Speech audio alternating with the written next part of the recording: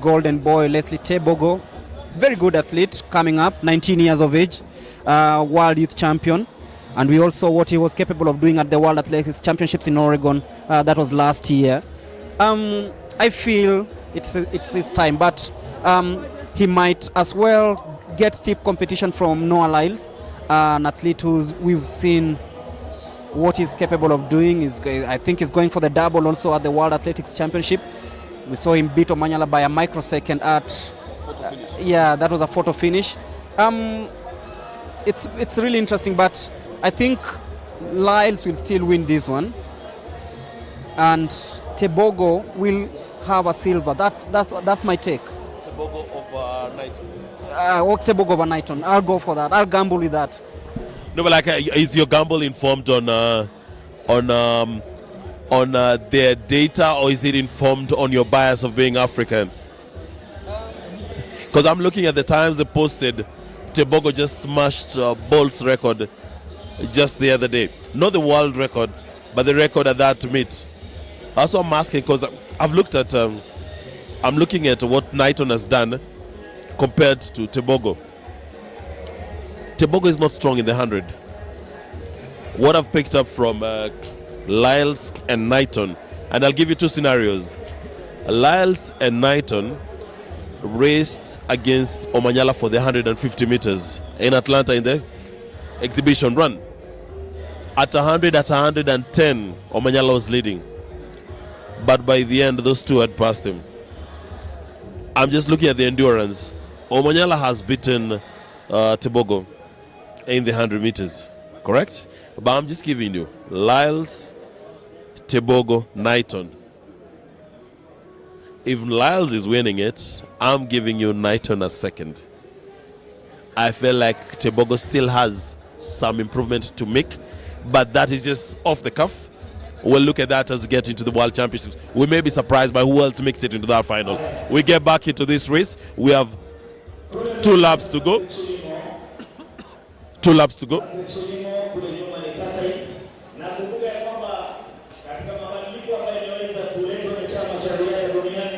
Margaret Chelimo is taking lead.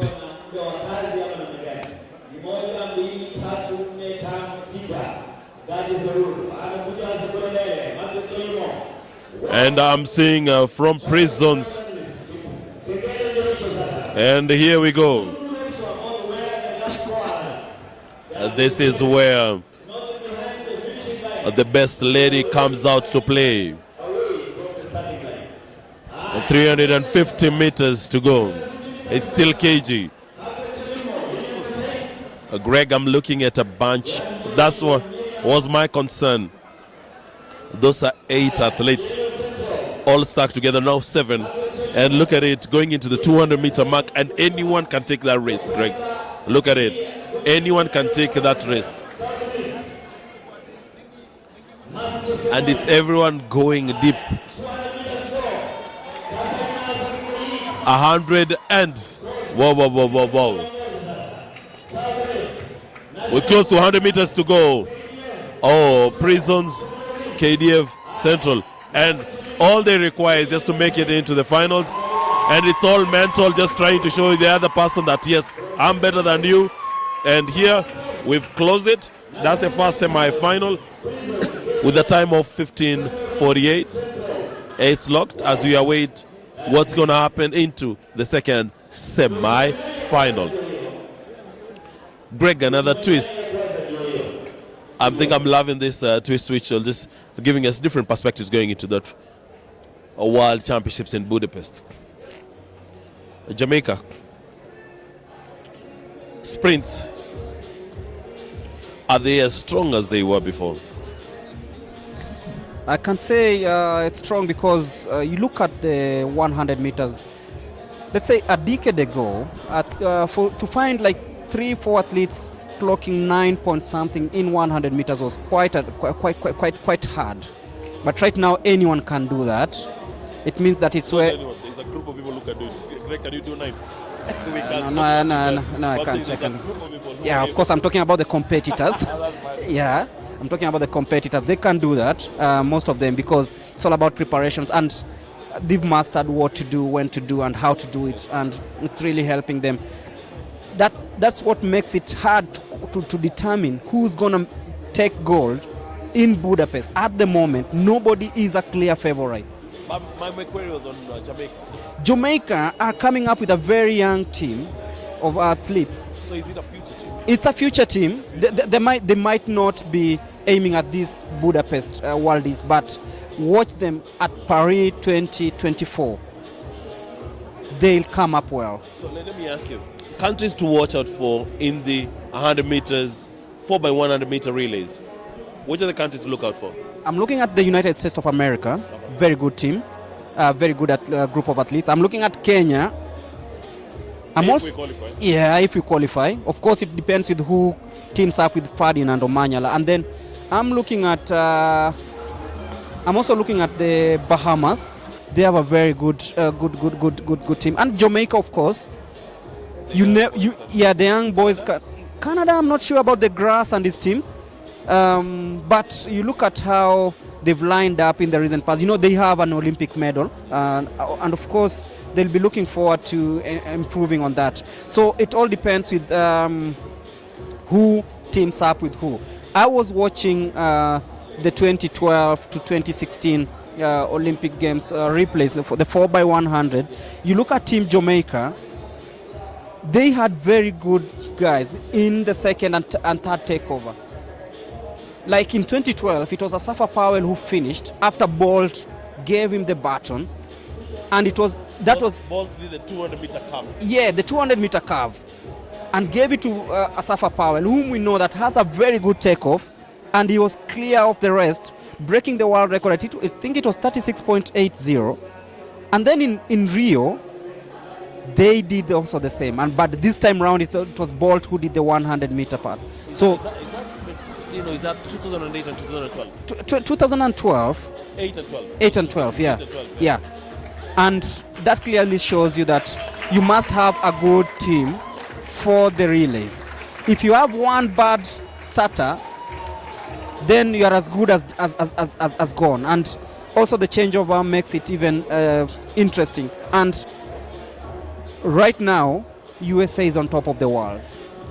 I'm looking at the number of athletes which the United States of America have.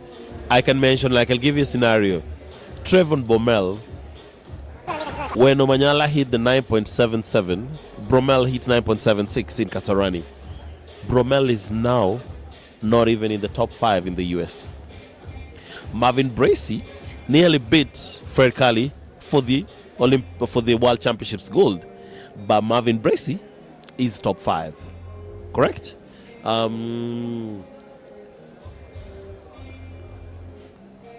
Just looking at their lineup, you have Lyles, you have Cully, you have Knighton, Bracey. There's the other guy. Looking at that bunch of people, they can set up a very good, strong 4x1 team going into Budapest. As you stated, Kenya has a good chance. I hope they're able to secure a good time today going into Budapest. I would love for Kenya to qualify. And that's in both the 4x1 and the 4x4.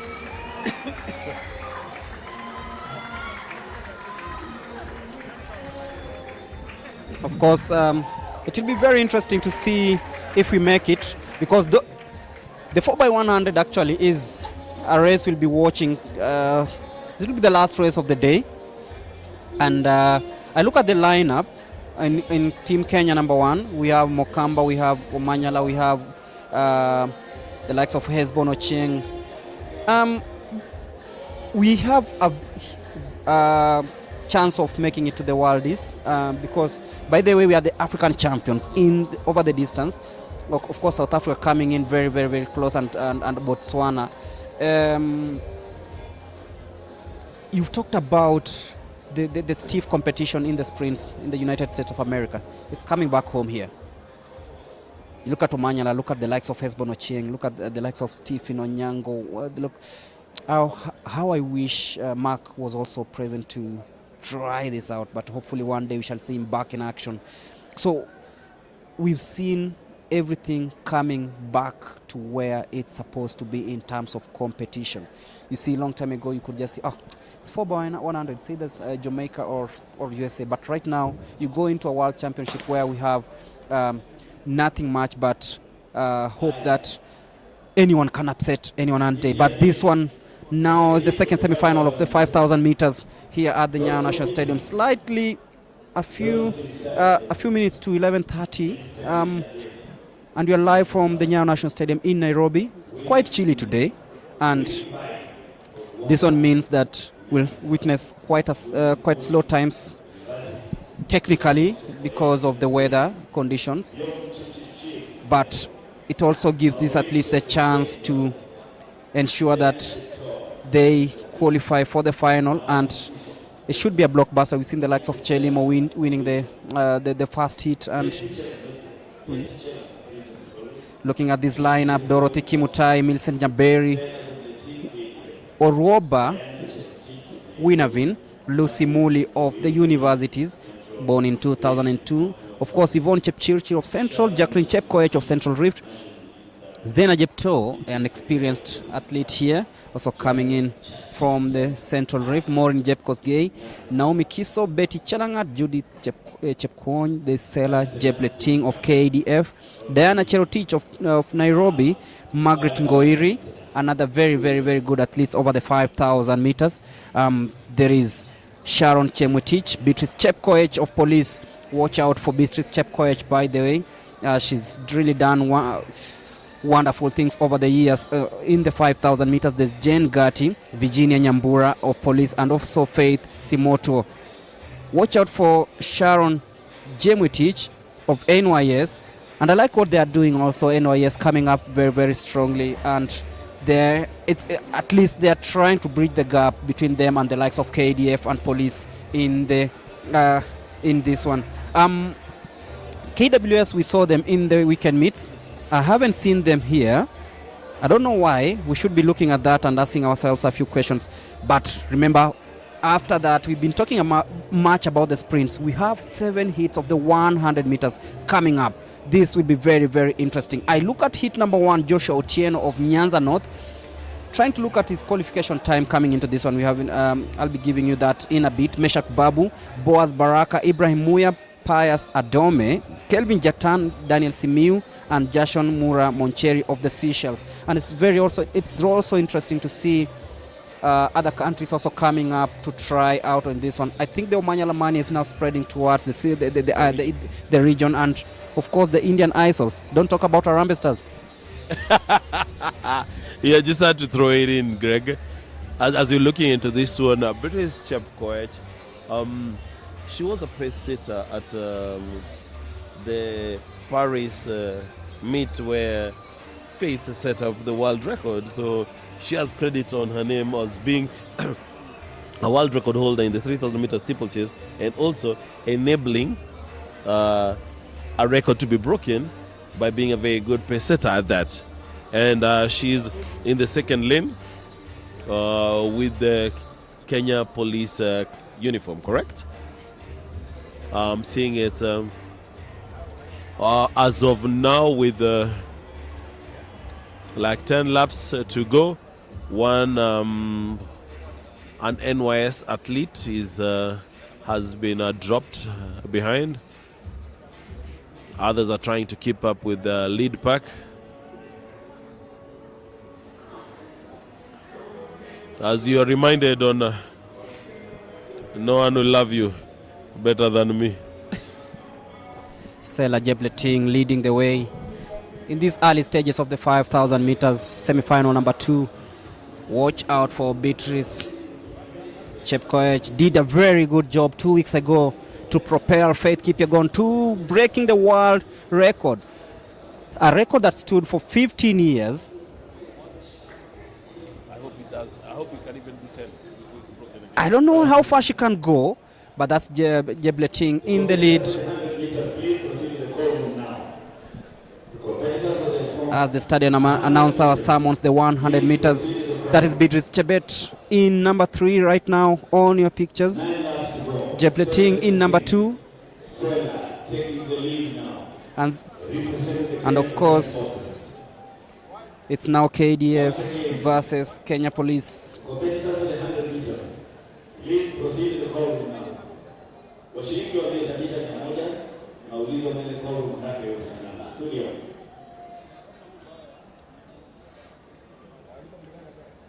Zena Jepleting exchanging the lead there with Zena Jemutai, Zena Jepto, sorry, of Central Rift. Beatrice carefully clinging on 3rd place. No one making a move yet, and you can see from the inside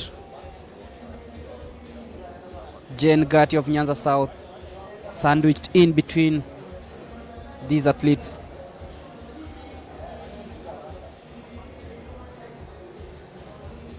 Quite a slow race here, but as it seems no one wants to make a move, and it will be very, very interesting to see how this pans out. Jepleting, Koech, Jepto, Beatrice Chelangat of Prisons also hanging in there.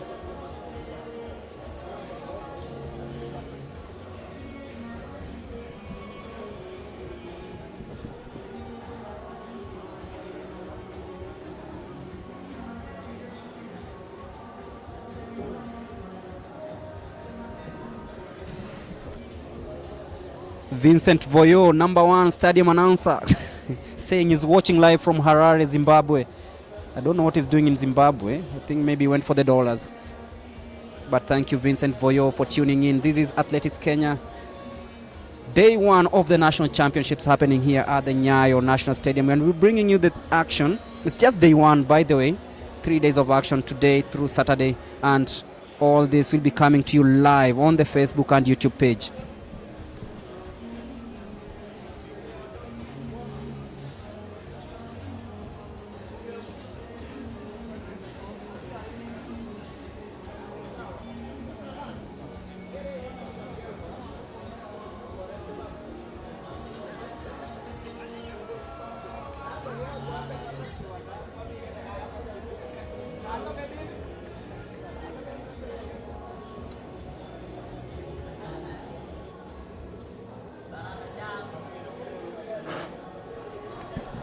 Opening up halfway through the race. It's now opening up, and you can see Jepleting not letting it go. You can see her long strides actually helping her stay in front of the pack. Beatrice Chepkoech in 3rd place. Still nothing much to separate these athletes in this 5,000 meters. Remember, after this we have the 100 meters already in the call room, and I know many will be watching this, the 100 meters 7 hits with keen interest to see who's going to bridge the gap between the rest of the Kenyans, the rest of the sprinters, and Ferdinand Omanyala.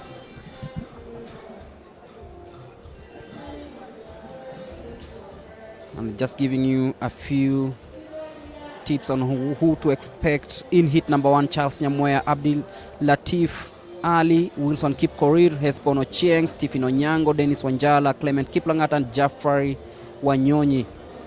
That will be a hit number 1 of the 100 meters. But back to matters, 5,000 meters. Jepleting holding on there, Beatrice holding on there, and it's a race that you cannot predict who's going to make a fast move. Just as it was with the first semi-final, where there was a pack of 10 by the time they were getting into the 300-meter mark. Greg should tell you, we should be expecting the same.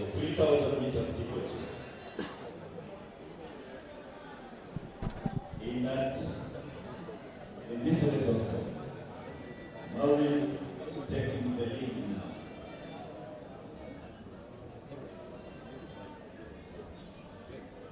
Seven to the team. Assist of 1,500 meters runner. We're to 5,000.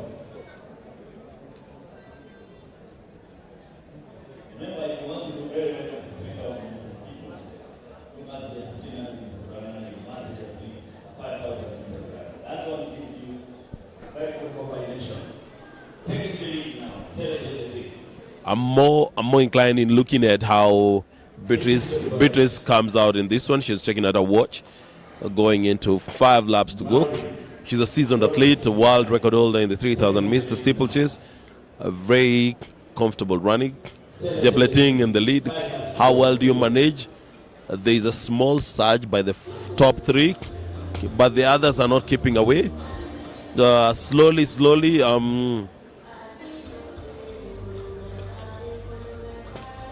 another one has been dropped behind, so it's a waiting game to see how many remain. With 5 laps to go, how many remain at the front? Jebleting going hard against Beatrice. Beatrice taking the lead now. She set a very good pace for Faith Kipyegon. It'll always be in her record that she's a record holder and also assisted with setting up a world record for her colleague.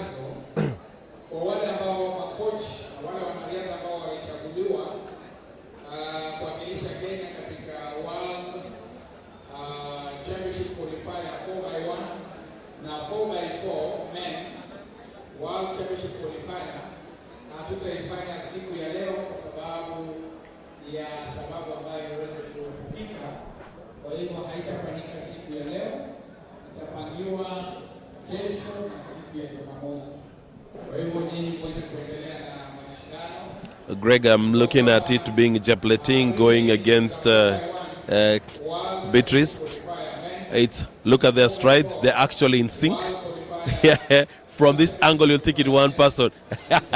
Very good sights to see is Kenyan runners always do some crazy wonders for this world of athletics. With 3.5 laps now to go. 3.5 laps as it passes the 200-meter mark.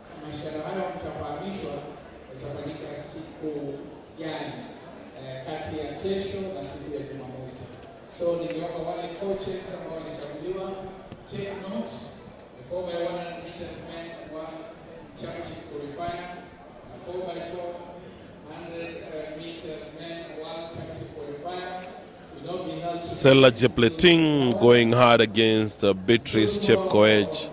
That's the KDF going against the National Police Service. A signal coming from Beatrice Chepkoech, the runners behind her, not to clip her heel as she runs. Usually happens in these races where people clog up together.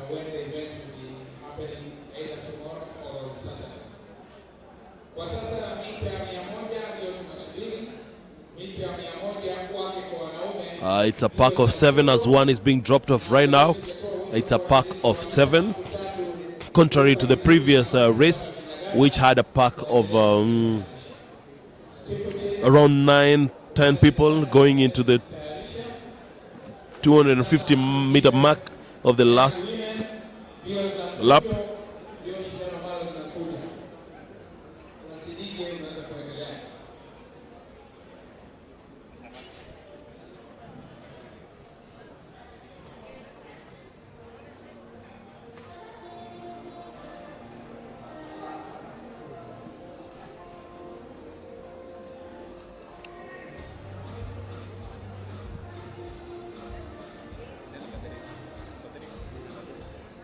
Now with 2 laps to go, still Jepleting and Beatrice Chepkoech in the lead.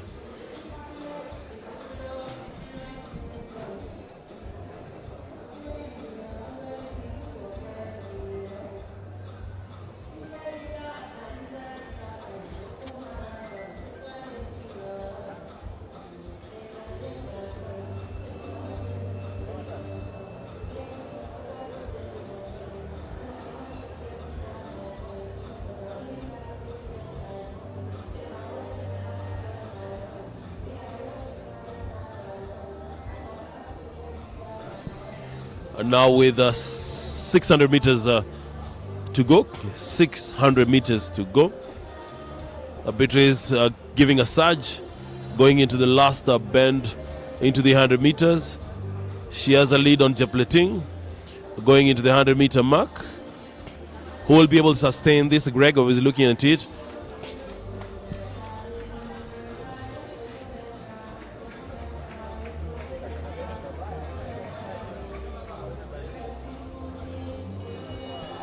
And it's the last lap. Beatrice Chepkoech. Jepleting follows the second. And then Betty Chelangat. We are at the 300-meter mark, and it's still the same. Jepleting, surge. Chepkoech putting another surge. Now going into the 200-meter mark. Who's it going to be? Oh, Betty Chelangat coming from the outside. Still being held back. Being held back by... Oh, and now there's another gear. Betty Chepkoech has decided that this one, I am going into the final, and I'm going for the championship record for the country. Betty Chepkoech with a wide margin of around 7 meters, a bit comfortable, looking behind a bit. And a very good run by Beatrice Chepkoech, setting herself up for the final.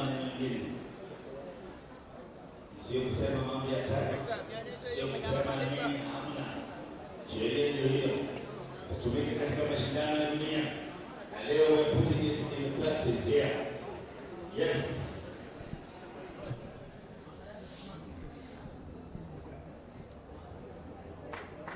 Mita 100 sasa. 100 meters.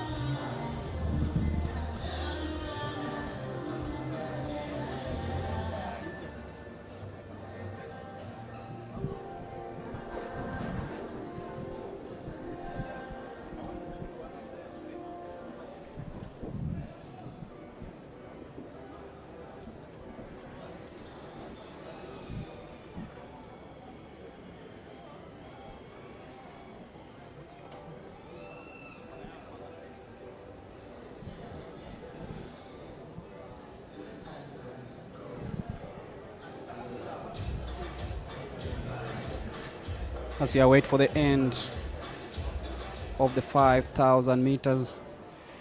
Also coming up, the 100 meters men hits, and we expect 7 hits in this one.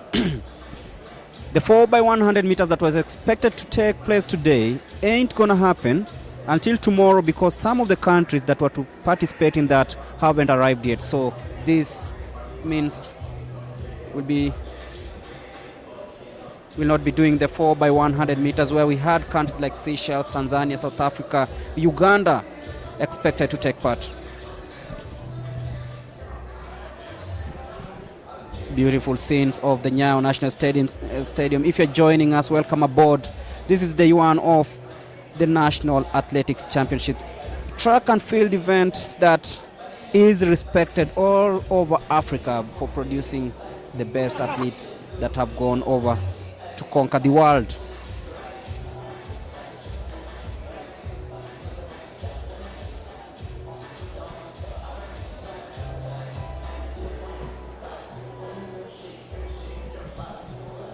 The 100 meters is expected to produce fireworks, with athletes aiming to at least lower their personal bests. It's in this place where you have, as we witness, what happened in the 5,000 meters. Beatrice Chepkoech turning on nicely ahead of Jepleting and to win the 5,000 meters semi-final. Number 2. Already you can see she is a lady in form. Look at the strides. Remember what she did in Paris 2 weeks ago, setting up Faith Kipyegon to win the 5,000 meters and ultimately breaking the world record that was long standing. Clearly nobody can forget that night in Paris. 3 world records smashed over the night, including the 1 mile record that was set by Daniel Komen 31 years ago. But that's Beatrice Chepkoech en route to winning the second semi-final of the 5,000 meters. It all happened here. As you can see on my left, athletes getting ready for the 100 meters. 7 hits expected in this one. The likes of Hesbon Ocheng in hit number 1. Be waiting to see what happens thereafter. So don't switch off, stick around, because we're still in the early days. The 100 meters coming up, and we're bringing you all the action live.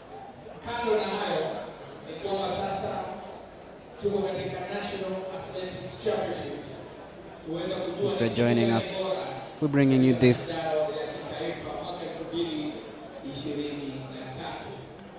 After the 100 meters, we'll have the 3,000 meter steeplechase, the 400 meters hurdles, the 800 meters, the 400 meters, the 5,000 meters, the men's semi-final, the 3,000 meters steeplechase men's semi-final, the 200 meters hits for both men and women, the 400 meters decathlon, the 1,500 meters semi-final, and lastly the 4x4 400 meters.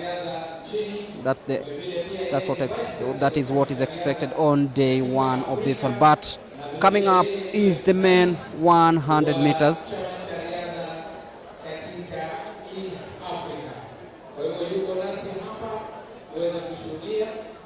So the blocks are ready, just waiting to see who takes off the blocks fast enough and carry the day. Remember, after the hits there'll be the semi-final and the final of the 100 meters, so this will be very, very interesting. 977 is the national record set by Ferdinand Umanyala during the second edition of the Kipchoge Keino Classic, famously known as the Kip Keino Classic. That was 2 years ago at the Kasarani Stadium, where he beat the current world champion Freddie Kali.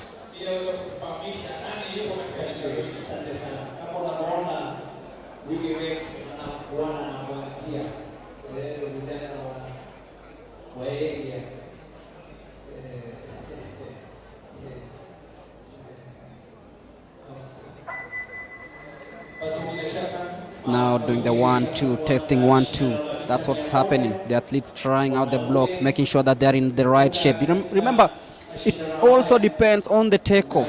This is where most athletes don't get it right, and we've seen it happen even to the mighty. Remember Usain Bolt missing out on a world title because of false start. So it's all about what happens, and of course we'll be keen to see who qualifies for the semi-final in this one. The 100 meters men, heat number 1.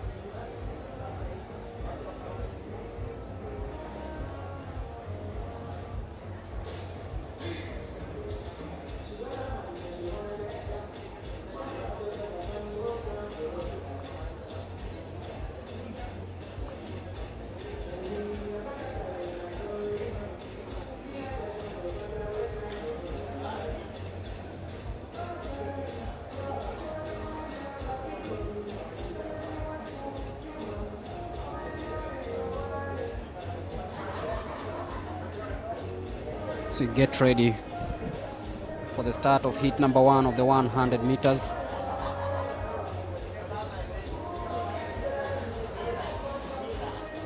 You see Hesbon Ochieng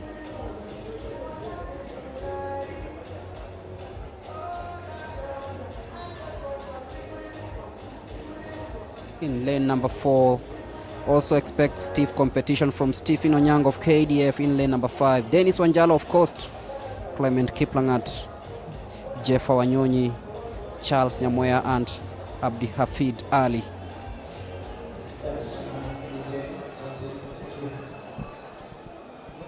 Basi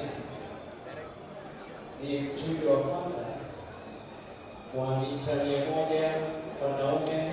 Lane ya 8 ni Jeffa Wanyonyi wa Universities. Lane number 1 is Jeffa Wanyonyi of the Universities. Lane ya 7 Clement Kiplagat wa South Rift. As Clement Kiplagat. Lane ya 6 ni Dennis Wanjala Coast. That is Dennis Wanjala in bib 841. Stephen Onyango wa Majeshi. Stephen Onyango. Lane ya 4 ni Hesbon Ochieng kutoka Magereza. Speedy Hesbon. Lane ya 3 ni Wilson Kipkorir wa Central Rift.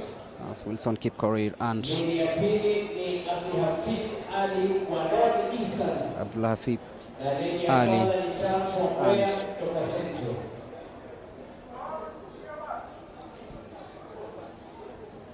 the start of the first heat of the 100 meters. Let's wait and see who reigns supreme in this heat number 1.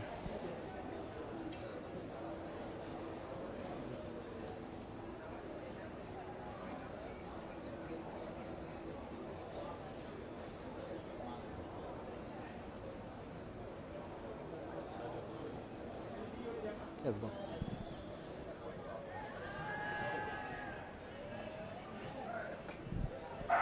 And there you go, smooth, and Hesbon takes off very, very nicely, and you can see he's flying. Running against the clock. What will be the time? 10.48 is the time by the man from prison, Hesbon Ochieng, and it shows you that he is ready to take on the world. Of course, he relaxed a little bit after 70 meters, and of course showing what he's capable of doing. As you can see, that's Hesbon Ochieng, the 28-year-old prison man. As you can see from the replay there, concentration was there. Hesbon Ochieng carrying the day, of course. We're looking at heat number 2, where we have Joshua Otieno, Meshak Babu, Boaz Abaka, Ibrahim Muya, Pius Adome, Kevin Jackton, Daniel Simiu, and Janosh Musa Moncheri of the Seychelles. He'll be running from lane number 8. So that's the second heat. You can see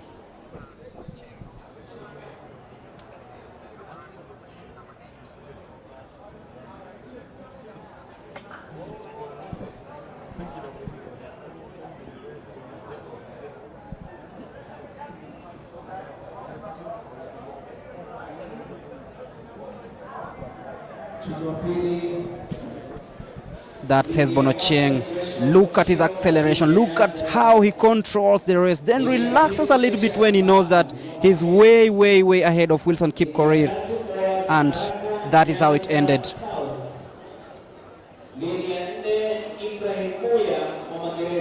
That is Ibrahim. That's Pius Adome of Uganda. Jackson Carter. That's Daniel Simiu of North Rift. And of course, and that's the Seychelles man, Janosh Musa Moncheri.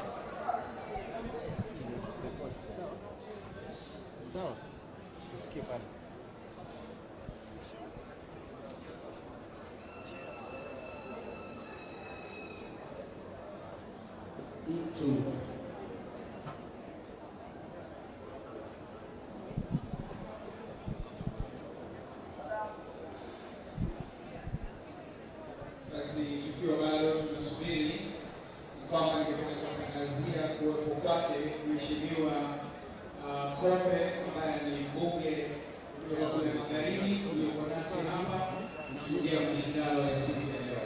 Welcome sana kwa mashindano ya kitaifa ya Kenya.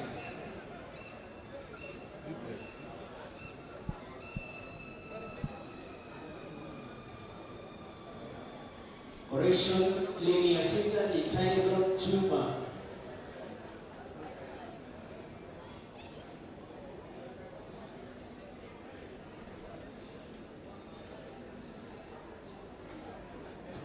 Timu ya Western.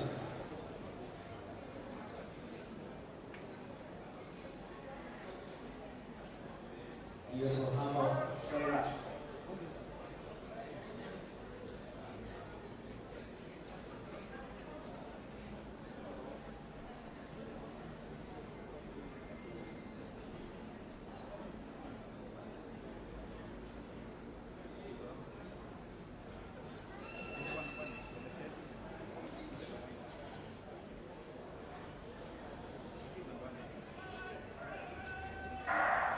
And there you go, the second heat of the 100 meters.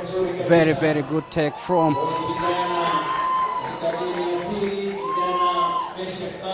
Meshak Babu, winning it in a 10-4-1, slightly faster than the first hit. Meshak Babu of KDF winning that one. Tyson Chuma, Western. Janosh Musa from Seychelles. That is the second hit, 100 meters men. Going now to hit number 3. Basi pia ningependa pia kuwatangazia kuwepo Mheshimiwa Saulo Mkanai yuko nasi hapa. Karibu sana kwa mashindano ya National Athletics Championships. Yuko nasi waheshimiwa ambao wamekutajia, Mheshimiwa Kombe ambaye ni mbunge magharibi yuko hapa. Vilevile Saulo Mkanai yuko nasi hapa. Ni baadhi ya wageni wetu ambao wamekuja kushuhudia mashindano ya kitaifa. Mzangu wangi, uwanja ni wako.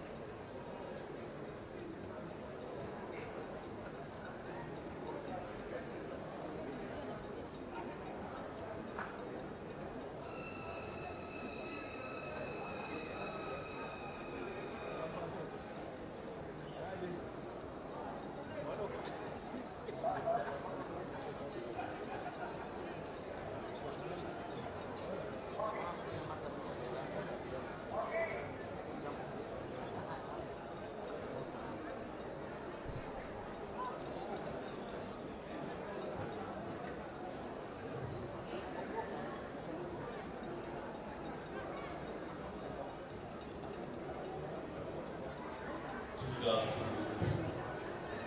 start hits 100 meters. In lane 1, we have Brown Zara. Lane 2, Simon Enigao. Lane 3, Stephen Owada. Lane 4, Mark Ane.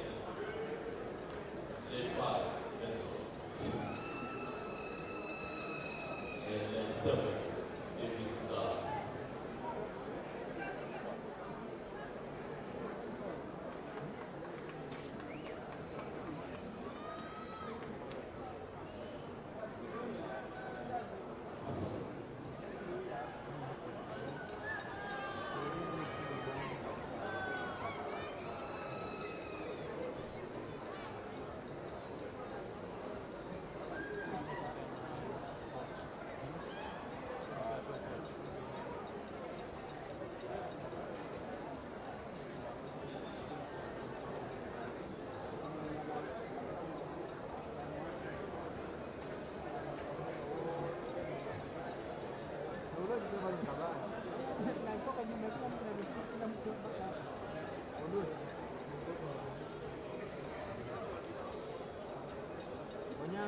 Timekeepers Judges.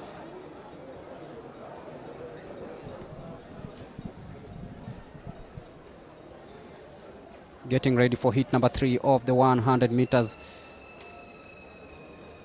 In lane number 1, we have Brian Mothara of Central, Simon Rigau in lane number 2.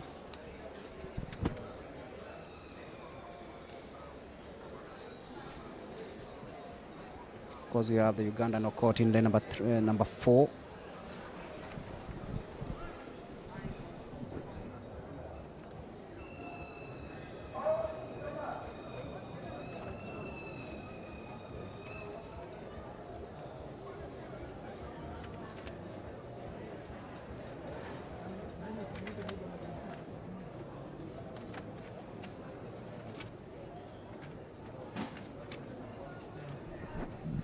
Duncan Hamala in lane number 6, Davis Ngala in lane number 7, and Evans Linani of Northeastern in lane number 8 is missing actually.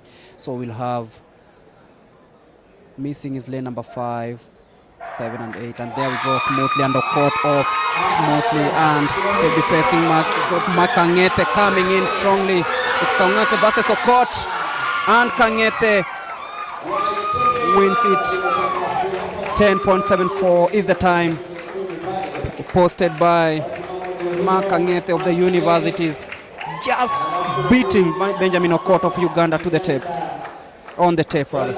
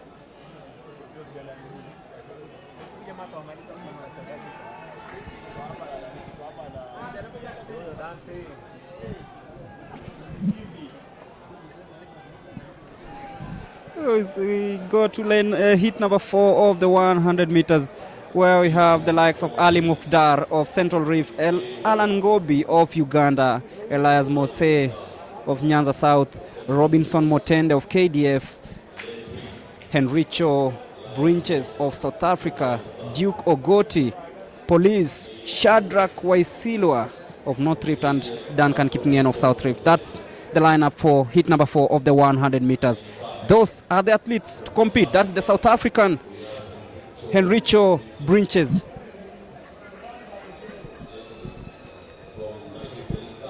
And the man from National Police Service, Duke Ogoti.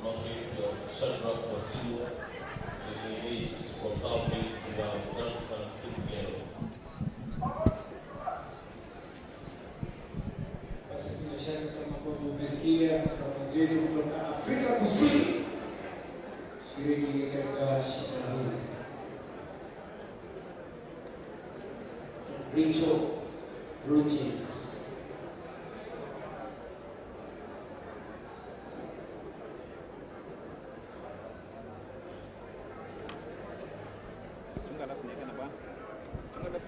Getting ready for hit number 4 of this one. Watch out for the South African Henricho and Robinson Motende. It's a false start. Oh.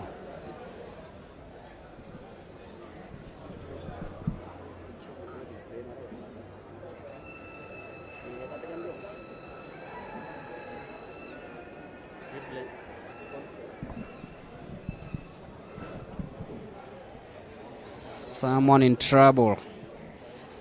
Someone in trouble. Should be in lane number 8. Kipngeno should be in trouble here. And off he goes.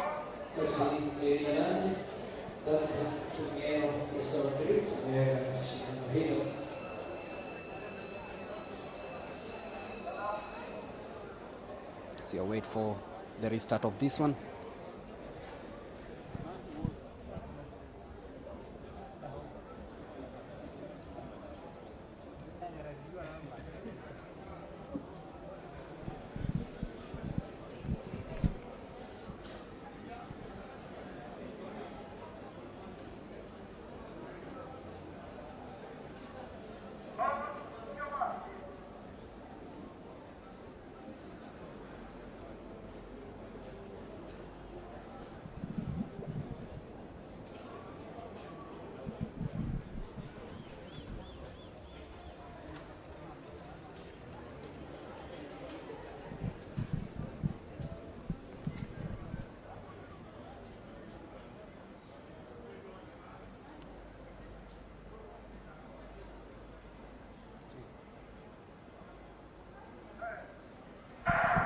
There you go. Very, very good takeoff from Robinson Motende, and the South African Herincho will take this one. 10.54, just finishing ahead of Robinson Motende of KDF.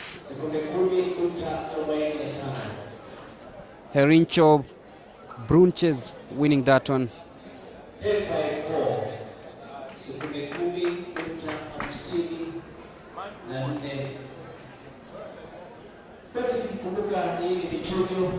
And moving on swiftly to heat number 5, where we also have 8 sprinters in this one, and that is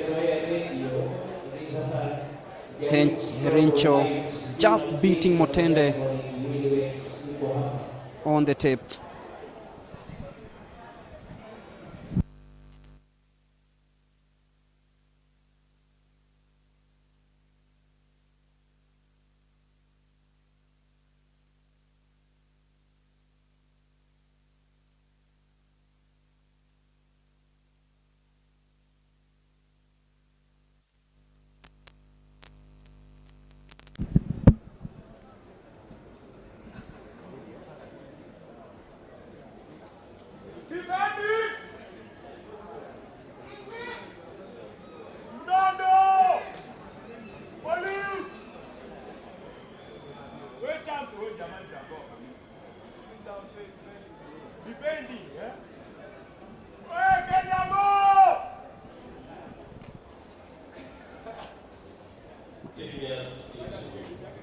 Alvin Inyangu of Western in lane number 1, Elijah Matayo, Dennis Masika Mulongo of NYS, Isaac Kundu Omurwa, the younger brother to the national and Africa record holder Ferdinand Omanyala. Isaac will be running in lane number 4. Richard Ogutu of Police will be running in lane number 5. Shari Dodin of Seychelles will be running in lane number 6. Abdul Rahman Abdi of Northeastern in lane number 7, and Edward Opicho Makoi in lane number 8.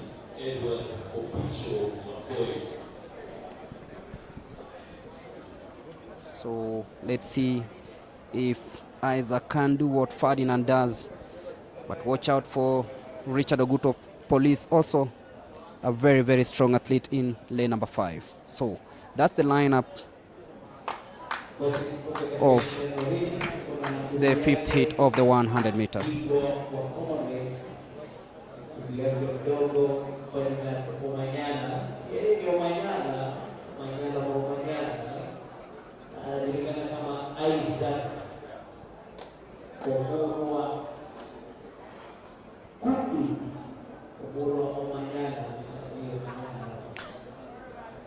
Bila shaka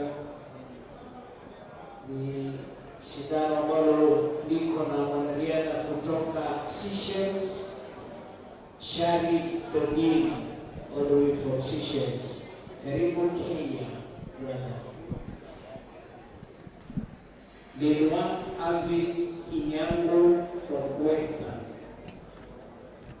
7 athletes participating in this event. Heat number 5.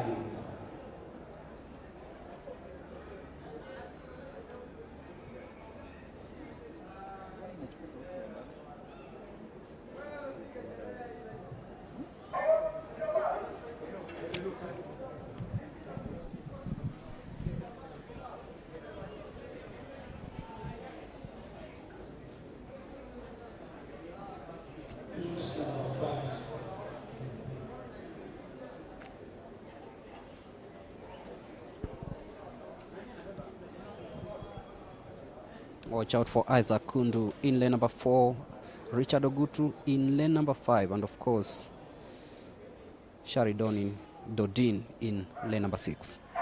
And there you go smoothly, and you can see from lane number 2, that was a good one for Mulongo, but the Seychelles man coming in very well. Dodin taking that home. Richard Ogutu and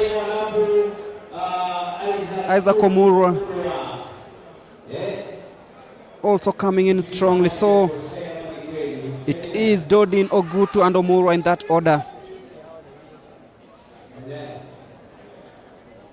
So Dodin of the Seychelles winning that heat. Heat number 5 of the 100 meters.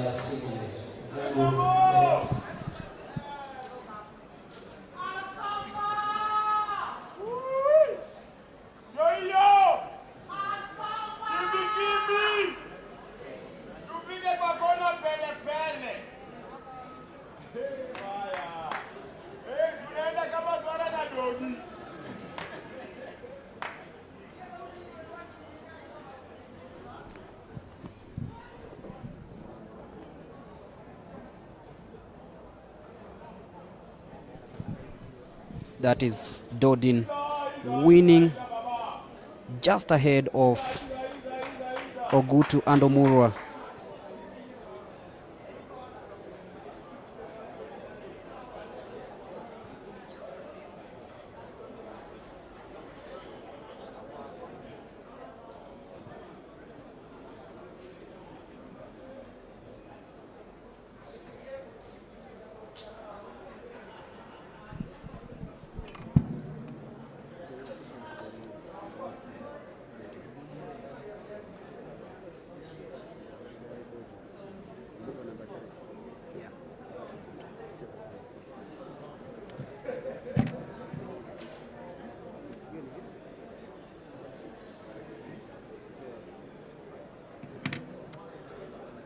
Taking us into 6 feet.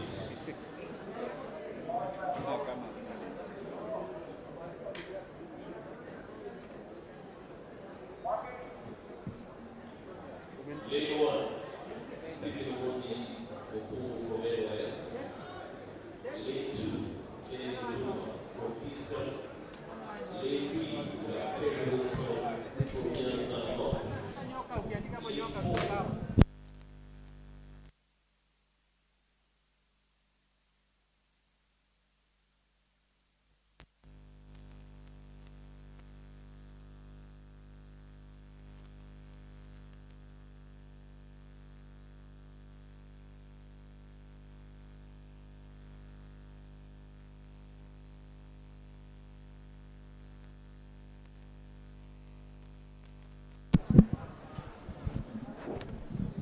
The 6th heat of the 100 meters is the second last heat, of course, and Stephen Omondi, Kennedy Mutuma, Kerry Wilson, Danny Kiviasi, watch out for him in lane number 4. Benson Lekishon of South Rift, also a very, very good sprinter, David Chege, Musa Isabir of Uganda, and Ryan Mwakisha. And there we go smoothly, and watch out at Kiviasi. All right, very good off the blocks. But it's Kiviasi and Isabire just, that's a photo finish. 10.86 is the time. We'll be seeing who between Isabire and Kiviasi And on your screen is the man who everyone wants to see doing what he normally does. That's Ferdinand Omanyala. Will be in heat number 7 alongside Joseph Lepatin, Vincent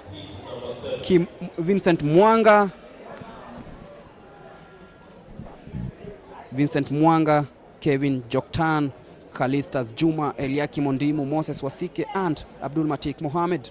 That is heat number 7 of the 100 meters. Ferdinand Omanyala there on your screens. A new haircut that makes him stand out from the rest, and of course arousing fans here at the Nyayo National Stadium on day 1 of the National Athletics Championships.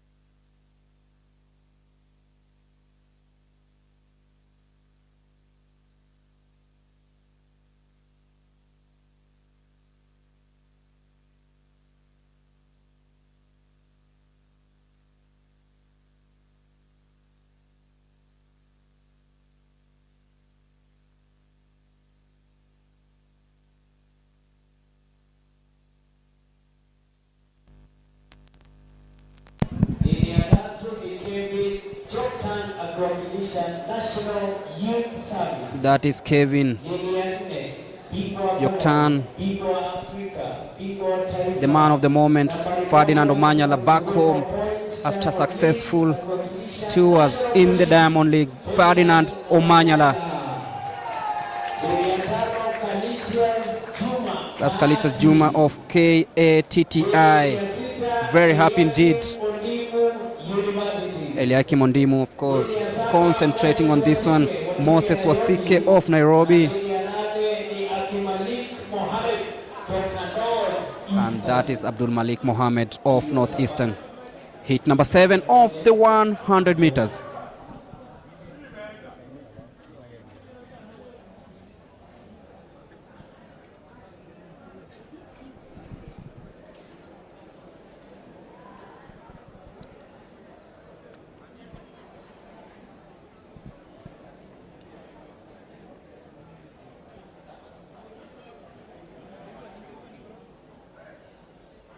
And there you go, smoothly, and as usual, Omanyala sprinting way ahead of the rest. Watch out for Moses Wasike coming in closely, but Omanyala will be winning in. This is 10.09.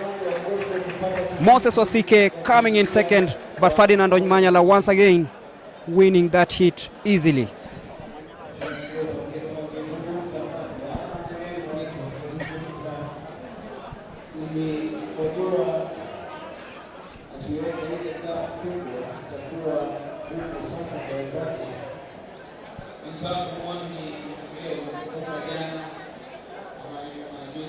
As Ferdinand Omanyala winning, and Moses Wasike of Nairobi coming in second.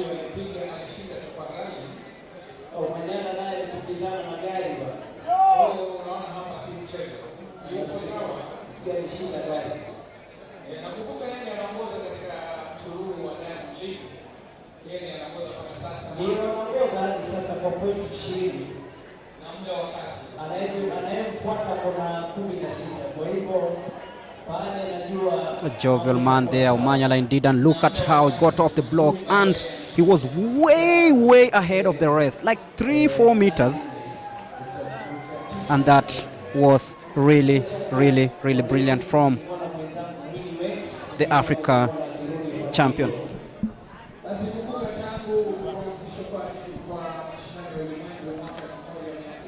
And straight on we move to the women's race, the 100 meters.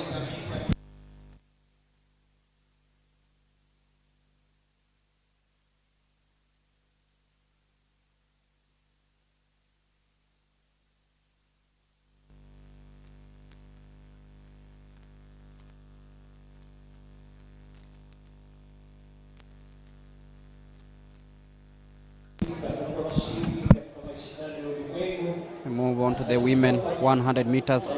In heat number 1, we have Yusto Maina,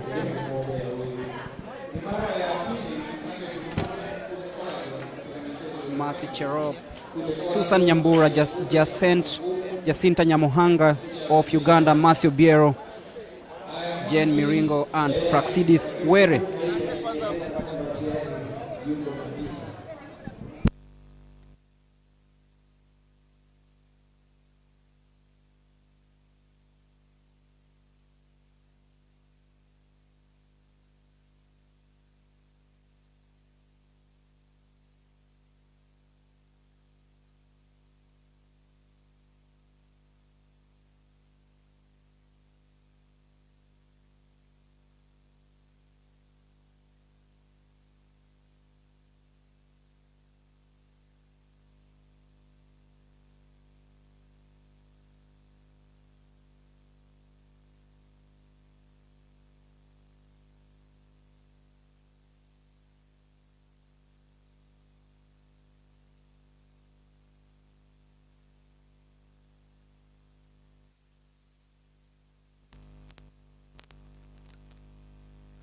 Steeplechase.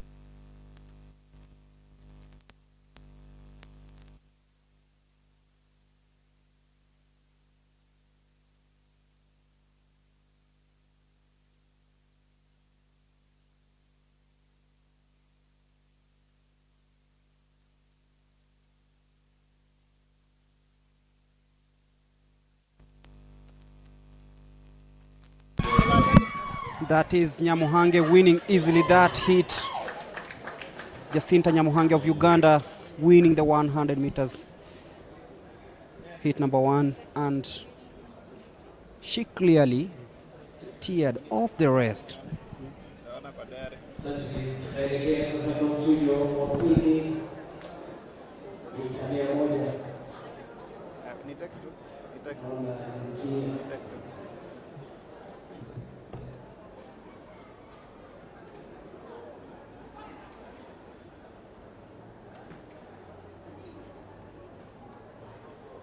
Unajua wewe mwanaume ameishi, wewe umeanza kuniachia kazi. Unaona sasa vile na maandika.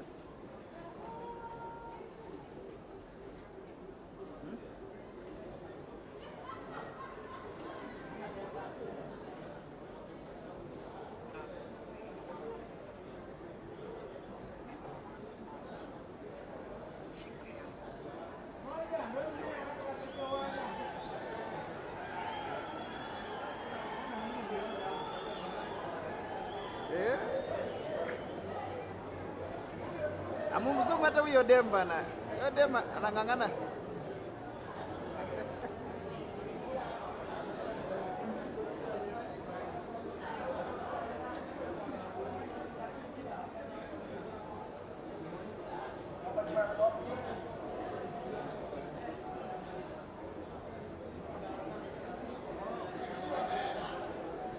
Basi mchujo wa pili, lini ya 8 ni champion huyo wa Southern. Lini ya 6, Lucia Williams Morris from South Sudan. Lini ya 5, Sasha Mwanyika Coast. Lini ya 4, Rukia Nusra KDF. Lini ya 3, Beatrice Anyango Kati. Lini ya 2, Imelda Muga Central. Na lini ya kwanza ni Paradise Okof kutoka Nyanza North. Haya. Amejini yule kuna tani. Just like kidogo kanda. Unachoma ukisumu hivyo, hivyo good.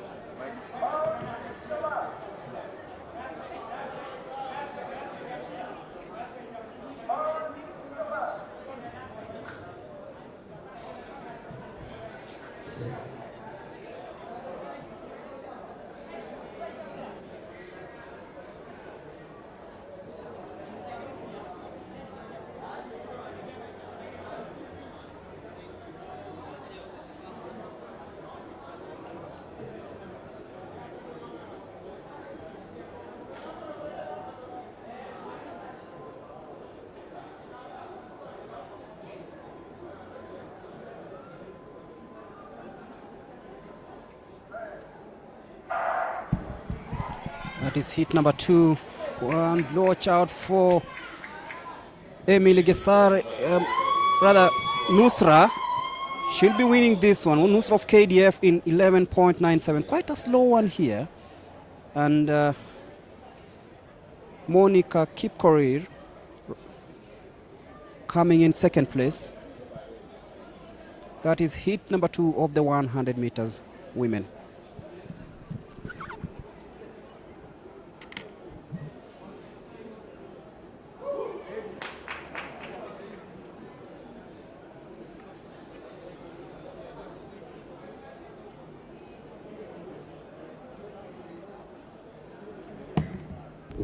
Let's prepare for heat number 3, where we have Timona Zareti of KATTI, Martha Lucy of Nyanza North, Emily Gesare KDF, Maximilia Imali of Police, Monica Kipkorir, Swini Akinyi, and Findile Kubeka of South Africa in lane number 7.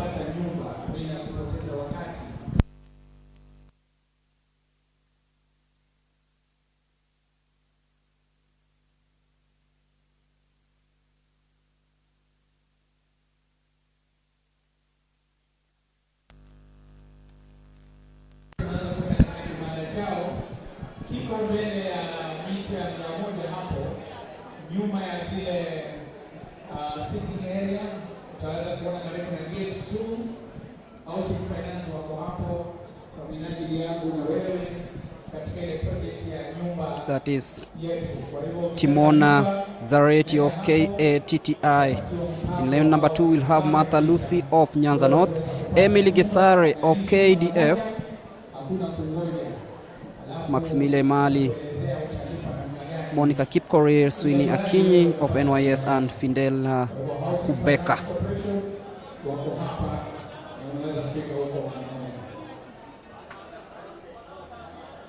Who will be running in lane number 7.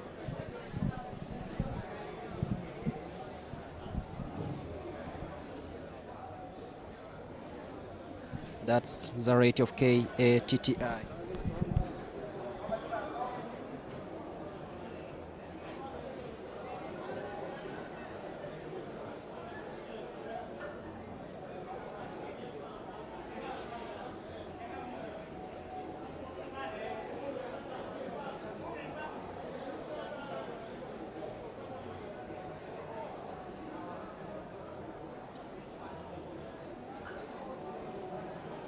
Setting up into the third heat.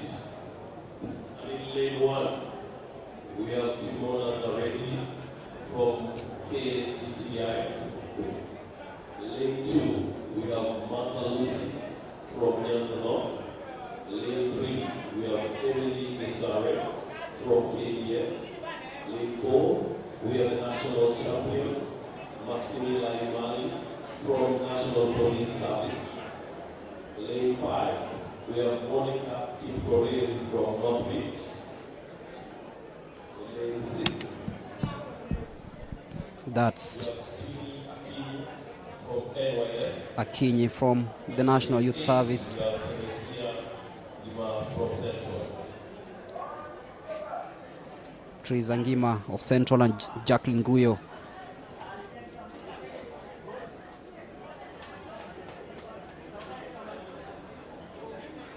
Sweeney.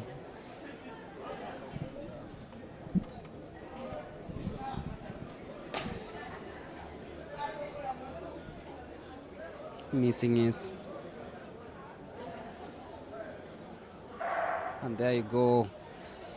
Smooth, and you can see the South African coming in, but look out at Maximilia Imali will be winning that in 11.68, just ahead of Findile Kubeka of South Africa.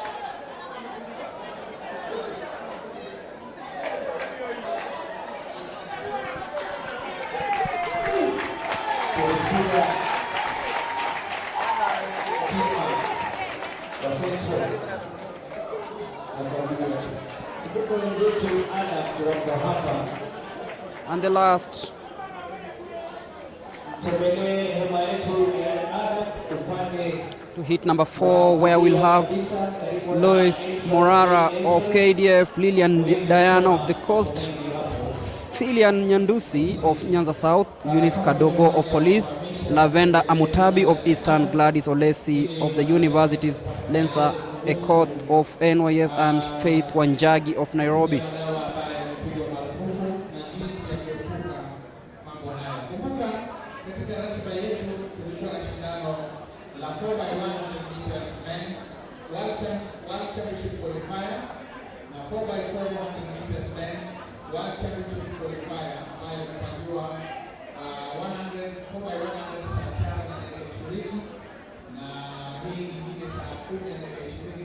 Lakini tumefahamishwa kwamba shindano hilo halitafanyika leo, maanake kumekuwa na hitilafu kidogo kwa wale ambao wanasafiri kutoka Botswana. Kwa hiyo timu hiyo itawasili, lakini haiwezi kushiriki siku ya leo. Kwa hiyo tutafahamishwa wakifika hapa nchini, tutafahamishwa shindano hilo litafanyika lini, labda kesho ama siku ya Jumamosi. Niendelee waandishi wa habari ambao wamejitayarisha kwa jambo hilo, na pia wanariadha ambao walikuwa wanajitayarisha kwa ajili ya mbio hizo za relay za World Championship qualifier. Kwa hiyo haitafanyika siku ya leo.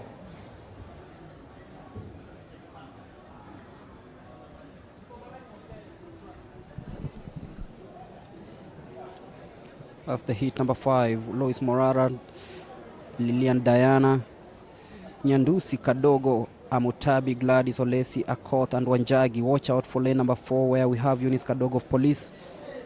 She is also a national champion. There she goes, very, very smoothly, like a rocket. Kadogo versus Olesi. This is very interesting, but Kadogo will just squeeze through. Olesi coming in second, and of course, Morara of KDF coming in third place.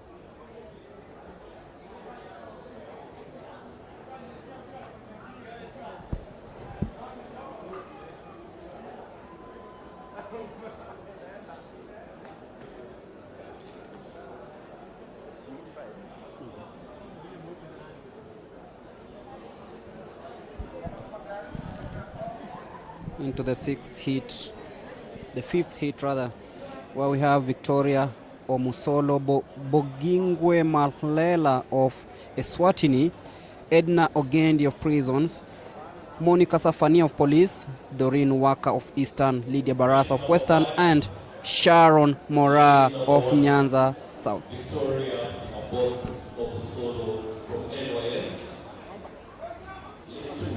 Bogingwe Mahlela from Eswatini.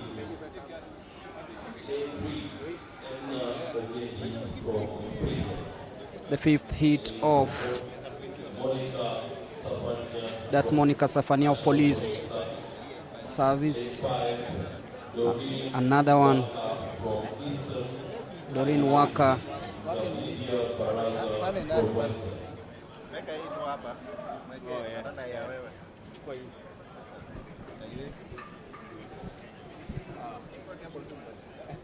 Getting ready for heat number 5 of the 100 meters.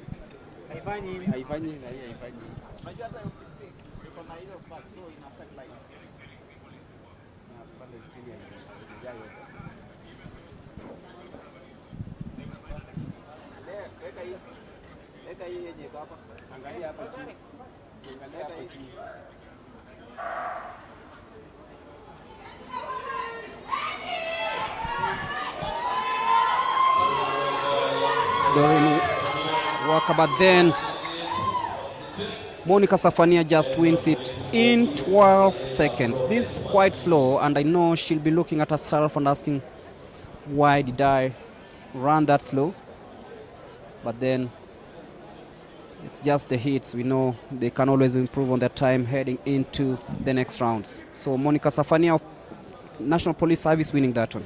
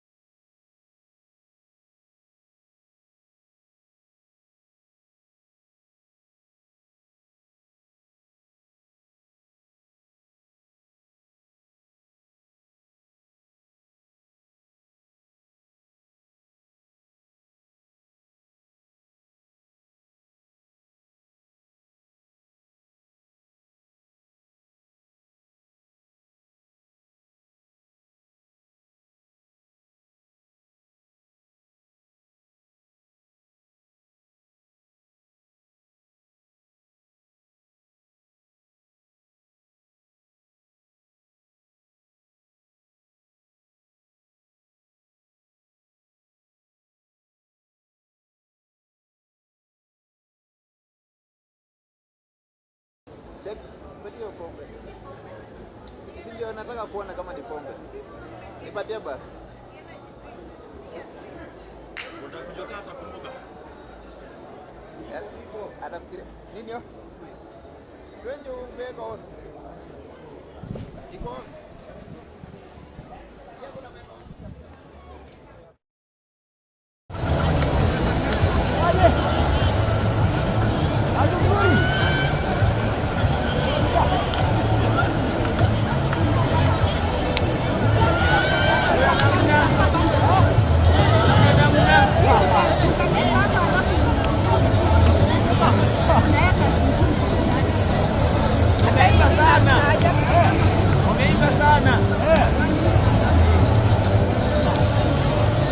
Pia haina kazi. Songeza huko mbele. Ongeza. Ngapi? Kenye unatoa ni hizo kuweka straight.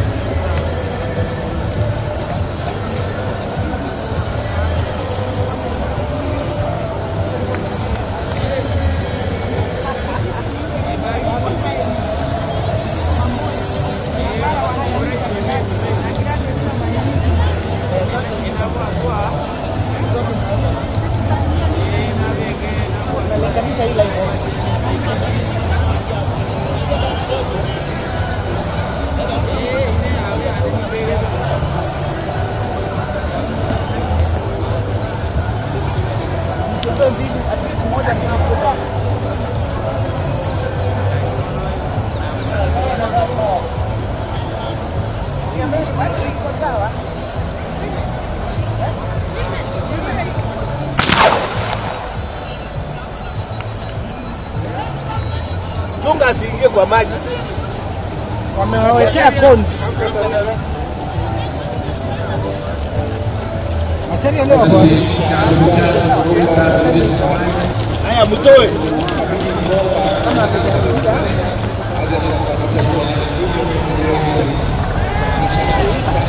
Sasa fungua. Wacha nikafunga. Basi sebenarnya mana kita boleh program pemerintah juga melihat amal sesuatu walau dia juga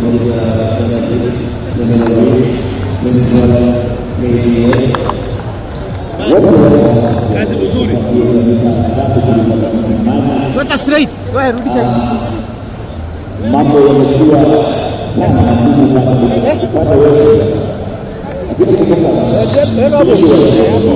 Sawa. Yes, sawa.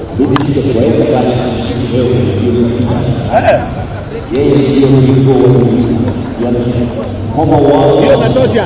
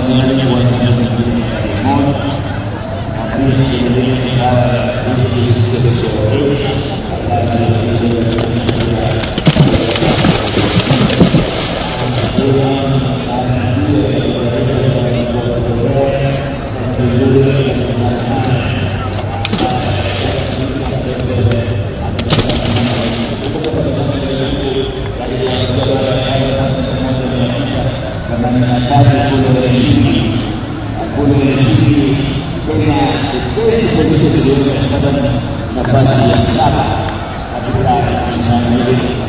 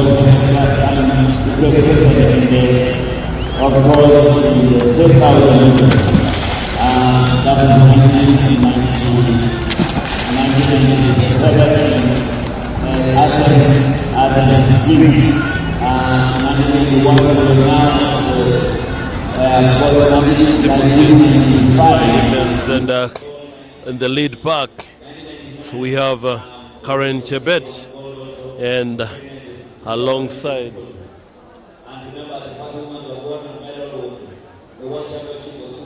a couple of compatriots.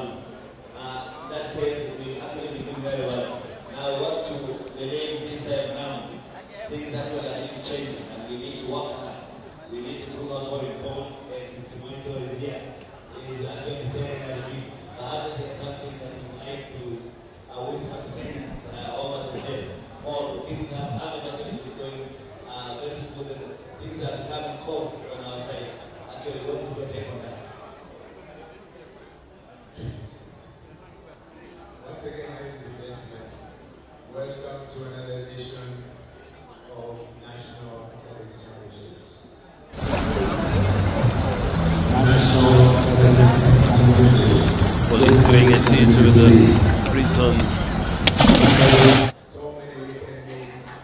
Just getting confirmation and like 4 laps to go. 3,000 meters steeplechase. 3,000 meters women steeplechase. An event that Kenya holds the world record through Beatrice Chepkoech at 8 minutes 44 seconds. For the 3,000 meters steeplechase. What first event tells me a number of things about The lead pack has 2 up front, 1 directly behind them, just forming a triangle, and further behind is a chasing pack. So lead pack has 4, but 2 outright taking lead, and the chase has an athlete who can pounce on it, can pounce on the lead at any given time.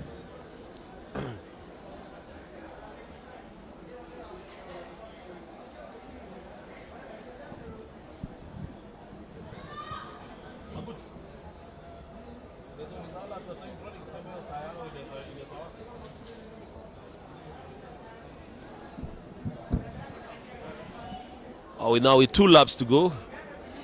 A great 100 meters being run right now. The lead pack has 3, as stated earlier, that form the triangle, and how well the third can always pounce, going over the hurdle at 300 meters. Now making it 700 meters to run. No one is taking a chance on the other and trying to take a lead on it. Just about to hit the 600 meter mark. Coming up well for the second last time over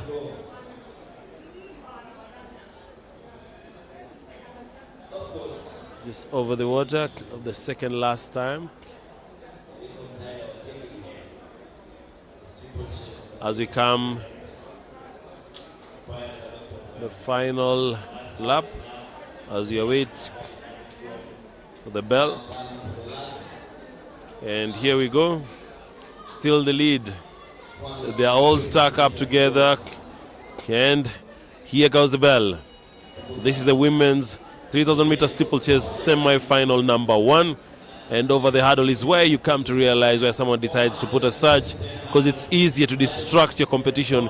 As they're looking at you, you just, they may assume you're going the same as them, but you go over a hurdle and you increase your pace, and that's it. You've increased the pace and you've moved, and that's it. The lead pack still having 3. Still having a pack of 3. Going to the 200 meter mark. And here is where now you'll see the difference. Taking the last corner at the 200 meter, the last water jump. There's a go over. And there is where you'll differentiate as you lean forward and you take a surge. And there you go. There you go. Margaret from Prisons. North Rift has taken this one. Coast with a very good run. Maureen Talam, a very good run. Very good run. Very good run. That was the first semi-final of 3,000 meter steeplechase here at the AK National Athletics Championships. Not forgetting, if you're joining us, that on the 7th and 8th of July we'll be having the qualifiers for the World Athletics Championships happening at Budapest, Hungary in the month of August.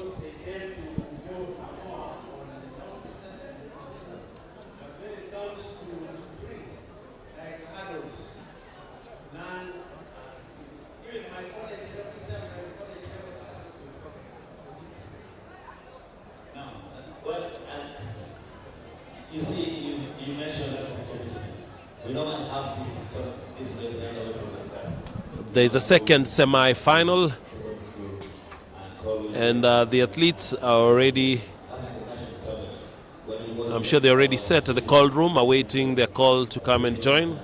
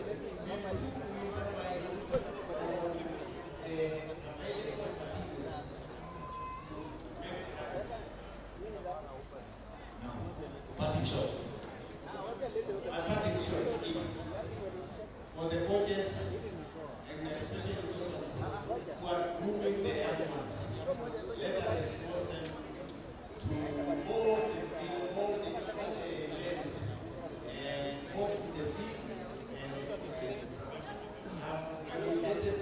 Let us emulate the kids athletics, because that is the basic where all of us can learn from.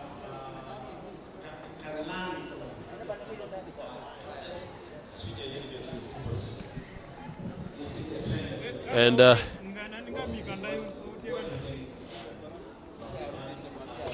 last one going over the hurdle as we finalize. And don't forget, the wind speed is a negative 0.6.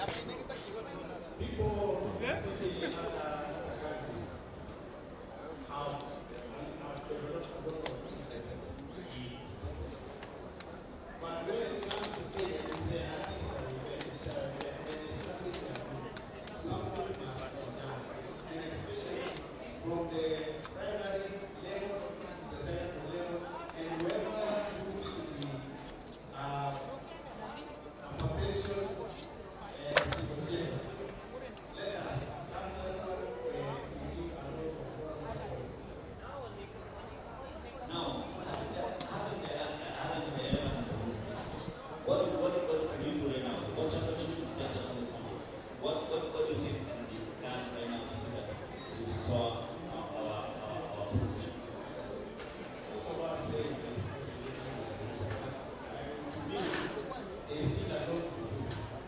Let us improve on those who have shown better positions, and especially our reigning championship.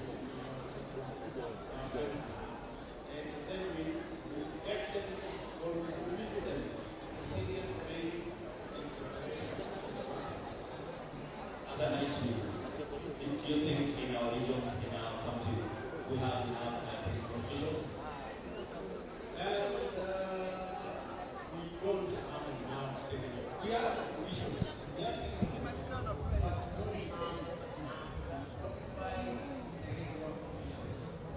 Simply because when you get somebody who are trained, you pay a fee to be trained. But I would encourage our counties to support our officials in training them by paying for them. Thank you, Michelle Ren, and wish you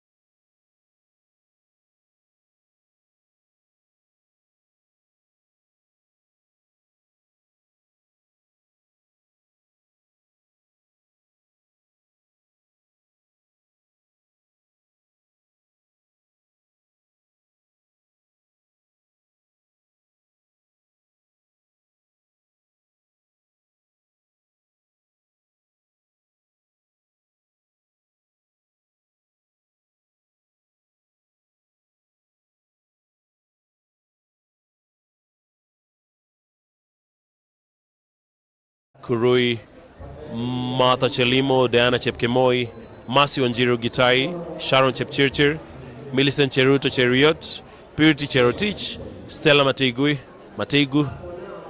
Lea Jeruto Kibet, and Anna Naenkop.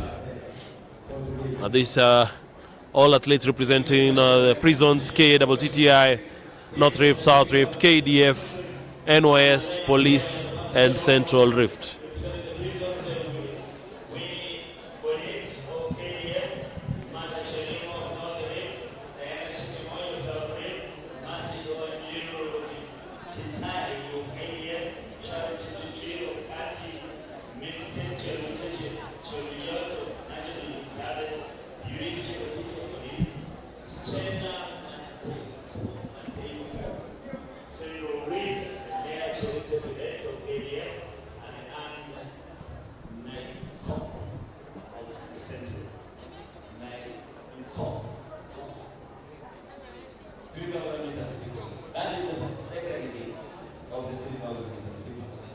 And of course, we're actually sitting, we are kind of watching, seeing, remember all the details.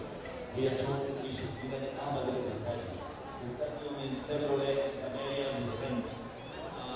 And is it because people are job today or what? I think today the president of Athletics Kenya did mention that World Athletics, through their survey, they have noted great concern that if you go to some country, they don't know what's happening in the world. But when you come to Kenya, that's almost everything knows that we have the World Championship in Buddha Vistanga. Leading now in Nyambura there, household name, Nyambura there. Of course, in Buddha.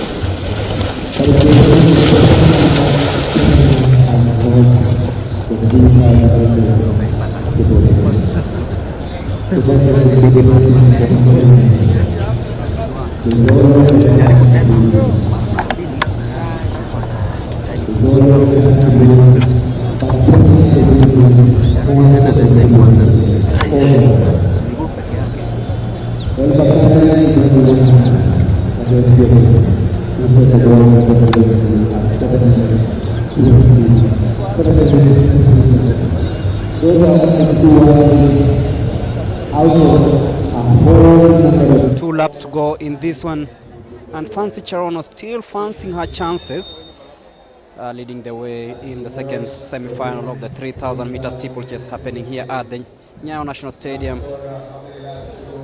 Just if you're joining us, this is the second semi-final. So there shouldn't be much worry about.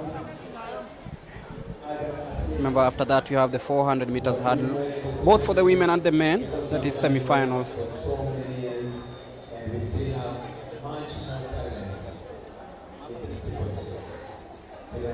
Also, watch out for Purity Cherotich. There's Purity Cherotich, the former Commonwealth medalist.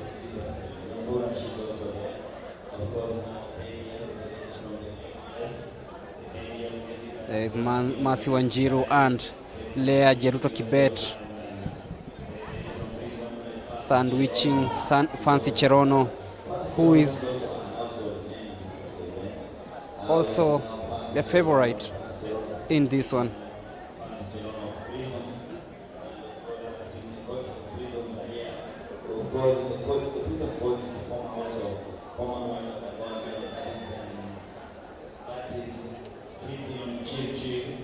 So it's KDF 1, 2 and prisons.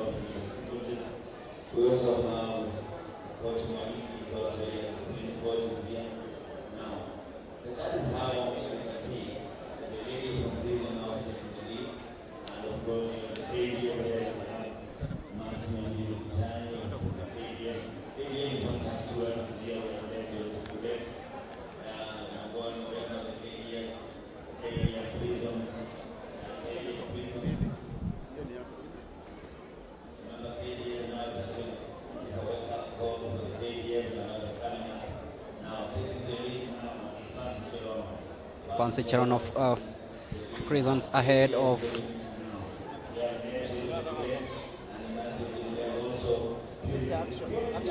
Gitahi and Jeruto heading it into the bell, and Fancy Cherono still in the lead. Can she produce some spectacular time? It's rather slow, not anywhere close to the leading times this year, but then Fancy Cherono in cruise control of this one. But she's falling back. So now neck to neck. Fancy Cherono takes the lead again. Diana Chepkemoi also coming in. But it's Fancy Cherono still in the lead, heading into the water jump, and she's taking that very, very, very beautifully. Heading Purity Cherotich coming in on the home stretch, just ahead of Lea Jeruto, and it's Purity. But watch out again, this one. It's Jeruto versus Kibet, and Lea Jeruto Kibet winning that one, just ahead of Jeruto, and that's a time of 9 minutes 32.53 seconds.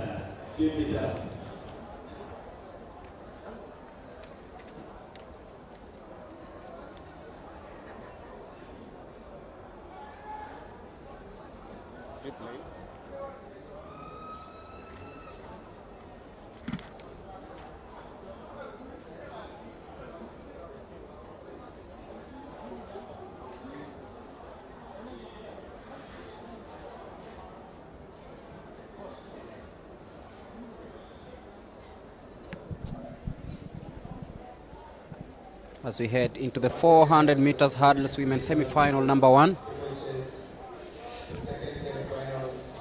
Love Willie Kipsang, Agnes Ngumbi, Damaris Jerop, Matasio Gloria, and Agnes Siomiti in semi-final number 1. In semi-final number 2, we have Pamela Atieno, Diana Chebet, Gladys Ngure, Marcy Lomuria, Jacqueline Cherono, Florence Akinyi. Watch out for Agnes Thomas, Gloria Mbula, Flavian Otieno, Dorothy Gaki, Rahab Johnson, and Jen Chege in heat number 4.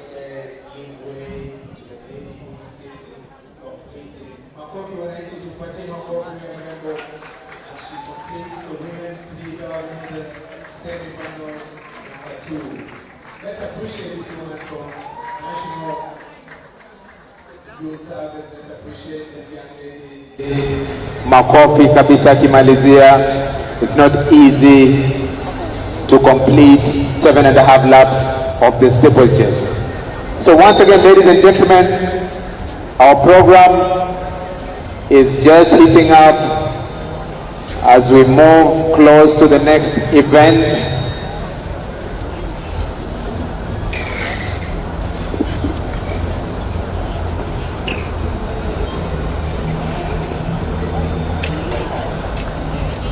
As we move close to the next event, the women's 800 meters. The heat for the women 800 meters.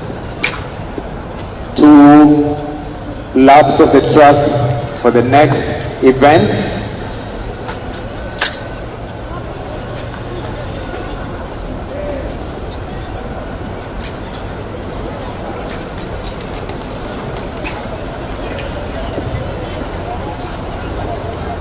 We appreciate that there's a change. It is the women's 400 meters hurdles, the women's 400 meters hurdles qualifying round.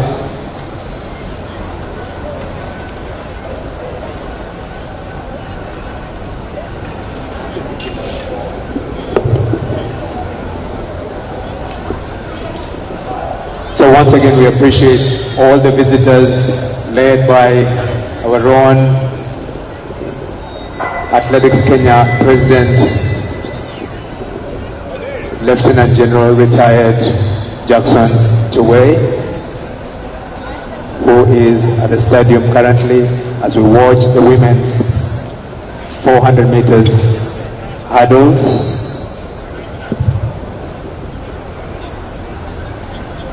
Sasa ukiwa tayari pale Katam, sasa utueleze. Asante. Elkana Nyang'ao, asante sana.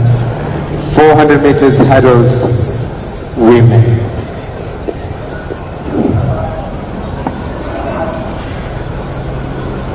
The start of the women's 400 meters.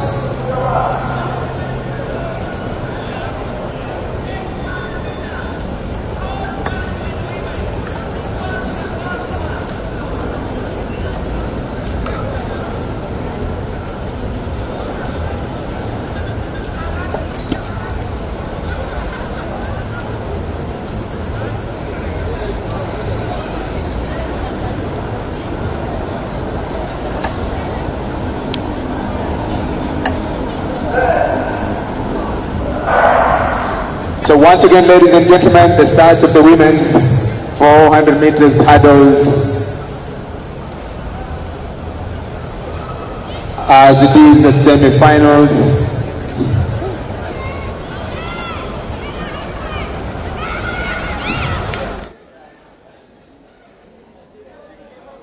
She's still in the lead.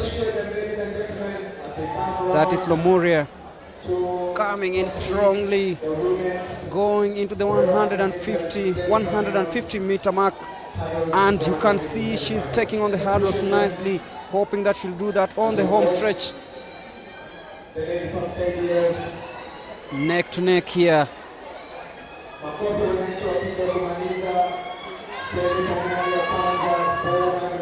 It's Police versus KDF.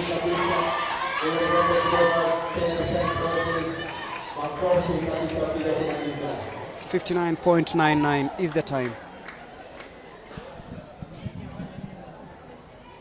So once again, the winner there from North Rift, followed closely by the lady from Kenya Defense Forces. As we appreciate these amazing ladies, as we move to the next semi-finals, 400 meters hurdles for women. The next heat number 2 for the 400 meters hurdles women. As we appreciate all the visitors who have come to appreciate these amazing championships. Lane number 1, Pamela Afano, Western. Pamela Tieno of Western in lane number 1. KWS, Gladys Ngure of Kenya Prison Service. Lane number 4, Agnes Ngumbi, National Police Service. Lane 5, Diana Chebet, Police. And lane 6, Jacqueline Cherono, Central. That's the lineup of the women's 400 meters hurdles second Pamela Atieno, Diana Chebet, Agnes Ngure, and Jacqueline Cherono. Some of the visitors here through the Stephen, 400 meters hurdles women. Lane number 1, Pamela Afan, Western. Lane 2, Dorothy McKee, KWS. Lane 3, Gladys Mburu, Prisons. Lane 4, from National Police Service, Agnes Mbumbi.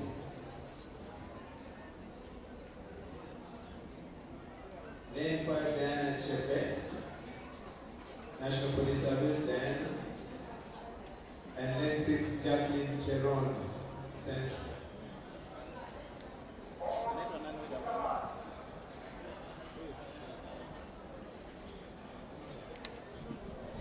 Pamela Atieno in lane number 1, Dorothy Gaki, KWS lane number 2, Gladys Ngure of Prisons, Agnes Mbugi, National Police Service in lane number 4, and Diana Chebet in lane number 5. Also watch out for Jacqueline Cherono of Central in lane number 6. The second semi-final of the 400 meters hurdles. And there we go. Very good from Diana Chebet. Takes over the lead very, very fast, and she's flying, Diana Chebet here, and she's going.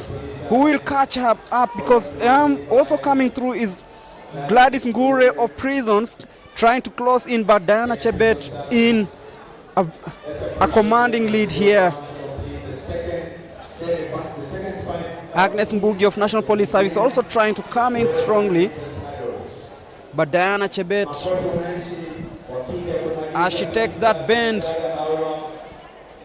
heading into the home stretch. National Police Service.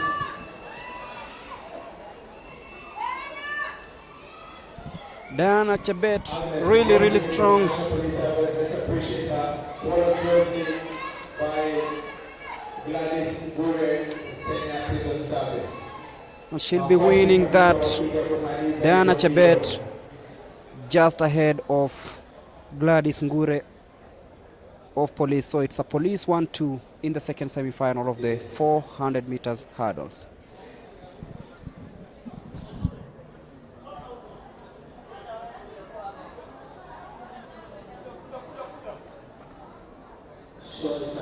Shwari kabisa, ikiwa tuko katika ubingwa wa riadha wa taifa, penda ubingwa wa jamhuri yetu tukufu ya Kenya.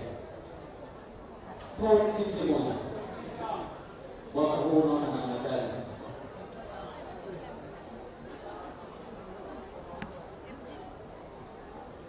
So once again, we want to appreciate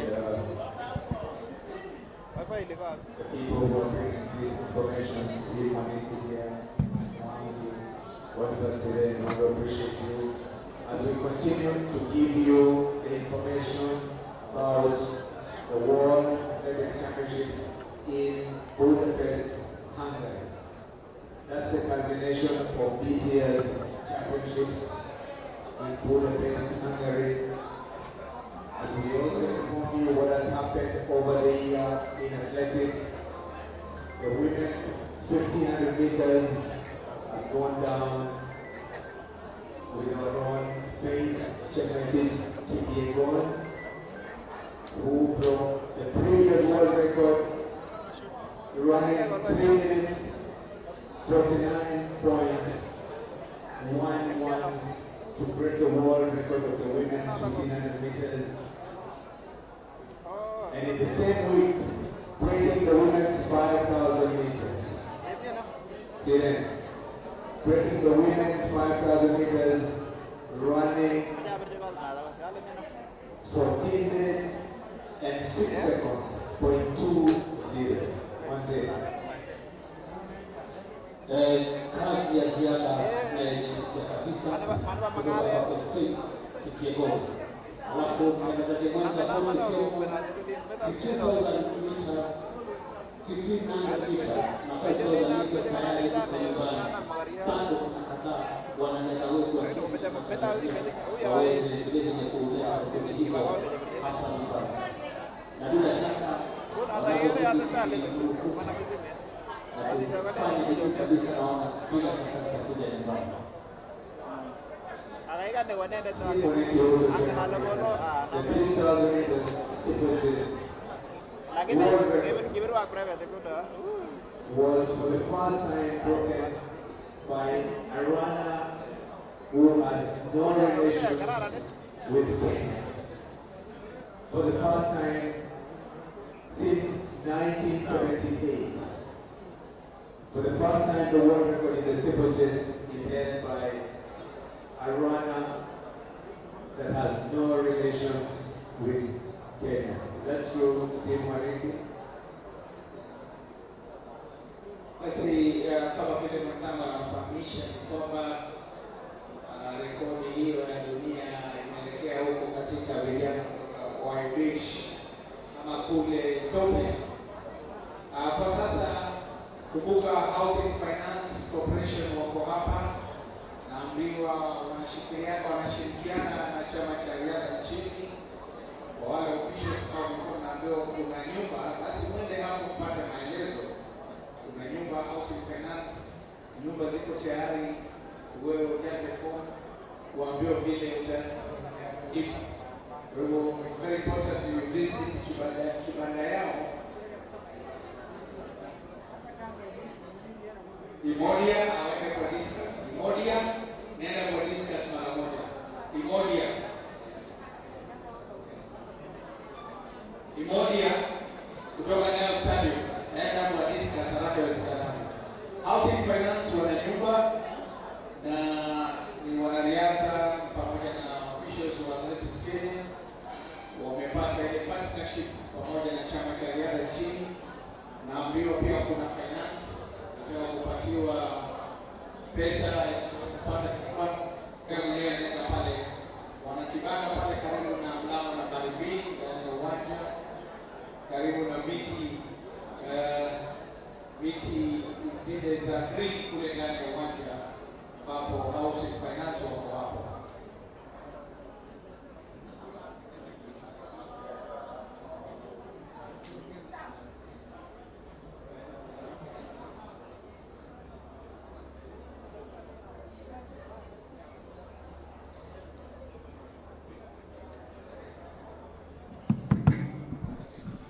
And on 100 meters hurdles, men semi-final number 1. 400 meters men semi-final 1. That is men 400 meters high.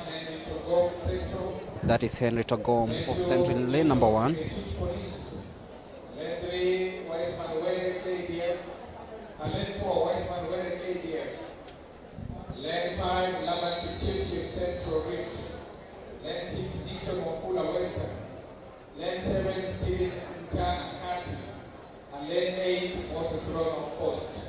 Henry Togom in lane number 1. Newton keeping a teach of police in lane number 2. Weissman Were in lane number 4. Laban Kipchirchir, Nixon Wafula, Stephen Matana, and Moses Rono. So watch out for Kipchirchir and Weissman Were of Kenya Defence Forces. He's running in lane number 4. Remember, he's already won the first semi-final of the 110 meters hurdle. So this is the 400 meters hurdles, and as usual, Were taking the early lead on the bend, and you can see he's really strong heading into that one. This boy is very confident, of course, and heading into the 200 meters, he looks like he's tearing the rest of the field apart. Weissman Were, surely he is the man to watch heading into the and that is Weissman Were taking the bend towards the home stretch, and he's way clear of the rest of the park. He'll now be looking at the clock. What time will be clocking? Weissman Were all alone. Also closing in is Newton keeping a teach of police, but then it is Weissman Were who will be running against the clock. What is the time? 49.90.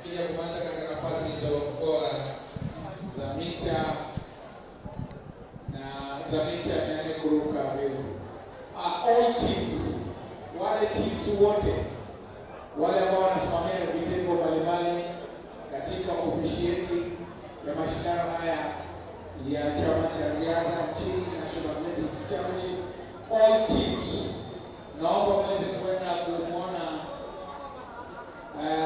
Madam Kaitani kule karibu na gari ya AK. Kuna gari ya AK hapa kwa gate, hapa nje nyuma ya main dais, karibu na hii mlango ya kuingia stadium ya magari. All chiefs, kama unasimamia watu wako, nenda hapo, na mambo ambayo unahitajika ufike hapo. Kwa lango la saa kusema time imesonga, kwa labda sisemi ni nati kwa wewe Madam Kaitani, kama wewe ni chief, kuna gari ya Athletics Kenya, nenda hapa nyuma ya main dais kwa ile mlango ya magari Makuta amepanga kitu kingine. kuna gari ya Athletics Kenya, uende hapo mara moja uweze kuletea watu wako. Sisi hapa tutakuwa Mwangi, mzee wa kazi. Mwangi, kama unanisikiza, nenda hapo kwa gari ya Athletics Kenya, sababu meza ya kutangazia ni kuondoka watu wote. Mwangi, kama unanipata, uende hapo uweze kuona Madam Kaitani kwa gari ya Athletics Kenya. Kufahamishwa lunch iko tayari. Nakwenda semi-finali ya pili.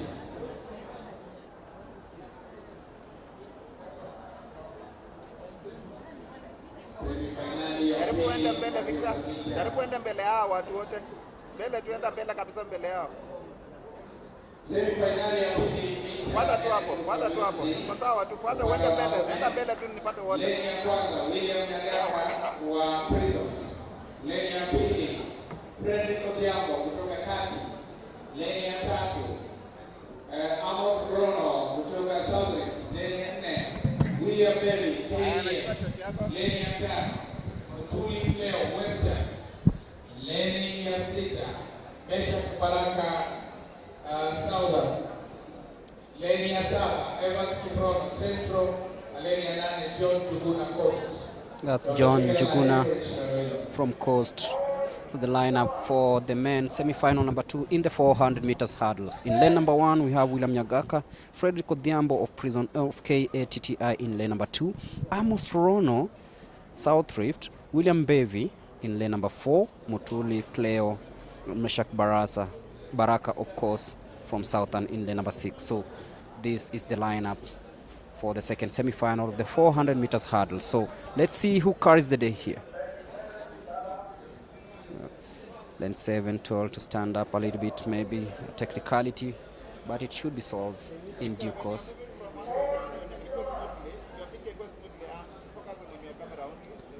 Evans Kiprono, of course, in lane number 7, and John Njuguna in lane number 8. But here we go, the second semi-final of the 400 meters hurdles.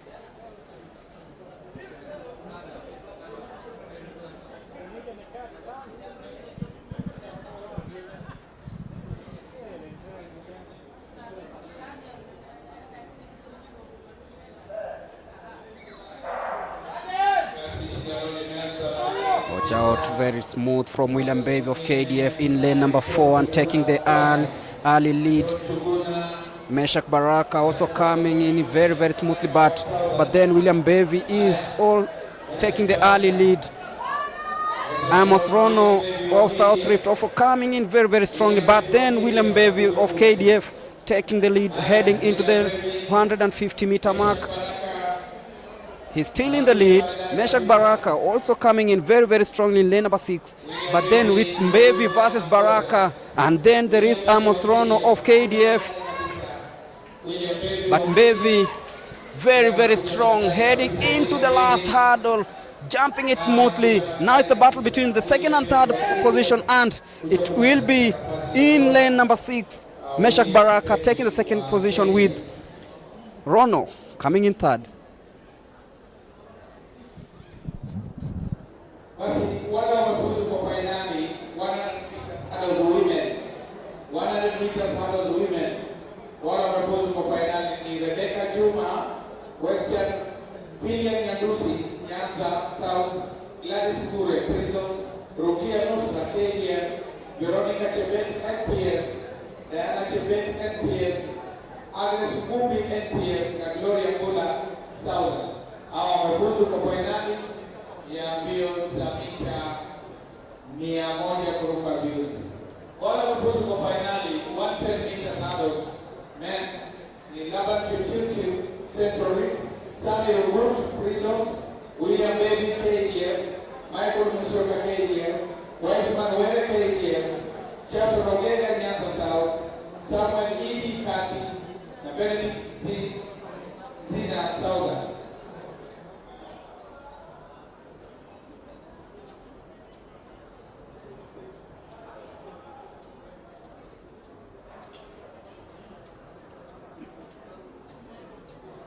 Wale wamefuzu kwa semi-final 100 meters, Steve Omondi, Musa Siberia, Uganda, Tyson Tuma, Western, Ferdinand Manyala, National Police Service, Benson Okot, Uganda, Robinson Mutende, The KDF, Isaac Murwa.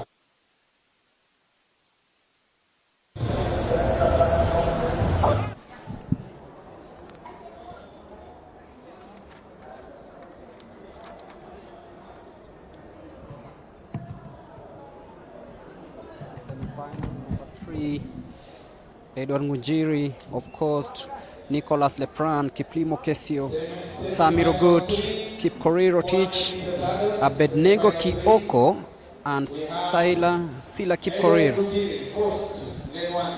Lane 2, Nicholas Lepran, Central. Lane 3, Kiplimo Kesio, KDF. Lane 4, Sami Rogut, Prisons. Lane 5, Kip Korir-Rotich, Police. Lane 6, Abednego Kioko, Southern, and lane 7, Silent Kipkorir, Central.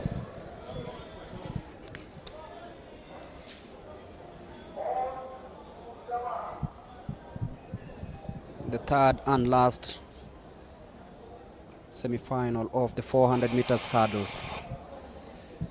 Edward Ngunjiri in lane number 1, Lepran in lane number 2, Kiplimo in lane number 3, Rugut in lane number 4, Rotich in lane number 5, Kioko in lane number 6. Watch out for Kiplimo Kesio of KDF in lane number 3. There we go, smoothly as expected, and once again it is Ngunjiri and Kesio in the lead. But it is Kioko of Southern also coming in closer. This is really close to tell, but then watch out for Rugut of Prisons in second place. But then it is Kip Korir-Rotich of Police in taking the early lead, heading into the home stretch. Kip Korir falling way back, but then watch out in lane number 3, that is Kesio Kip Korir of KDF. As we predicted, it's gonna be very close, but then Rugut, Kip Korir-Rotich of Police stretching away from the 2 KDF hurdlers to win that one in a time of 50.70. So Kip-Rotich takes that one. Kiplimo Kesio in second, and then Edward Ngunjiri, of course, coming in third.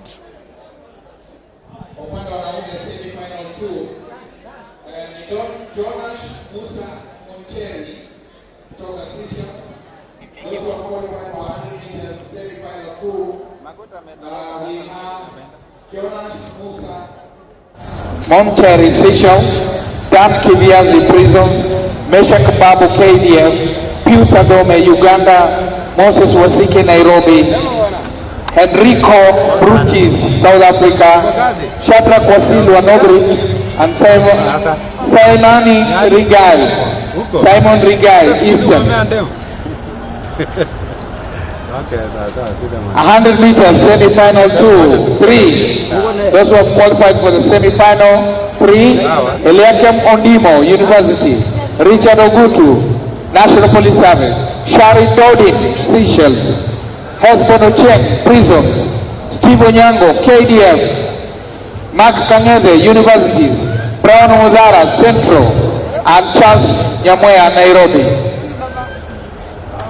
Those who have qualified for 100 meters hurdles women, Rebecca Juma, Philly Nyandusi, Gladys Ngure, Rukia Nusra, Veronica Chebet, Diana Chebet, Agnes Gumi, and Gloria Mula. Those who have qualified for the finals, 110 meters, men, Laban Kipilchis, Sami Rugut, William Bevy, Michael Musioka, Westman Were, Jason Ogega, Samuel Indi, and Benedict Stina.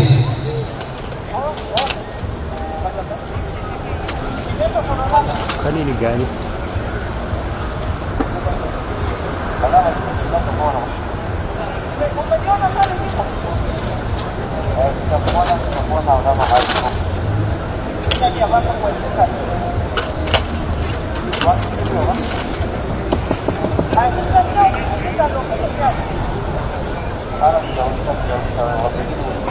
Sasa ukienda mazoezi kama mwezi mmoja hivi, kurudi uwanja ni moto sana.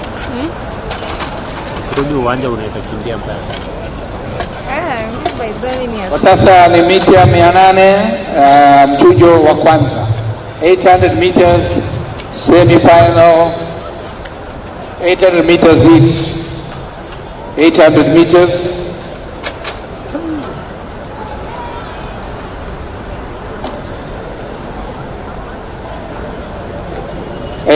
Meters each. 800.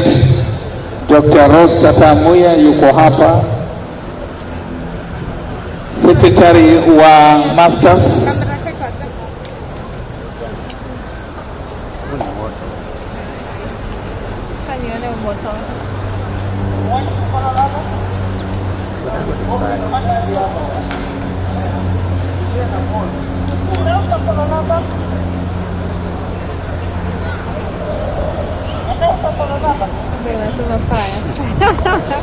Mbele kidogo yenye kila mtu anaonekana vizuri yenye alafu na zoom one by one.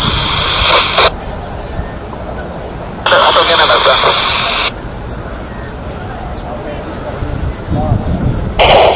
Kati moja moja tu. Stable. Discuss women. Discuss women. Discuss women. Mnahitajika uwanjani mara moja. Washiriki wa discuss kwa upande wa kina dada waelekee mara moja pale pa kuanzia. Discuss women. This 800 meters women. Data wetu pale ni Madam Caroline Kwambai, yuko pale tayari kuanzisha mita 800. And welcome back. We are ready for this first semi-final of the 800 meters. Quite a rich field here with the fastest woman over the distance this year, Mary Mora, in the lineup. Of course, I'll be giving you the first, the starters. Hannah Njeri of Central, Josephine Chelagat, Prisons in lane number 2. Mary Moran, the national champion, in lane number 3. Perina Lokure Nakang of ART. Judy Kemunto, Rosemary Longisa, Vanis Kerubo, Margaret Naserian Tajeu of NYS, and Sandra Chepkoech of South Rift. They'll be battling out to see who goes to the final of the 800 meters. On your screens is Judy Kemunto of South Rift. And that is Vanis Kerubo representing Coast, and Rosemary Longisa of Eastern. Quite confident, calm and collected. And then we'll have Margaret Naserian,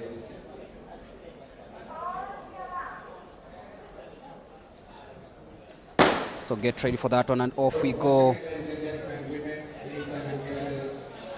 Watch out for Mary Mora, bib number 629, alongside Josephine Chelagat of Prisons, as they take that bend in this 2-lap race.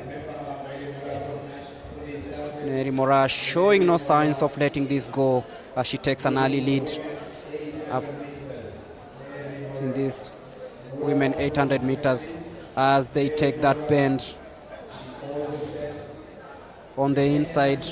Watch out for Judy Kemunto of South Rift also coming in slowly. They'll be trying to compete. Mora trying to catch up with her, but Mary Mora right now ahead of Vanis Kerubo. You can see Mora still leading, heading into the bell. Josephine Jelagat in third place. Mary Mora confident.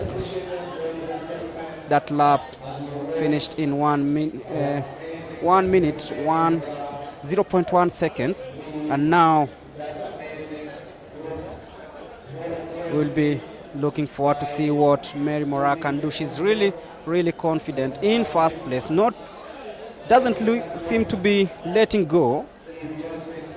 200 meters to go. Mary Mora still in the lead.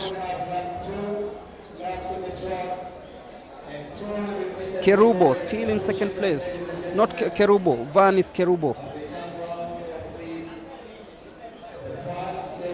Chelangat of police, prisons in third place. But it's Judy Kemunto, Mary Mora, and Josephine Chelagat. Chelagat trying to come from the outside, but then Kemunto and Mora hang on there. It will be Mora winning this one. Kemunto in second and Chelagat in third.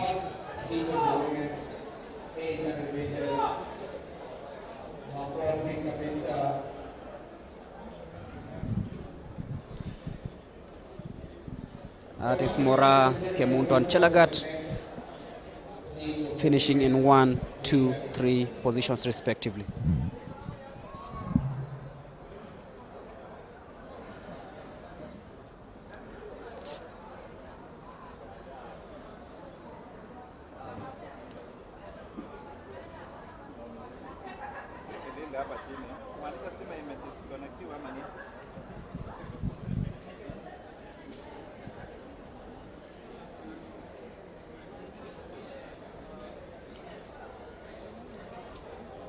In heat number 2, we'll have Josephine Agostino of ART in lane number 1, Mercy Lomuria of KATTI in lane number 2, Winnie Jelagat of Central Rift in lane number 3, Faith Kamandi of Southern, Mercy Kipiego of Central Rift, Sarah Mura of Central, Vivian Chebet of KDF, and Gloria Chepchumba of Police.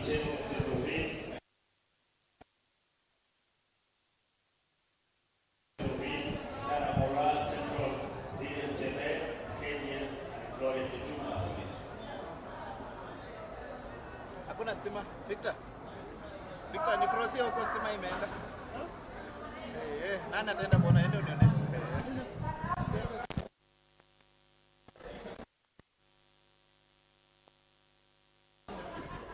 Can see missing is Mercy Lomurua and Winnie, but we have Faith in lane number 4.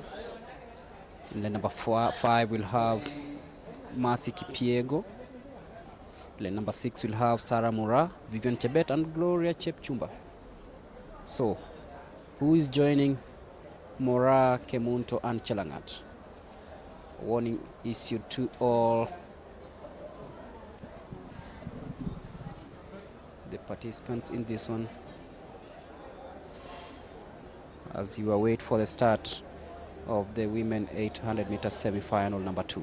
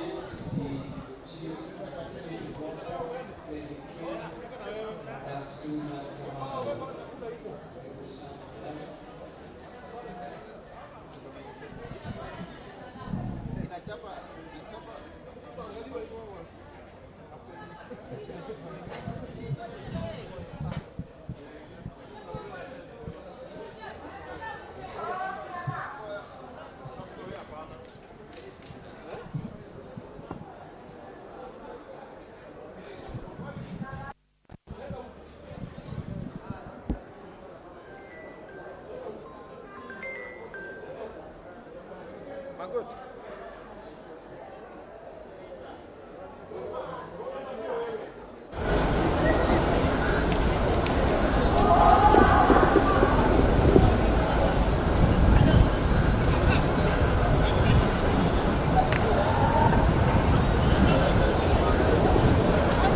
Wamekuwa waoga. Hii ni Sony? Sony 200. Inatumia nani gani? HDR. Hiyo ni left sabo. Left ni bado naikaga tape. Yeah. Sungguh sana inaleta ni ndani ya bulu.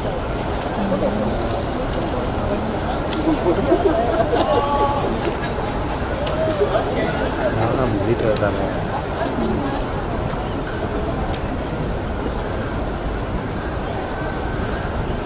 Bado naje kwa chini. Nini? Haya, hiti ya pili 800 meters for women, 800 meters second hit. Remember in the first hit Morale won 206. Waiting for the second hit now. Morale is in the National Service Service. Remember, she's also the national record holder, the Commonwealth gold medalist, the world champion bronze medalist. Of course,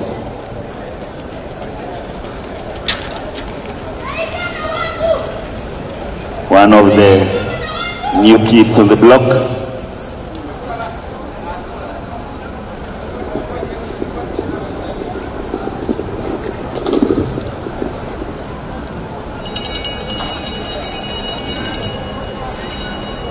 Almost doing the same.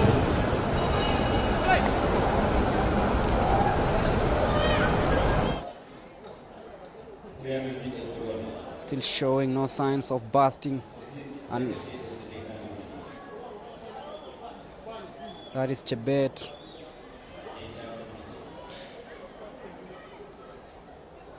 And Chepchumba neck to neck, shoulder to shoulder, onto the 200-meter mark.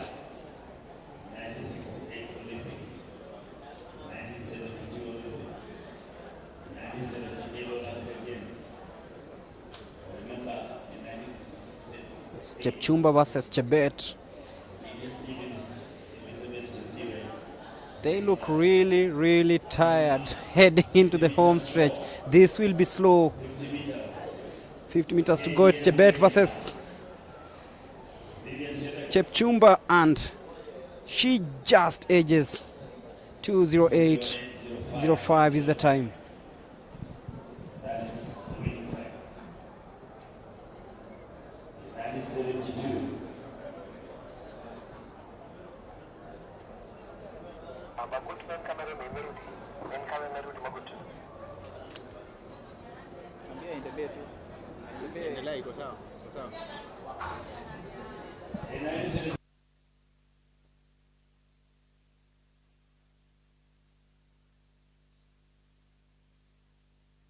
Sharon Cheruto of Western, Sheila Chepkoech of the universities, Dorcas Aiso of Nyanza South, Naomi Korir of Prisons, Karen Chepchirchir of Central, Elizabeth Katievi of North Rift, and Sarah Joel of Nyanza South.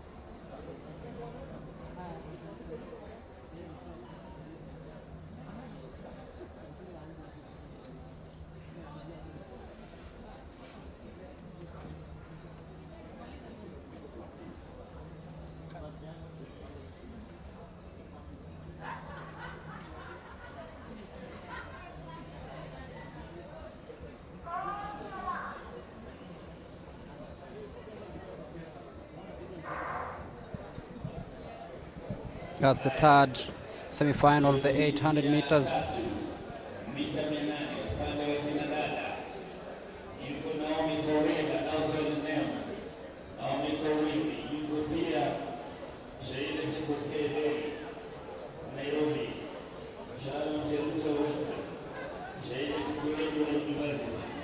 Nyayo career of prisons easing after that opening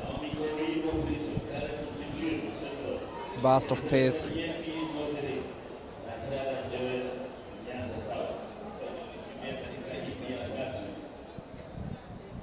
There you go. That is Naomi Korir still in the lead, heading into the bell. Former Olympic champion. Former Olympic champion. Sheila Jepkosgei Bailey of Nairobi also hanging on there, but Naomi Korir still in the lead, heading into the bell. Still a chance for anyone to take this race.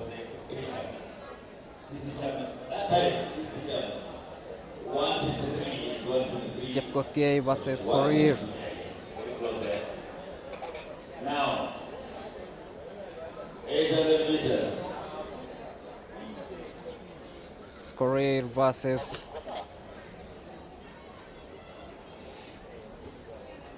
Jepkosgei. Naomi Korir heading into the bend. It's Naomi Korir looking really strong, but she's facing stiff competition. This will be very, very close, by the way. Heading into the home stretch. It's Naomi Korir. The last 100 meters is Naomi Korir. She looks really, really strong.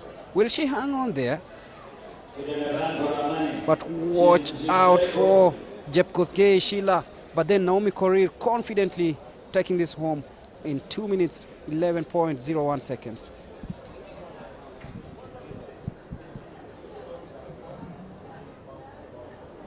Going for the 40 hit now, the 400, 800 meters.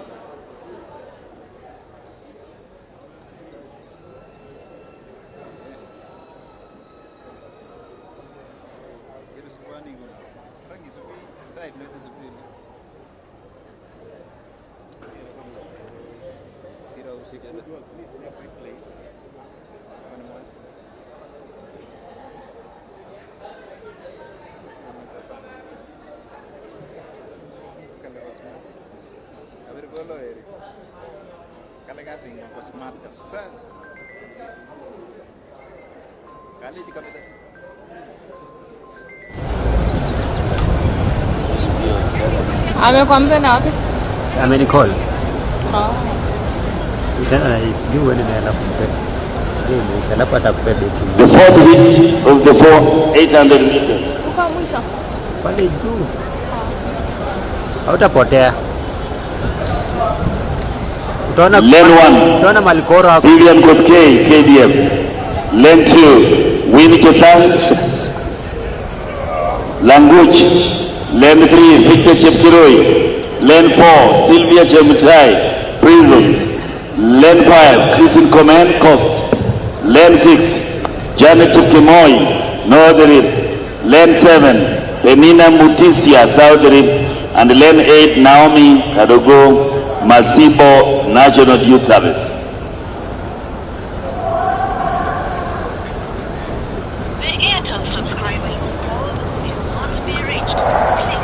Haya, meanza maridadi huko, mita 800, mita 800, hiti ya 4.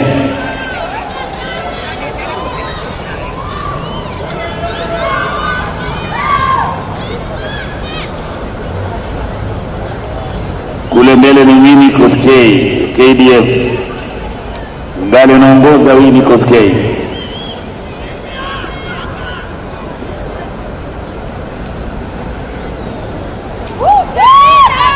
Mwanadada wa South Rift sasa ndiye anachukua ushukani sasa. South Rift. And Penina Mutisia leading that one at the moment with Prison in second place, courtesy of Sylvia Chemutai heading into the bell. This looks to be quite faster than the previous heat, and Penina Mutisia in the lead. Penina Mutisia and then Sylvia Chemutai of Prisons. Penina Mutisia looks really, really strong. 350 meters to go. Penina Mutisia. Sylvia Chemutai. Mutisia looks really, really strong. This has really been a fast one. Will she maintain that? She's really, really strong. Penina Mutisia of South Rift. 200 meters to go now. Penina Mutisia taking the lead. She's stretching the lead. It's around 5, 6, 7 meters ahead of Sylvia Chemutai of Prisons. Penina Mutisia looks really, really strong heading into the home stretch. She'll take this one definitely, but we'll be looking at the time that she posts on this one. She started celebrating, 50 to go. Penina Mutisia, confident, trying to look who's around her. Nobody, and wins that one in 2:03.45. With Vivian Chemutai finishing in second.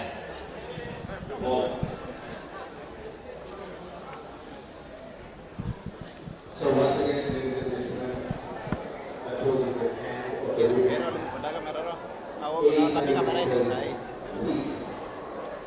As we move close to the next event, which is 800 meters men heats.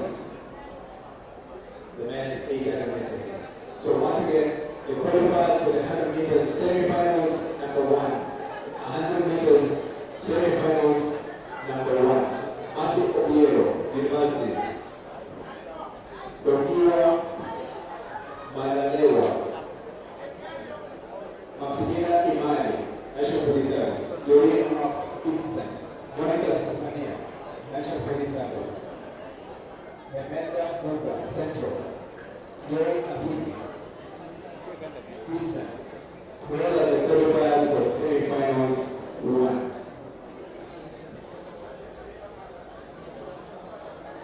Semi-finals number 2.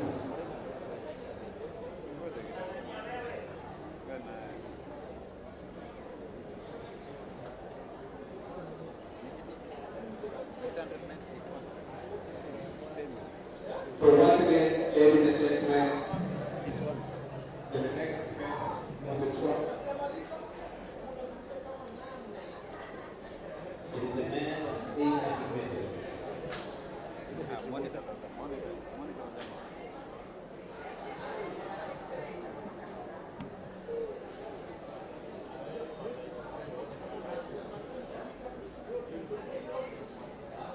The men's 800 meters. Each one. Cosmas Maloba. Lane 1, Cosmas Maloba. Mark El Gori. McDonald Kipruto. North Rift. Jonathan Kipkogei. Chemutai. Kelvin Kimutai. Central North. Central Rift. Duncan Kagere. Nyanza South. Lenny Kotekash. Alfred Kipketer, Geoffrey Capello, Damashan Godwin,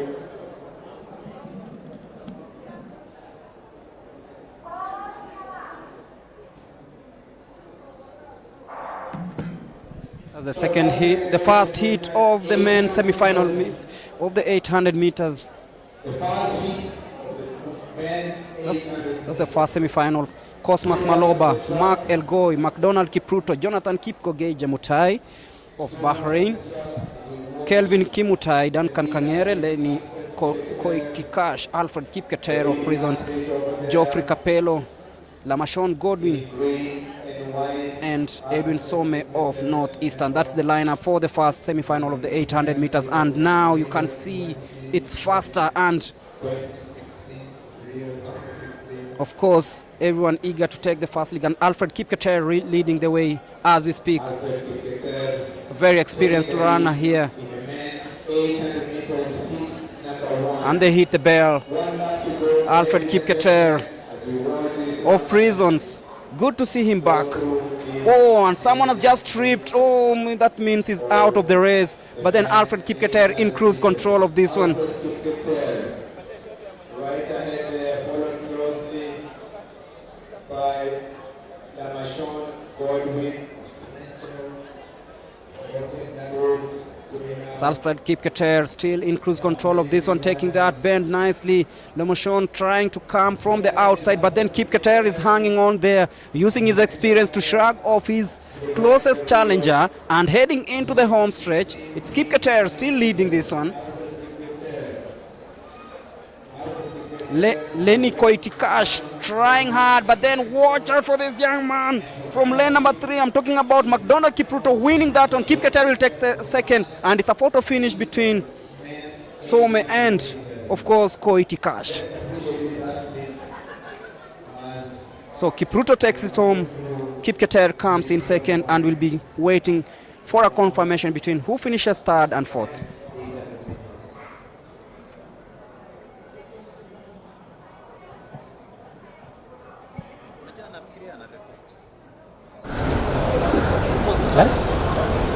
Semi-final 1, those who have qualified for semi-final 1, 100 meters. Masio Biero, Bangiwe Malalela Estuani, Maximila Imali, Dorin Waka, Monica Stefania, Imelda Muga, and Joy Akiji. Those who have qualified for semi-final 1 women, which will be held tomorrow. Na basi baada ya kutamatika kwa semi-finali ya kwanza mita 800 ni kutoa nafasi kwa semi-finali ya pili ambapo itakuwa inaanza wakati wote kutoka sasa. Kwako Paul. Second semi-final 800 meters men. So once again, ladies and gentlemen, we want to appreciate our visitors as we watch the men's 800 meters semi-finals number 2. Semi-finals 800 meters heat number 2. 800 meters heat 2.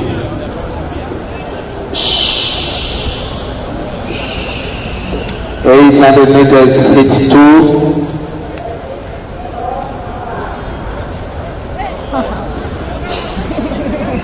Hautaki kuachwa. I'm not ready. 800 meters heat number 2 starter.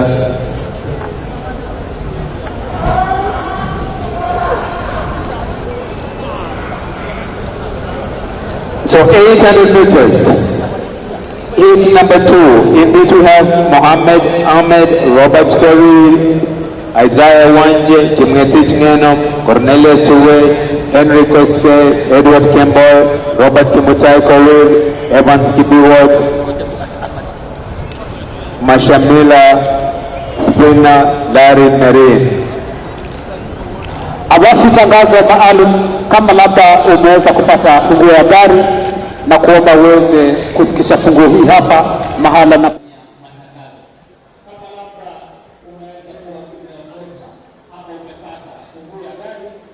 That is Robert Kimutai Korir easing as they head to the bell.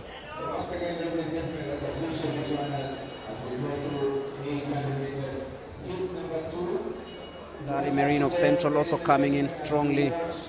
Mohammed D. Ahmed striving to keep up with the pace, but then keeping a teaching end of prison service in third place at the moment.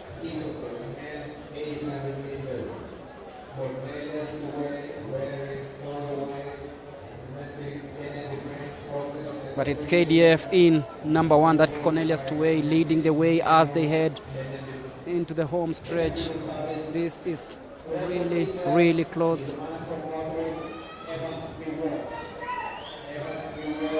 But then Evans Biwot of North Rift will be taking this one home.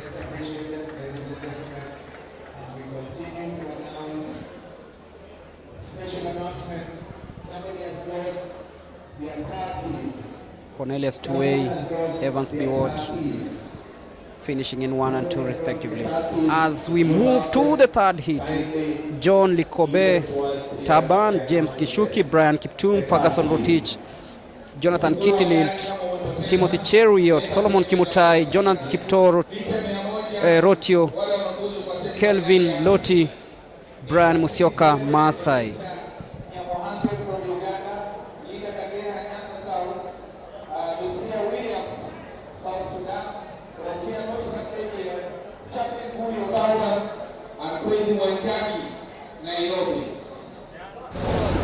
Semi-final 3, 100 meters women, those who have qualified for semi-final 3, 100 meters, which will be held tomorrow.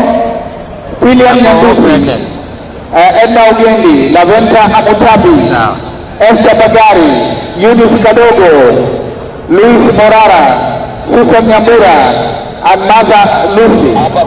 They have qualified for the 3 semi-finals, which will be held tomorrow. Hapa unafanya basi katika semi-finali ya 3 mita 800 ligi tofauti. Watu wanasema nini? Wajongelea hata lunch.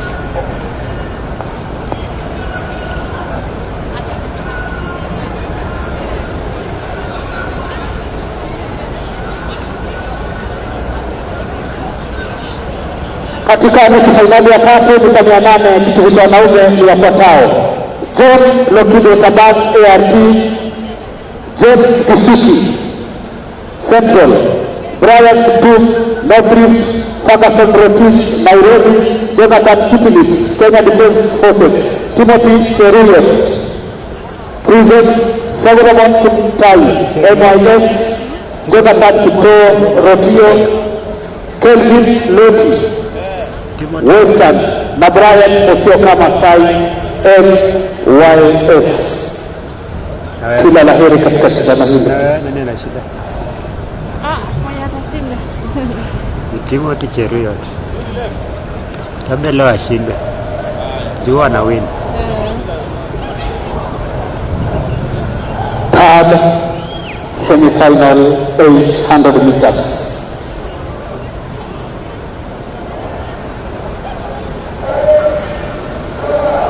Labda ashinde.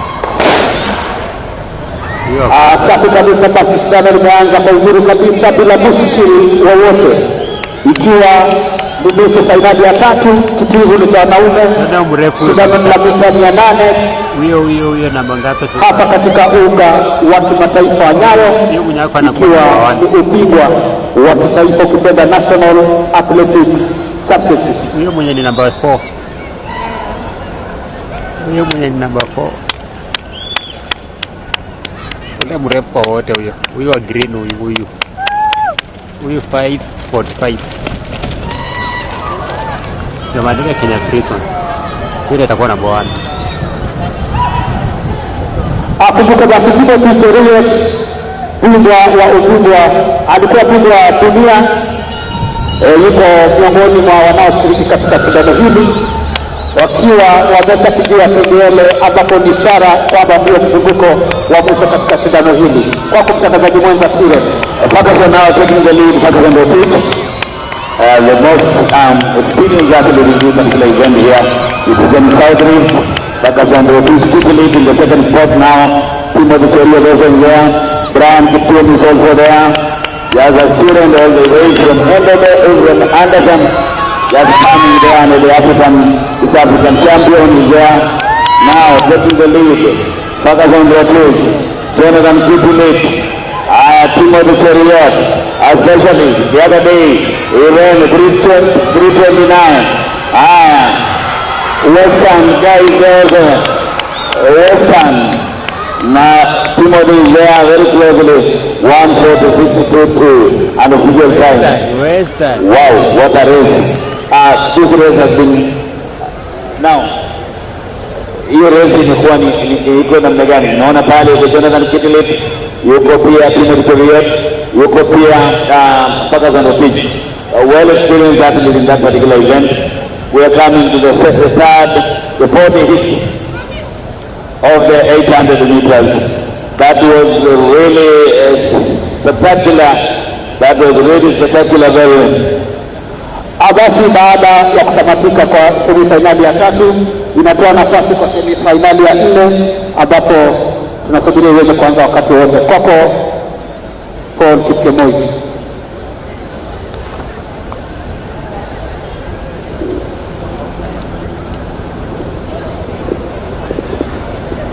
Those who have qualified the 3,000 meters people will be women.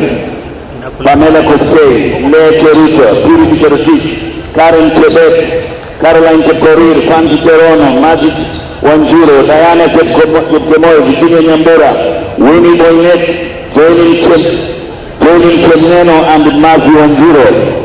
They will go to the finals. That is on Saturday. Mwenzangu hizo tatu bodi za mangapi? Haya.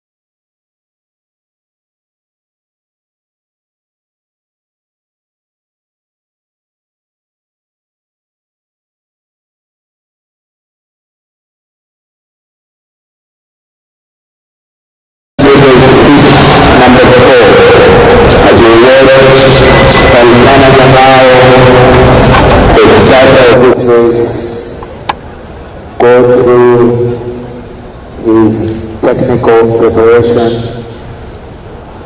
starter,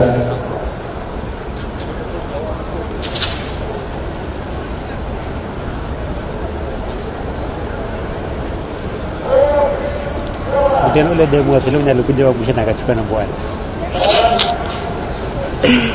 So ladies and gentlemen, heat number 4 for the men 800 meters, Cedric Marby, Dismas Kipcharbey, Aaron Kemei, Dominic Kipto Barngetun, Nicholas Kebenei, Wycliffe Kinyamal, Alvin Basare, Elias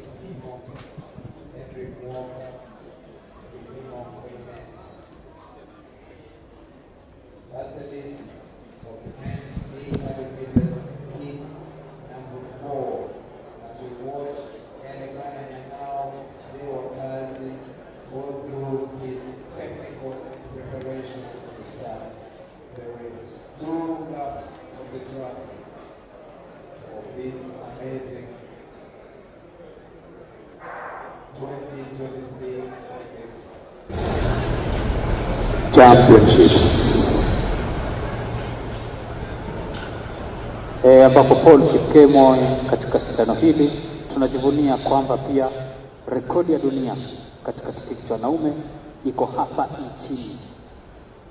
Mambo shwari kabisa. Mwanzilishi wa shindano, kazi kwako.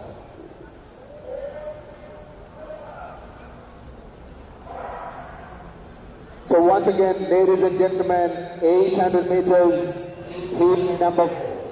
heat number 4 of the 800 meters smooth.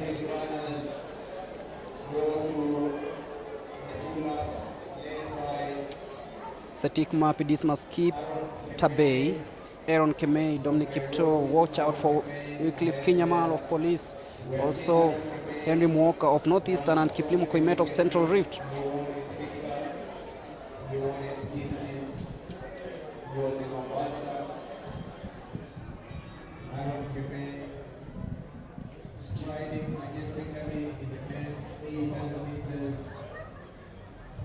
Number 4, followed closely by Kinyamal, National Police Service.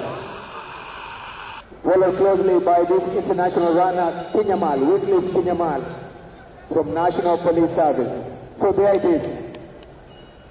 800 meters, heat number 4. Still ahead is Aaron Kemei, representing Nairobi, followed closely by national champion Wycliffe Kinyamal from the National Police Service. There we go. Okay. Let's appreciate these runners. Let's appreciate them, ladies and gentlemen, as they come round to complete the heat number 4 of the men's 800 meters. Mwanzia. Basi tuwapigie makofi kabisa tunapokuja kutamatisha shindano hili la mita 800. Tupigie makofi kabisa. Kuvuka hapa wanatafuta tikiti ama muda wa kuweza kushiriki katika fainali ya shindano hili la mita 800, ambapo kwa mtizamo tu mambo shwari kabisa. Wamejiandaa vilivyo kabisa kwa shughuli nzima, manake riadha ndio Kenya na Kenya ndio riadha. 800 meters.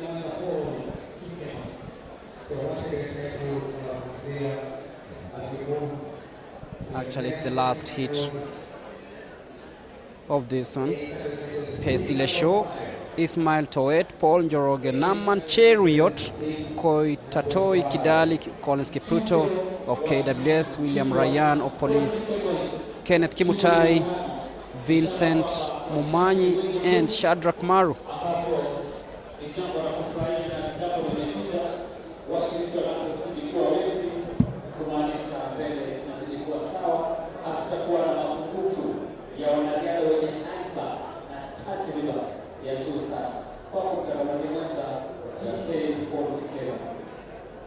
So I want to appreciate these announcers here, Steve Manik, Boniface Steve, Coach Boniface Steve, Want to appreciate all of them. Let's appreciate them as we watch the men's 800 meters. Heat number 5. Heat number 5. Pesi Lesho, Nyanza South. Ismail Towet, Kati, Paul Joroge, Eastern. Naman Cheriot Kirui, Koitatoi Kidali, Prison. Collins Kipruto, KWS. William Ryan, National Police Service. Kenneth Kimutai, South Rift. Vincent Momani, South Rift. Shadrach Maru, KWS. Let's appreciate these runners as we also appreciate KWS, Kenya Wildlife Service. That's one of the newest teams in Athletics Kenya group, and we appreciate them because they've made a lot of strides in this competition.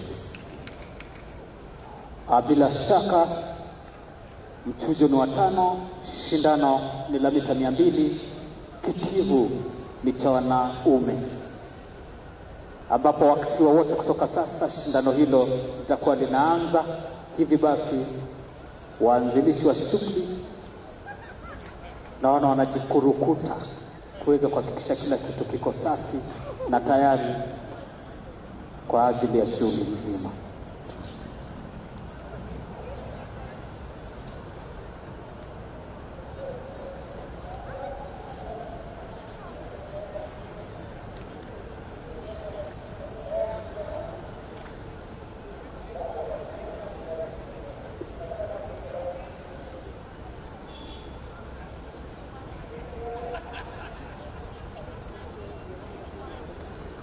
You can do this.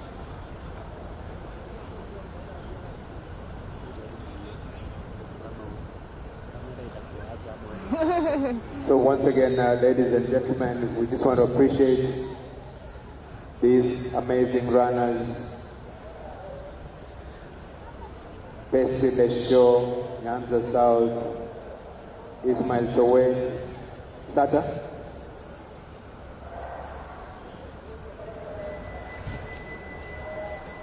Hawazi.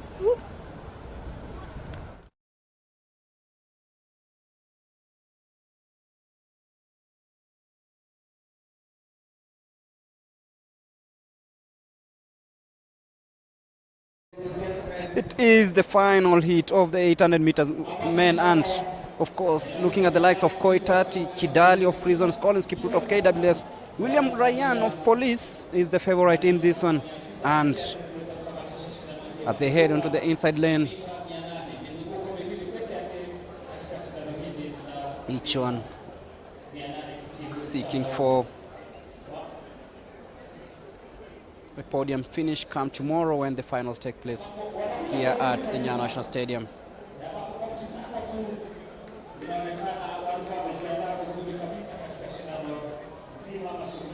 That is Kenneth Kimutai.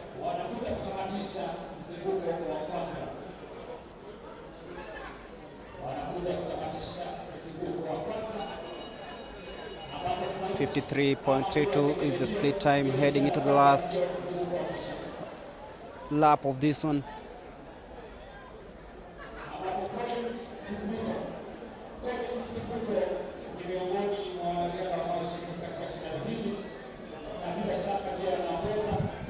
KWS leading in this one, and that is Collins Kipruto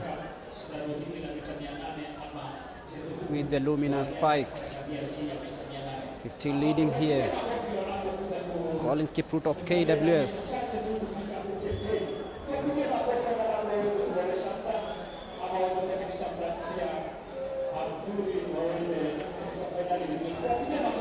And that is a late surge from William Ryan of Police, and he'll be taking this home. 1:48.05 is the time posted by William Ryan of Police.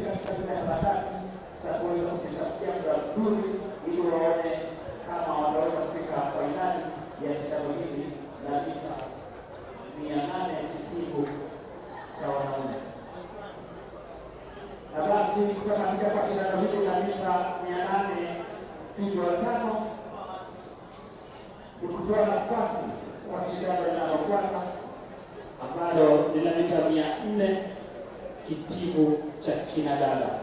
Next event as per the program is the 400 meters women. Heat number 1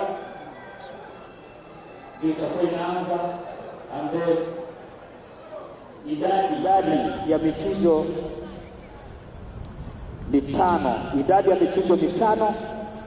Hivi basi tutakuwa tunasubiria michujo hiyo kuweza kuanza kwa uzuri na kutamatika kwa vizuri kabisa, manake wenye shughuli nzima wameshachukua nafasi zao, ikiwa ni track judges, timekeepers na mambo kama hayo. Hivi basi washiriki tu ndio tunasubiria waweze kufika mahala pa kufanyikia shindano lenyewe. 400 meters heat number 1.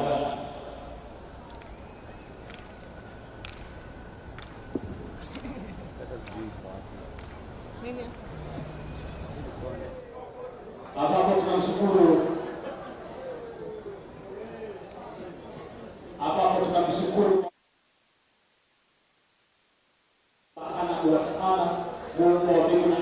ardhi na vyote vilivyomo kwa kutukabidhi nchi nzuri yenye kupendeza kabisa, na vile vile yenye wanariadha wazuri wenye haiba na tajriba ya juu kabisa, wanaotupa sifa kemkem dunia nzima. Maanake taifa letu la Kenya naweza kusema imepata umaarufu ama umaarufu kwa sababu tu ya mchezo huu wa riadha. Basi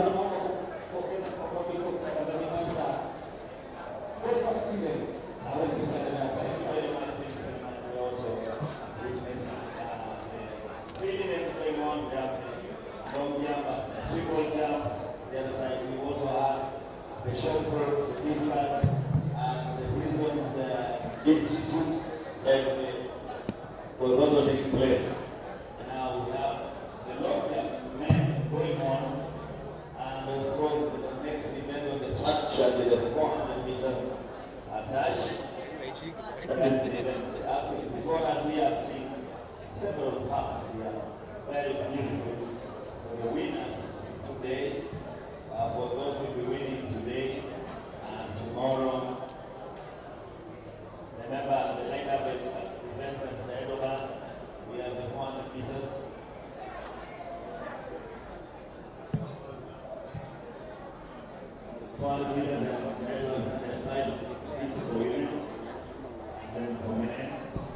as we get ready for the 400 women heat number 1. Waiting for the athletes to come out of the call room. Musuri Dorcas in lane number 1, expected to be in lane number 1. Gladys Jepkemoi of Nairobi expected to be in lane number 2. Mary Kwamboka of Nyanza South expected to be in lane number 3. Veronica Mutua of Police expected to be in lane number 4. Janet Chepkoech of Prisons expected to be in lane number 5. Lucy Njeri of Coast expected to be in lane number 6. Ann Mbatha of North Rift expected to be in lane number 7. And lastly, Margaret Naserian to be in lane number 8. That is the lineup for the first heat of the women 400 meters. 1 lap, scintillating pace. As you away to see the lineup events in the field and also the track. We've had the high jump, we've had the full, now we're now seeing, witnessing the long jump men. Now the 400 meters. Mita 400 kitivo cha kina dada, mchujo ni wa kwanza, uwanja ni wa kimataifa wa Nyayo. Jamhuri ni yetu ya Kenya, bara la Afrika. Katika mraba wa kwanza, Musiri Dorcas. Lane 1 is empty. Lane 2, Gladys Jepkemoi.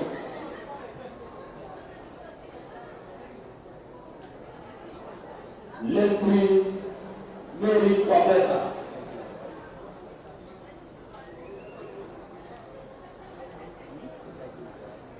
Lane 4, Veronica Mutua, National Police Service. Lane 5, Janet Chepkoech, National Prison Services. Lane 6, Lucy Njeri, Coast. Lane 7, Ann Mbatha. Lane 8, Margaret Naserian Chajewu, NYS. Asanteni sana na kila la heri katika shindano.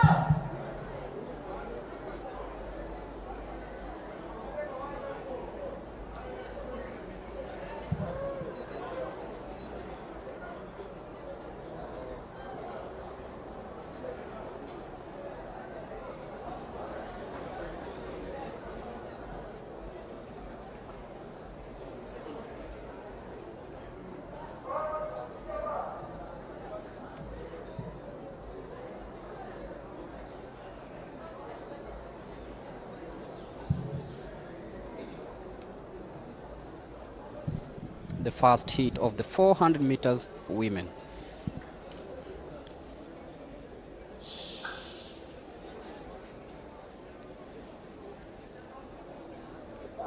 Watch out for Veronica Mutua in lane number 4 from Police, and off she goes very, very nicely. Mary Kwamboka of Nyanza South also coming in really, really strong, but then watch out for lane number 4 and 5. It's Prison versus Police. As they ease toward the 200-meter mark, this will be really, really close between Police and Kenya Police. That is Veronica Mutua and Janet Chepkoech. Coming into the bend, heading towards the home stretch. In lane number 8, that is Margaret Naserian Teju.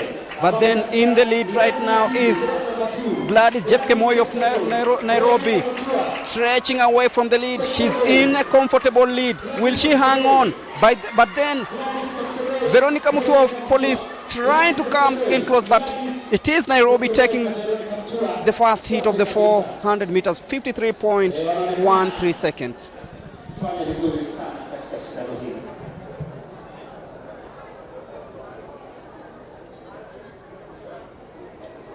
So once again, ladies and gentlemen, that was 400 meters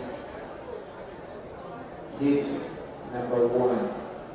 Women's 400 meters heat number 1. As we continue to appreciate the depth of these competitions at the 2023 National Athletics Championships. Basi kutamatika kwa mtindo huo wa kwanza ni kutoa nafasi kwa mtindo unaofuata wa shindano hili la mita 400 kitivu cha kinadada.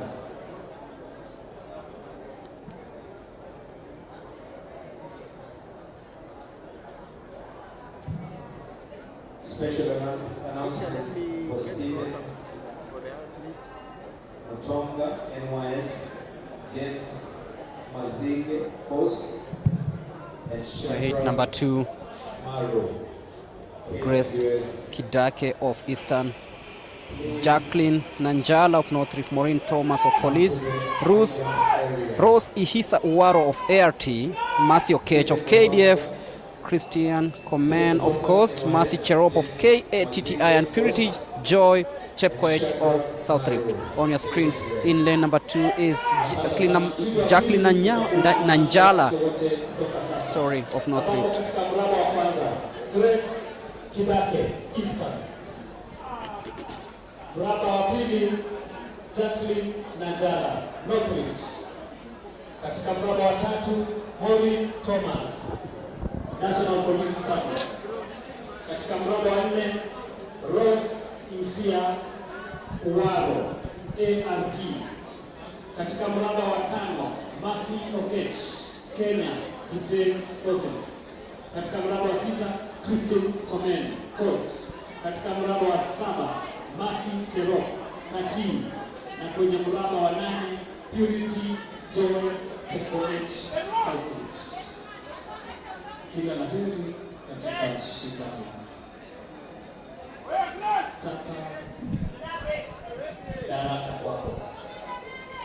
Grace Kidake, Jacqueline Nanjala, Maureen Thomas, Rose Uwaro, Mercy Okech, Christian Command, Mercy Cherot, and Purity Joy Chepkoech. That's the lineup for the second heat of the 400 meters.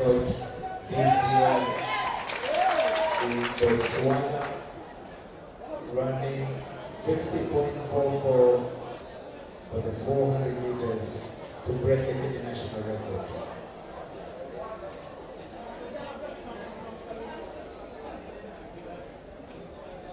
As we appreciate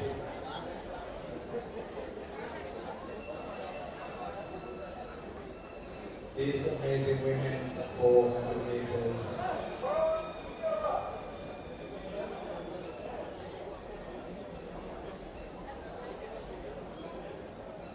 Na basi kwa heshima tutatulia tu kwa ajili ya kuanzishwa kwa shindano.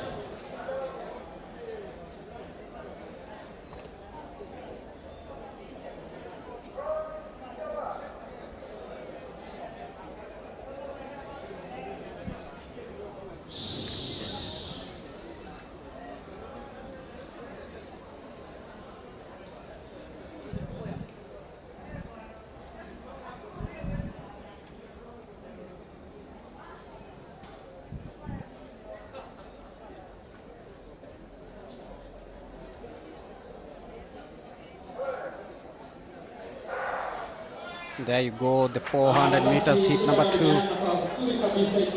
And lane number 3, that is Maureen Thomas off the block really nicely. Mercy Okech of KDF also in the lead after 200 meters, and she really looks to be confident heading into the 150, and Maureen Thomas also coming in strongly, but then it's KDF versus Police heading into the home stretch. It's Maureen Thomas versus Mercy Okech. Mercy Okech still in the lead, Maureen Thomas trying to close in, but then Okech looks really strong.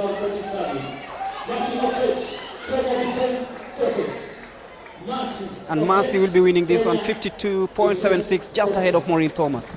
Anatamatisha shindano kwa uzuri kabisa, ikiwa ni shindano ambalo limekuwa lenye kusisimua kabisa.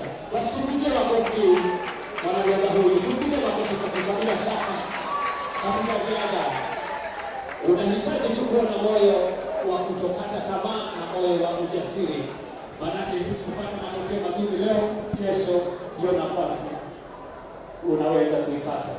Asante sana kwa mtangazaji mwenza Paul Kipkemo. So once again, ladies and gentlemen, special announcement to the finalists of the women's 400 meters. The finalists of the women's 400 meters: Clever Atieno, Nyanza North; Gloria Bona, South;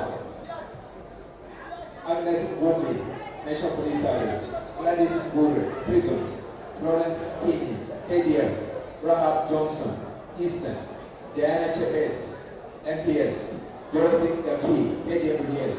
Those are the 400 meters women finalists. 400 meters men hurdles finalists: Amos Rono, South Rift; Meshach Baraka, Southern; Edward Bunjiri, Coast; Noise Mwere, KDF; Kipkori Rotich, NPS; Kiplimo Kesio, KDF; William Baby, KDF; Newton Kingatich. Heat number 3 of the 400 meters women. In lane number 1, Frida Wawira. In lane number 2, Florence Jepkemoi of KATTI. In lane number 4 is Damaris Nduleve of Police, Sandra Chepkoech in lane number 5. In lane number 7, Tabitha Mongina of KDF. Katika mraba wa kwanza, Frida Wawira Eastern. Katika mraba wa pili, Florence Chepkemoi Kati. Katika mraba wa tatu, Winnie Koech Central. Katika mraba wa 4, Damaris Nduleve National Police.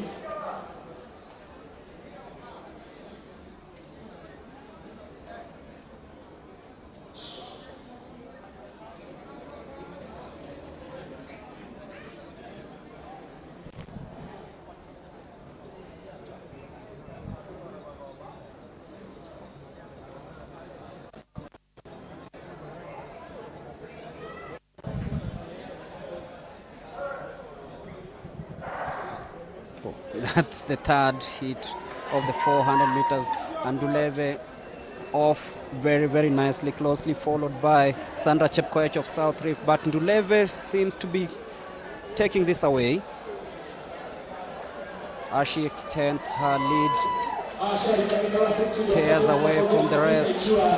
That is Nduleve of Police, just ahead of Chepkoech. Sandra of South Rift.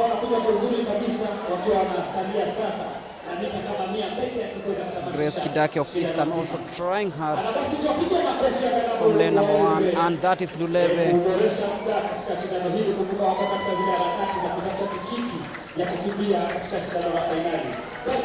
Will be cruising home with this one. 53.05, just ahead of Sandra Chepkoech and KDF's Tabitha Mongina. Wanaozidi kutamatisha shindano manake wako katika hali nzuri kabisa, na bila shaka inaonekana mustakabali wao katika shindano hili utazidi tu kung'aa bila shaka. Kwako mtangazaji mwenza Paul Kipkemo.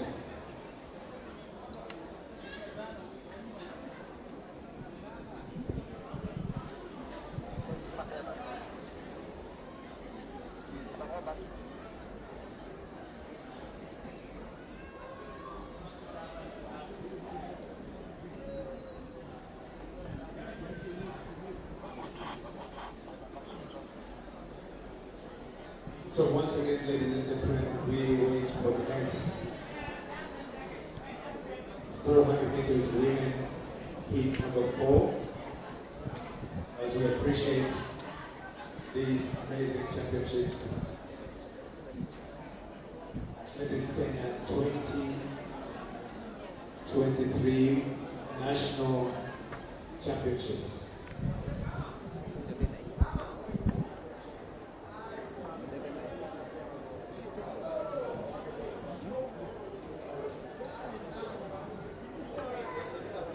As we continue to welcome all our visitors for this amazing edition of the 2023 Championships. We have some amazing visitors here, and we want to say jumbo to them. We want to say jumbo as we appreciate our guest of honor, Vice President, Lieutenant General Retired Jackson Tuwei.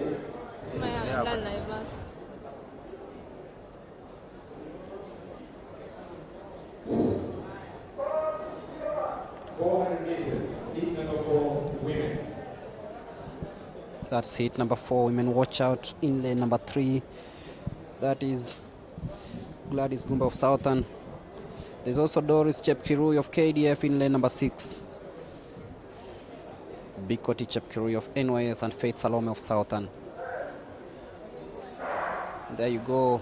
Nicely in lane number 5. That is Sheila Leni of Uganda taking that early lead. She's really strong, this athlete. Gladys Mumbe of Southern also trying hard. KDF's Doreen Chepkirui also coming on the inside in lane number 6. But then Shida Leni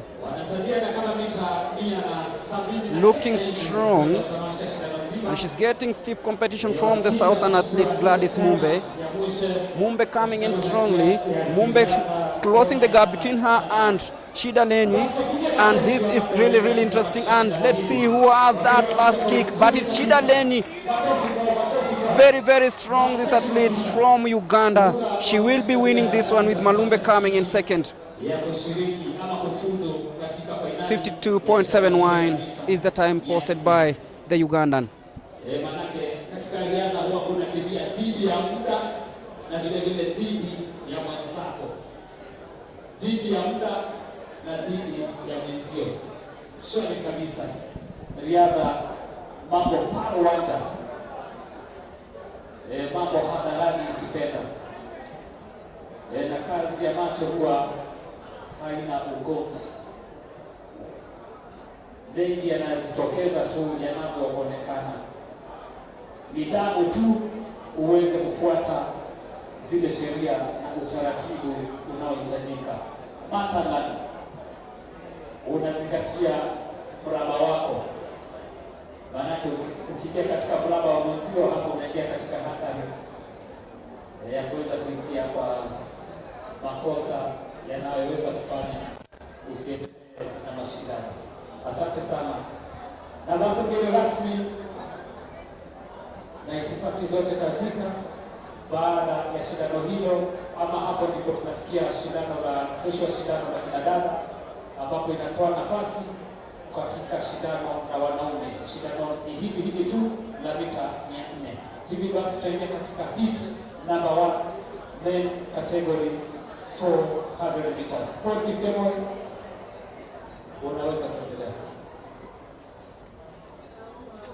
So once again, ladies and gentlemen, 400 meters semi-finals number 1.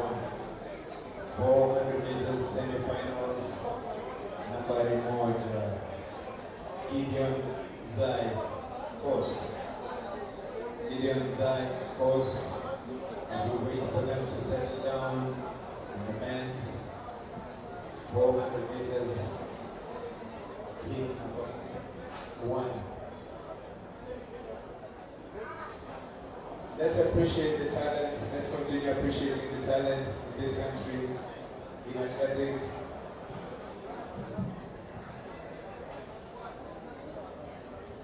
As we watch Ruth Waidera, Samajan, Asante, Ruth Waidera, 1984 Olympics, 400 meters finalists. And now we move on to the men's event, the 400 meters. National record. 400 meters, heat number 1. Gideon Zai. 7 hits expected in this one. So in heat number 1 we have Gideon Zai of Coast, Alvin Pasare of KWS in lane number 2, Shadrach Oicho of Nyanza North, Evans Kosgei of Western, Kelvin Tauta of Southern, Sebastian Kasaya, Alan Kipiego, Semi Deng of South Sudan in lane number 8. So that's the lineup for the 400 meters heat number 1.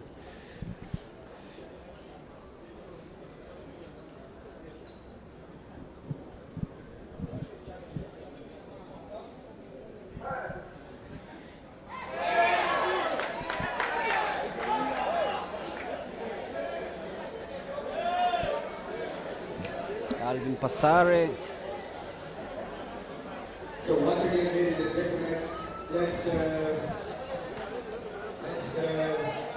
settle down as we begin this amazing fast heat of the men's 400 meters.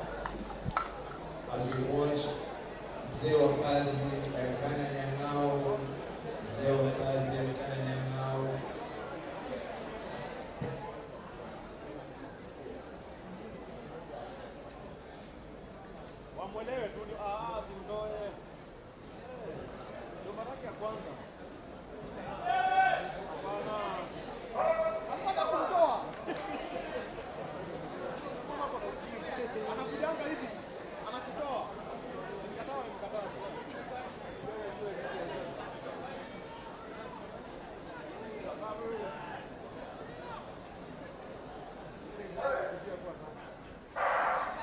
And there we go, the fast heat of the 400 meters. And as we watch the men's 400 meters fast heat. Kevin Tauta of Southern coming in really strongly. But they watch out for Alan Kipiego of Eastern.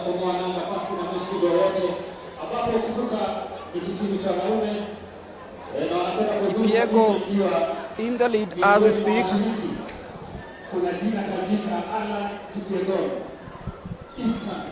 Alan Kipiego still in the lead, but then Evans Kosgei of Western trying so hard to come from the outside, and Evans taking the lead with Alan coming in second. So it's Tauta taking it home and Kipiego in second place. That is the first heat of the 400 meters. Ndio mwisho wa mchezo wa kwanza, na mchezo baada ama kutamatika kwa mchezo wa kwanza kutoa nafasi kwa mchezo unaofuata ambao ni mchezo wa pili. Shindano hili tu la mita 400 kitivo cha wanaume. Paul Kipkemoi. Remember this year is a world championship here. What do you think our country will perform in the championships, which will be held in Budapest, Hungary? So once again, once there, we want to first of all appreciate these amazing runners from Kenya as we watch the 400 meters heat number 2. As we watch the 400 meters heat number 2. The second heat of the 400 meters, Hilary Misiku expected to be in lane number 1, representing the North Rift. There is Duncan Opondo of the universities, Chep Kochoi Onesmus of Central Rift, Collins Omai of Eastern, Stephen Dino Kachuol Malual of South Sudan, Duncan Ochieng of Nyanza North, Shadrach Maru and Elkana Kiprotich Chemilil. Missing is Duncan Opondo of the universities, so lane number 2 will not have anyone. From South Sudan, Shadrach Maru, Duncan Ochieng, Elkana Kiprotich Chemilil. So once again, that's the start list of the men's heat number 2.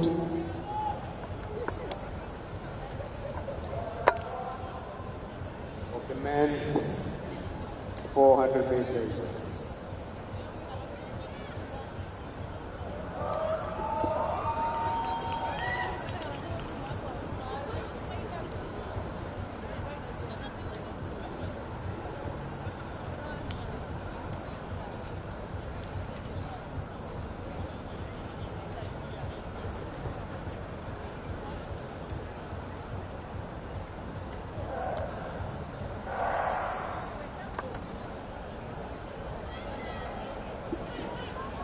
Shwari kabisa, shindano imeanza kwa uzuri kabisa, pasi na mushkilo aina yote.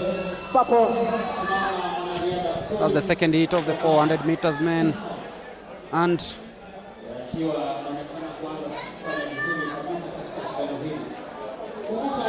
that is Elkanah Kiprotich Chemelil of Nairobi in the lead, and then coming from the inside is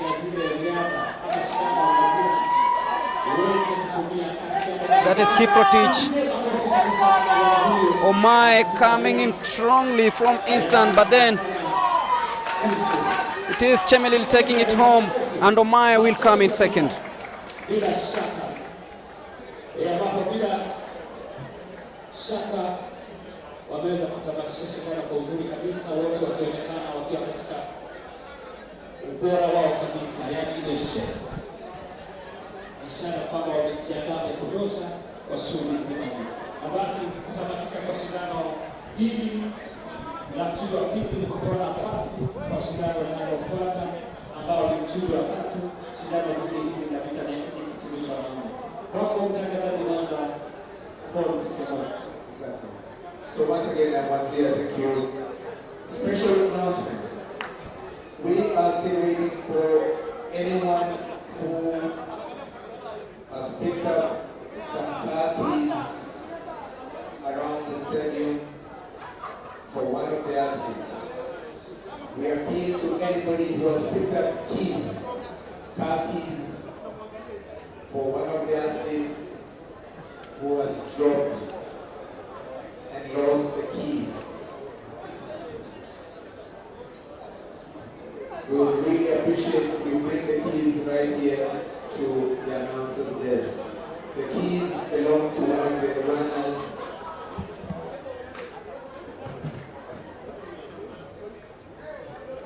Please, we will appreciate if you bring back the car keys for one of the runners as we continue watching the men's 400 meters.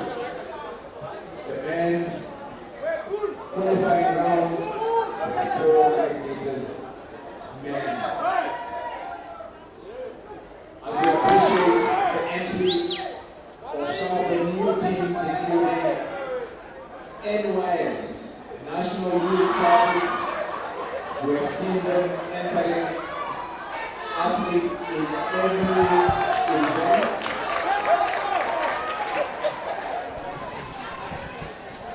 Let's appreciate the National Youth Service with its coach,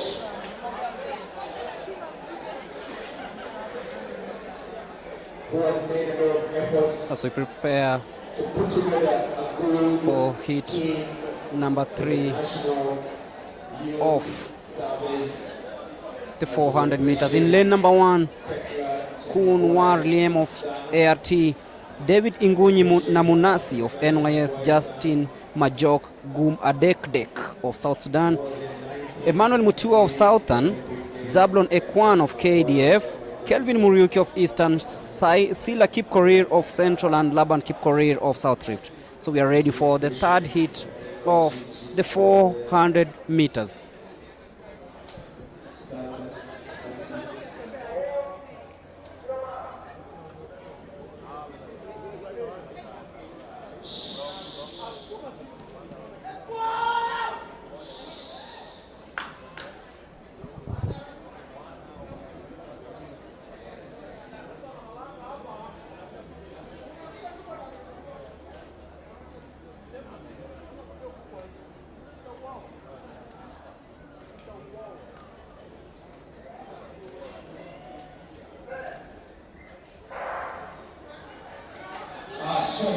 sasa shindano limeweza kumwana kwa vizuri kabisa, ikiwa ni shindano la mita 400 kiti wanaume. Kumbuka hapa ni Zablon Ekwan of KDF running strongly and of course in the lead. Kunwar Liem, who had a difficult time coming off the blocks, has really tried hard to ensure that he stays afloat in this one, but then Zablon Ekwan of KDF confident in this one. Emmanuel Mutua also coming through, but then it is Zablon who will be taking this home. 45.88, the best time of the day from this young man.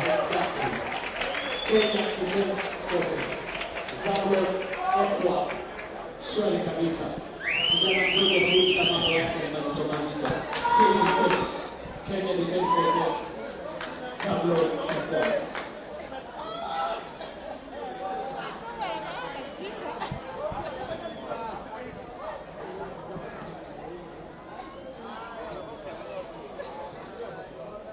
Awali rasmi itifaki zote tajika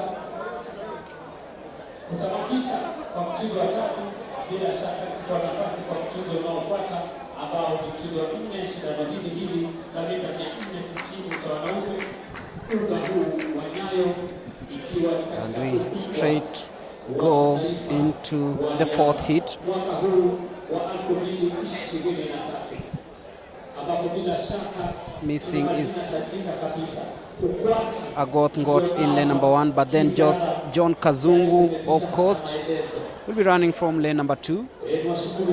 Nathaniel Keeping a Teach of Prisons will be running from lane number 3. In lane number 4 we have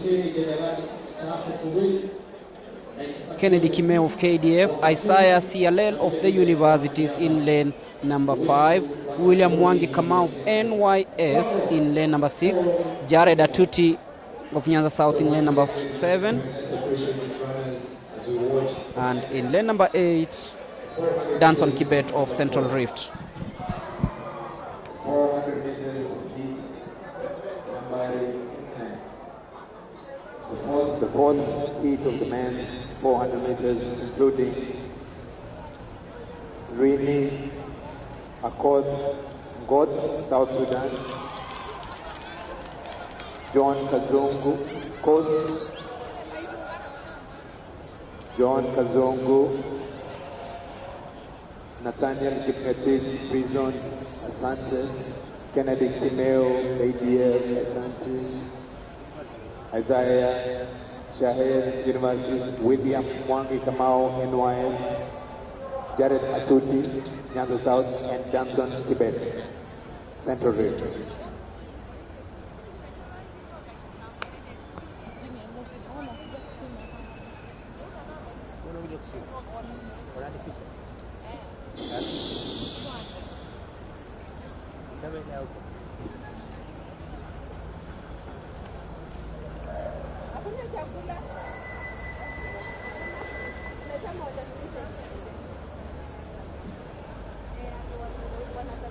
So once again, we want to appreciate the starter, Lewa Kazi, Elkana Nyangao. We want to appreciate him as we continue to appreciate Lewa Kazi, Julius Diego, Zema Jambo, Julius Diego, Lewa Kazi, Asante. Julius Diego, world champion. As we appreciate Caroline Kwambai, what is she going to do now? Caroline Kwambai, is she going to give a red card or a green card? Caroline, let's see what she'll do. Caroline Kwambai. Let's wait and see what Caroline Kwambai will do.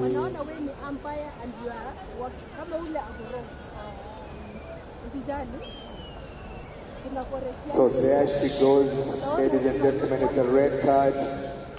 It's a red card, meaning the athlete goes out as we appreciate Mr. Celestio National Police. So starter.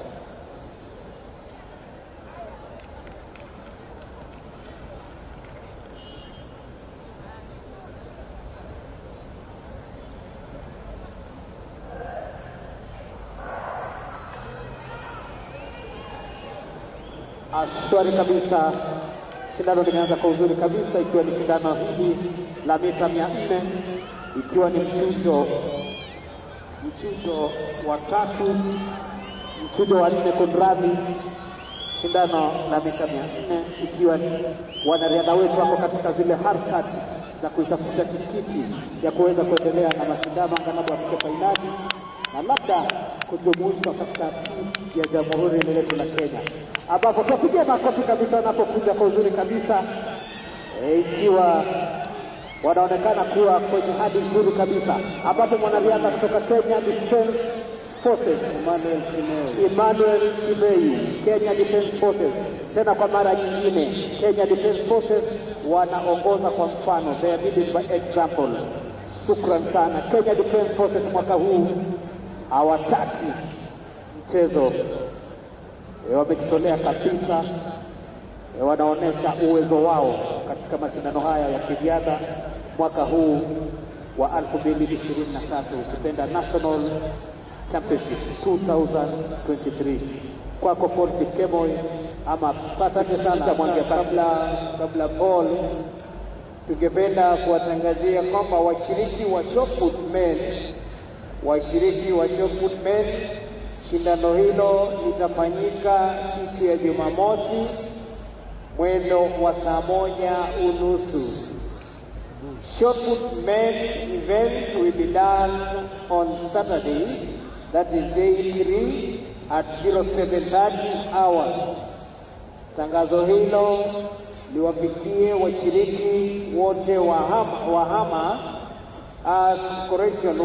shot put kwamba shindano hilo litafanyika siku ya 3 ambayo ni Jumamosi saa 1:30. Hiyo ni wakati walk itakuwa ikiendelea, kwa hivyo tutakuwa tukifanya mchezo huo wa shot put wanaume.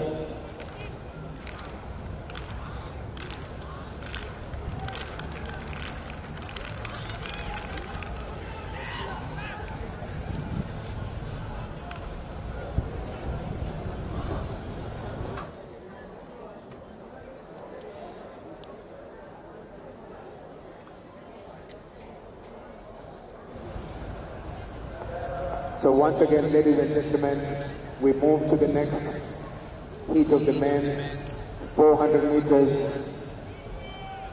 Heat number 5. Edmond Kipkirui, Abdallah Yusuf, Robert Sifuna.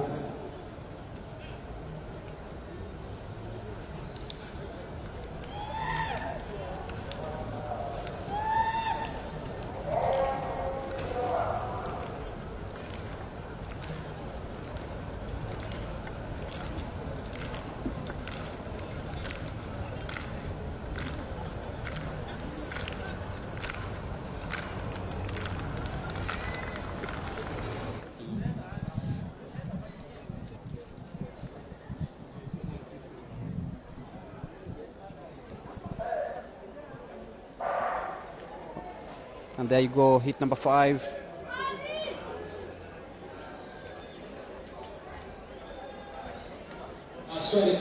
Of course, Eric Kimati of police coming through from lane number 7.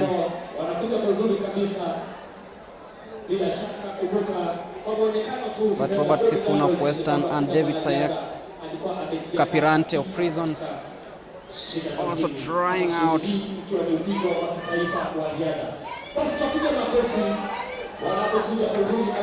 And that is Eric Kimati trying really hard. By then from Prisons, David Sayanek winning that one, with police coming in second. Wanaonyesha uwezo mkubwa sana katika masafa haya mafupi ya mbio za mita 400 hapa katika uga huu wa Nyayo, Gatuzi la Nairobi. One hit to go in this one. Bara ila Afrika. Swali kabisa. Wajua wageni ni wengi, lazima tutanabaishe aghalabu waweze kupata faida ya walipo na kinachoendelea. Kwa mtangazaji mwenza Paul Kipkemoi. So once again, ladies and gentlemen, we say that the number of runners coming for the men's 400 meters as we move to the sixth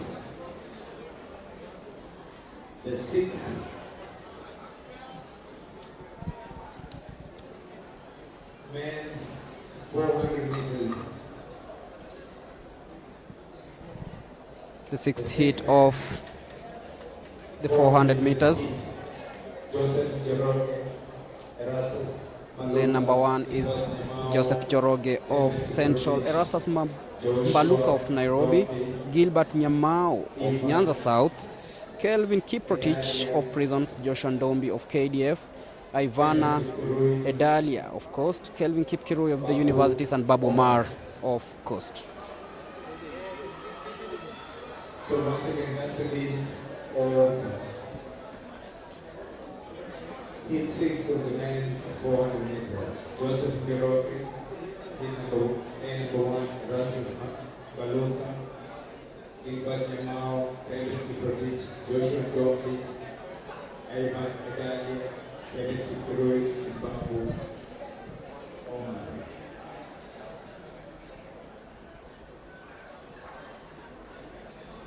As we get close to complete,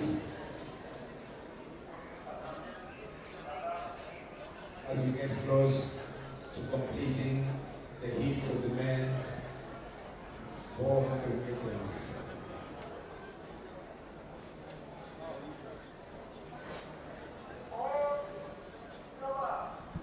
The last heat of the 400 meters.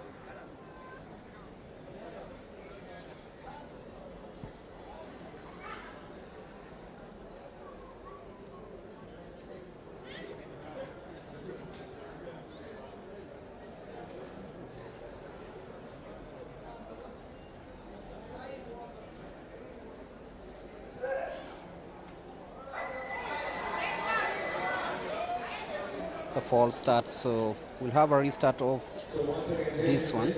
The rules of the game are clear. Some of the rules we have in athletics are fairly unforgiving. As we watch Caroline Bombay walk majestically, we hope she's not going to leave another red card. Let's watch her walk majestically, Caroline Bombay. What is she going to produce now?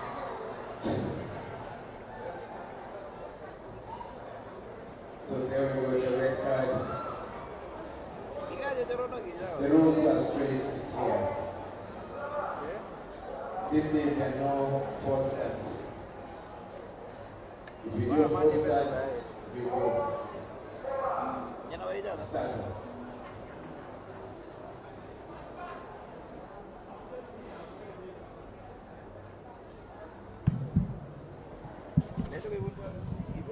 So Alex Omuroi of Central disqualified. We'll have 7 athletes battling it out in the last heat of the 400 meters, and there we go. Good take from the Prisons guy, that is Erastus Mbaluka. Kelvin Kiprotich also coming in smoothly, and now Joshua Ndombi of KDF. He's really taken that bend like it's a final. That is Joseph Ndombi of KDF.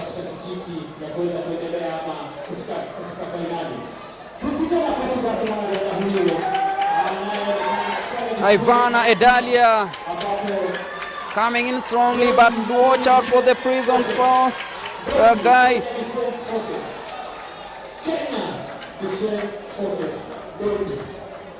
It's Ndombi winning that one, but had to work hard for that. 46.25 is the time posted.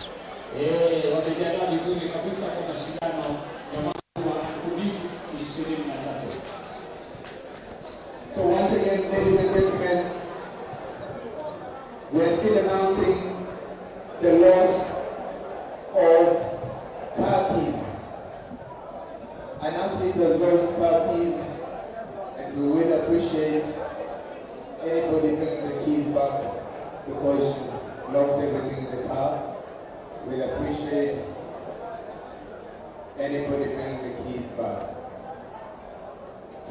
meters heat number 7. And hopefully the last of the men's 400 meters heat. 400 meters heat number 7. Alex Roy, Central, Kelvin Kukarir, North Rift. Kelvin Kukarir, are you there? Asante.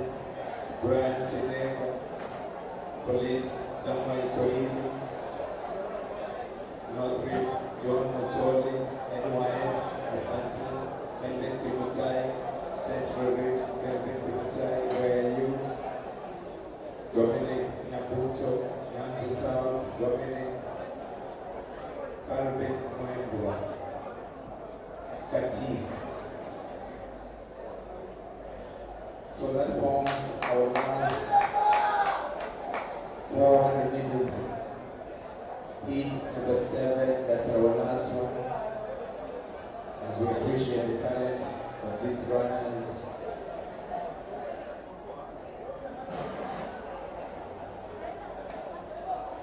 The last heat of the men's 400 meters.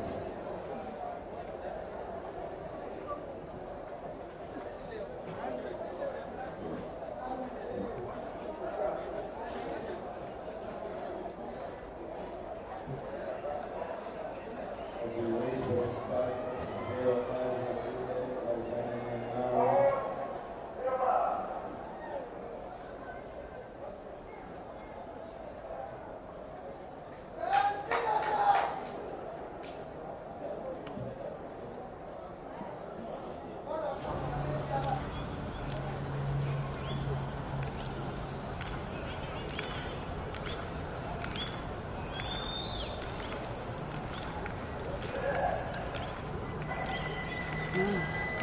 So once again, ladies and gentlemen, that's another pole start.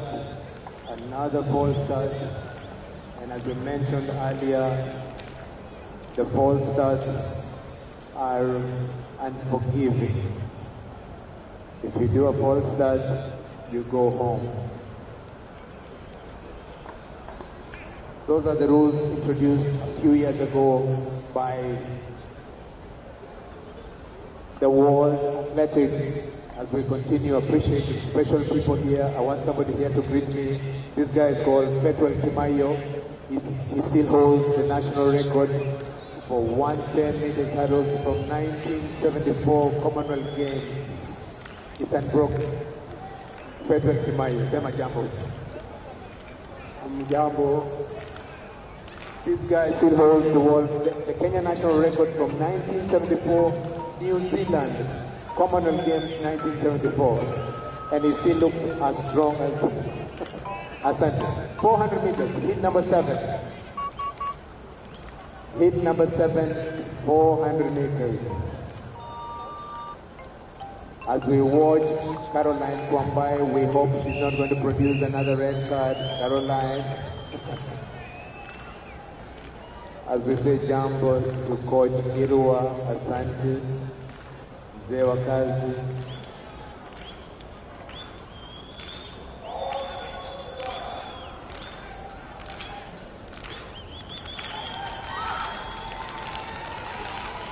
Thank you. Thank you. Sada.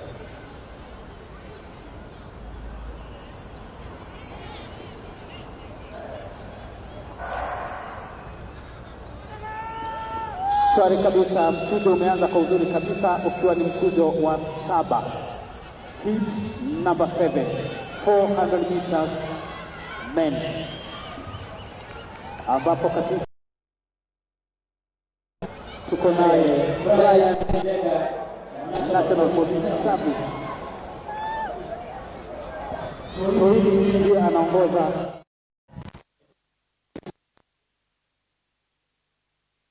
kwa karibu kabisa na Brian Kinega.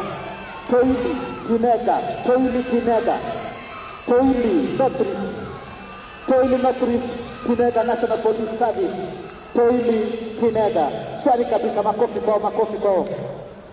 Bila shaka shindano hili linazidi kusisimua kabisa. Kiwanja kinazidi kunoga na kusheheni. Kiwanja kinazidi kuchimbika. kutokamana na uwezo wa wanariadha wetu katika mashindano haya ya riadha. Kumbuka nikueleza kwamba jamhuri letu la Kenya lina bahati kubwa kabisa kuwa na ukwasi uliopita hata maelezo katika masala ya riadha. Maana ukizungumza riadha umezungumza Kenya, ukizungumza Kenya umezungumza riadha. Kwako mtangazaji mwenza Paul Kipkemboi. So once again, Manzia, we appreciate the fact that Kenya is a world-leading country in athletics as we watch and wait for the start of the men's 5,000 meters semi-finals number 1. 5,000 meters semi-finals number 1. As we watch Katam, the chief starter, Caroline Kwambai, Isabella Ochichi head to the start of the men's 5,000 meters, 12 and a half laps of the track. 12 and a half laps of the track. Thank you, bro. Thank you.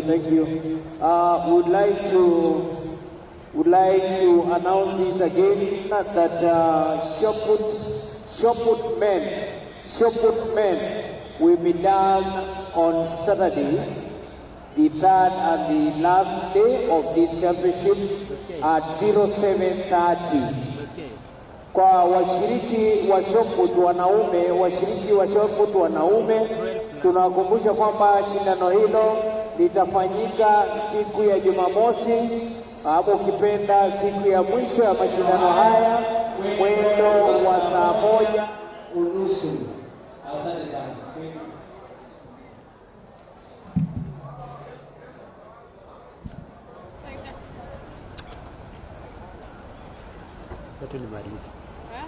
Letu nimalize.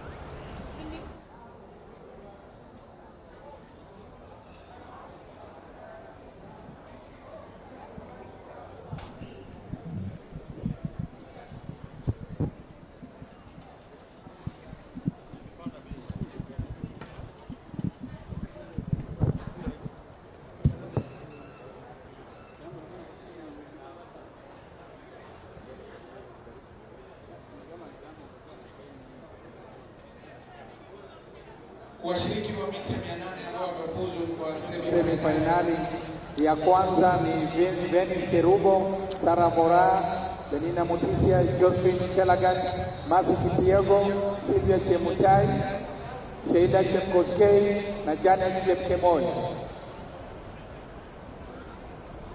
Semi-finali ya pili mita 800 kesho itakuwa Winnie Kipsang, Serena Okure, Judy Kimuto, Vivian Chebet, Gloria Cheptumba, Mary Mora, Naomi Korir na Dorcas Kisoe.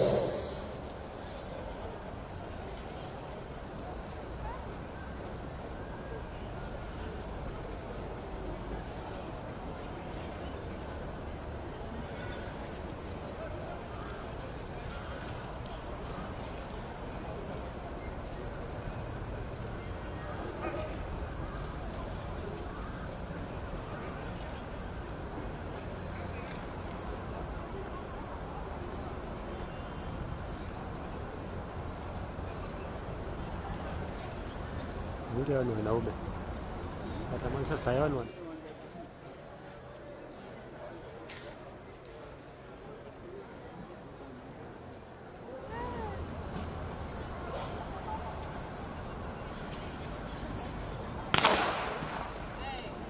basi shindano la mbio za mita 5,000.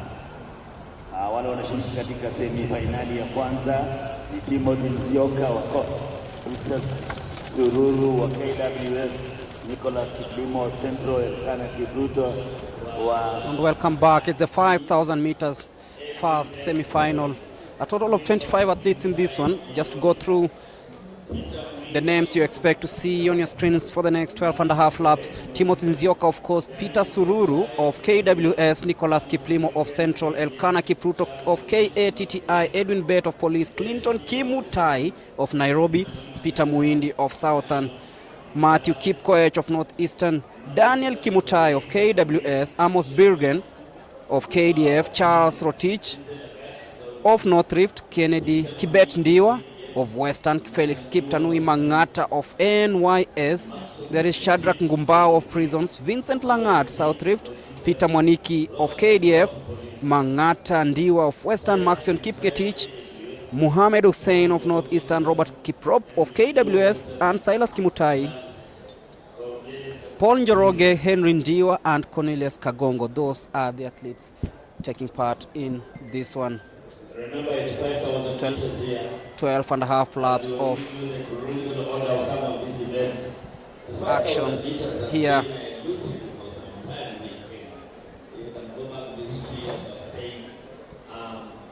The people that is Nicholas Kipemo leading the rest of the pack here. Remember, there are only 2 semi-finals, and the first 6 will automatically qualify for the final. We also 1997 we had Daniel Cohen. With 1991 we had also Yobe Samyek doing this, winning this, and of course others also have actually given us a medal, including Captain Rob. Just last year the World Championship gave us gold medal. So in this case, you can see some those guys who have done us proud in this particular event. Those people cannot also forget to mention going on the World Championship and the Olympics, including one John Duki, who is also in this field today. And remember, in this particular event, the recent past we had our neighbors outshining us in this event.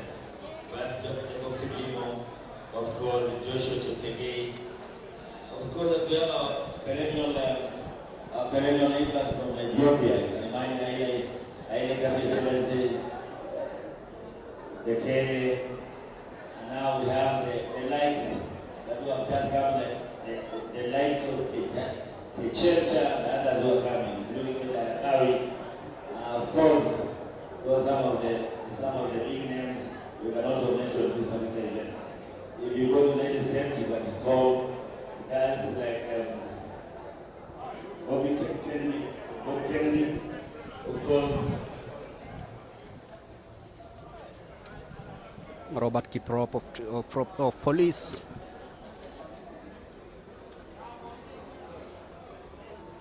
Leading the way here. And the reigning Africa Games champion, the event 5,000, Robert Kiprop now taking the lead.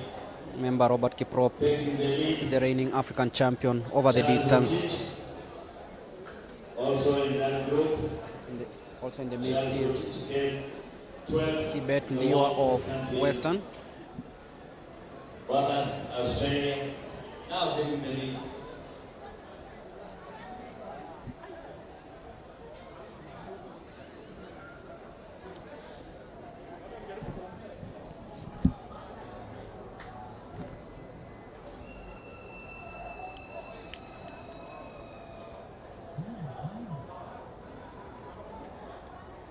Once again, ladies and gentlemen, we still continue to announce the loss of car keys by one athlete, Madam Rakamba.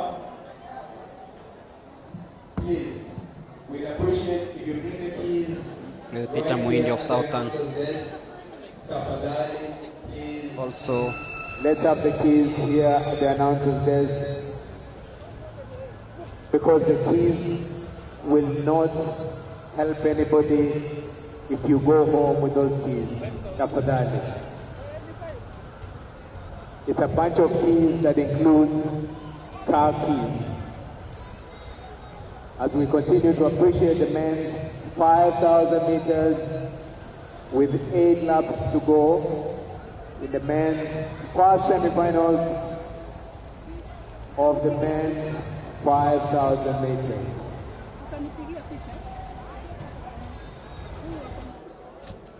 So once again, let's continue appreciating our past champions who are in this stadium here today to join us in hosting these amazing championships.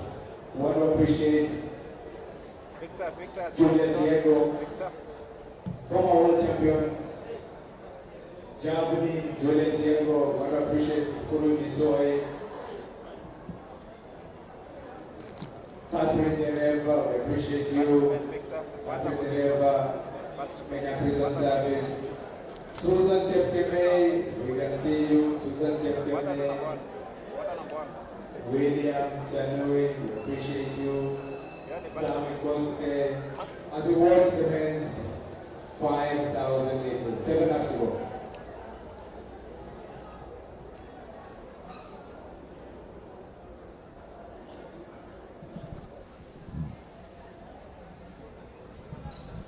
Seven laps to go in this one, and so we continue to watch the men's 5,000 meters. Robert Kiprop still Men's leading the 5,000 way. meters.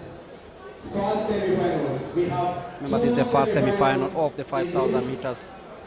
And the reason is we have a lot of runners who have turned up for the men's Collins Kimutai in the green bib. meters. As we continue to appreciate these runners, Tekla Chemabuai-Sang, Fetwan Kimayo, John Korir from KDF. Several years national champion John Korir, cross country and 10,000 meters. He was in Sydney Olympics 2000. Men's 5,000 meters, lap scorer. How many laps to go? Lap scorer, 6 laps to go. That's it. DJ.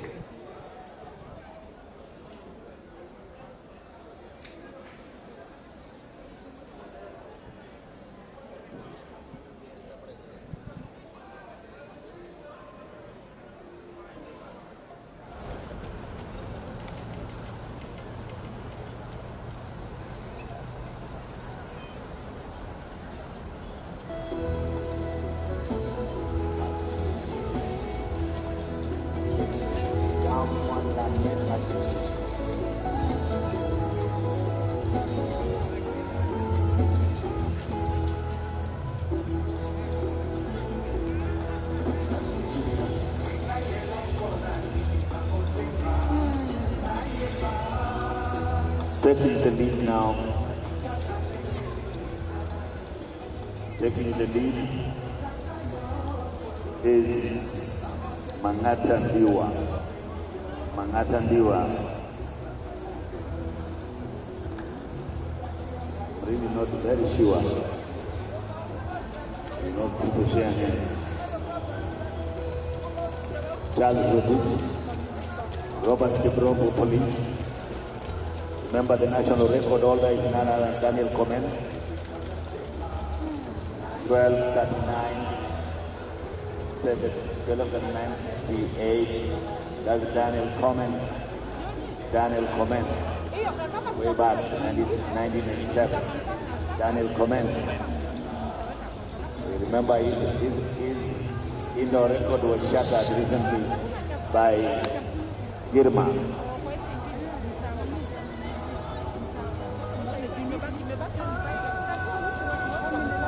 Still a click in that mix.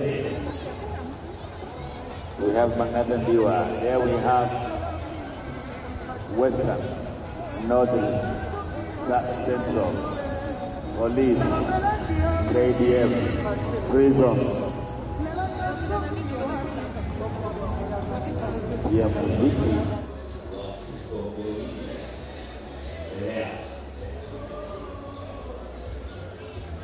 Mangata Ndio of Western hanging in there. Charles Rotich of North Rift also. Still 7 athletes in prime position in the first group, the first men, the first semi-final.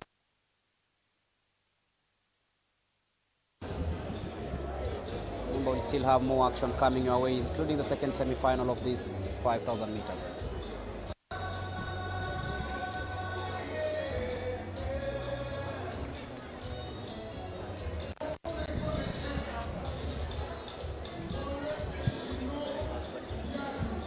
Kibet Ndio are still in the lead.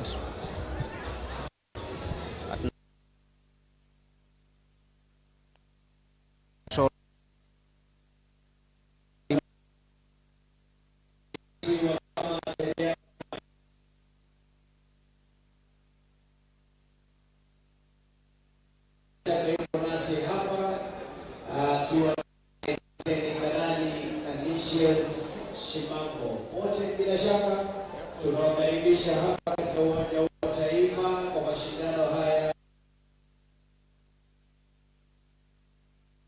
Charles Rotich taking that early lead there.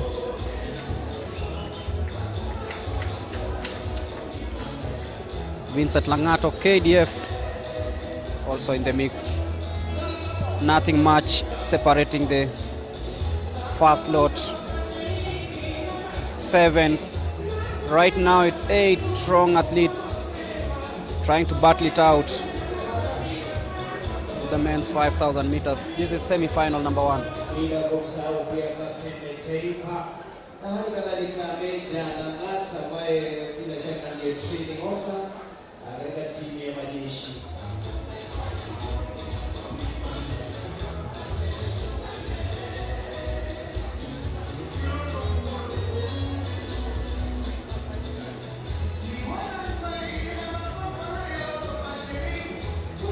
Major Kip Marangach, your OIC wa timu hiyo.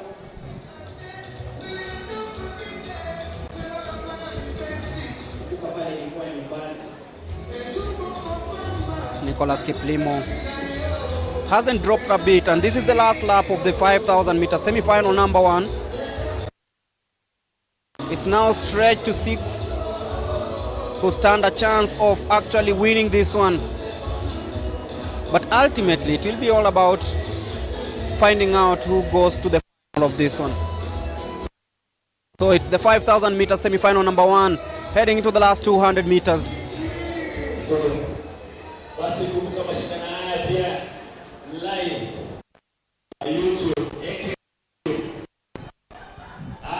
As they head into the home stretch, that's the African champion, Robert Kiprop, and also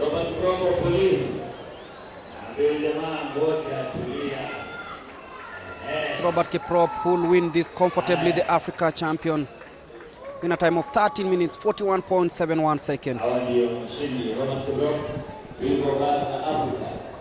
Ndio mshindi wa hiki ya kwanza mbio za mita 5,000. Kumbuka mashindano haya yuko katika AK Facebook page, live pia kwa YouTube, AK YouTube live. Kwa hivyo unaweza kuona live wherever you are, kwa nyumbani, kwa uwanjani hapa. Kiwa mahali popote ulipo, basi unaweza kufuata haya mashindano kupitia ile handle ya AK YouTube na Facebook. Haya, Cornelius Kangogo ni huyo.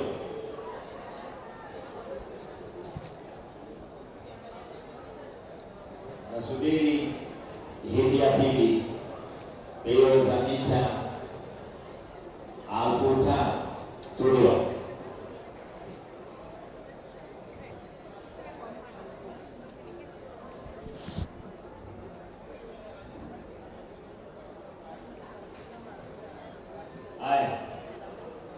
Finalist for the 400 meters, women.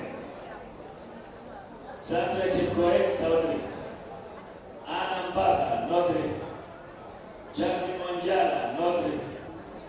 Damaris Ndulevi, National Police Service. Gladys Jimboy, Nairobi. Maureen Thomas, National Police Service. Mercy Okech, KDF. Na Veronica Mutua, National Police Service. Smooth. Hao ni tayari wataingia finali. Wataingia finali. Smooth. Ama wamefuzu kuingia finali. Better up.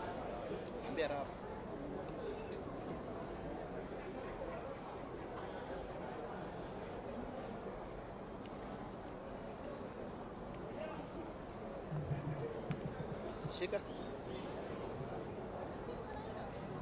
Si unapenda kunywa wewe.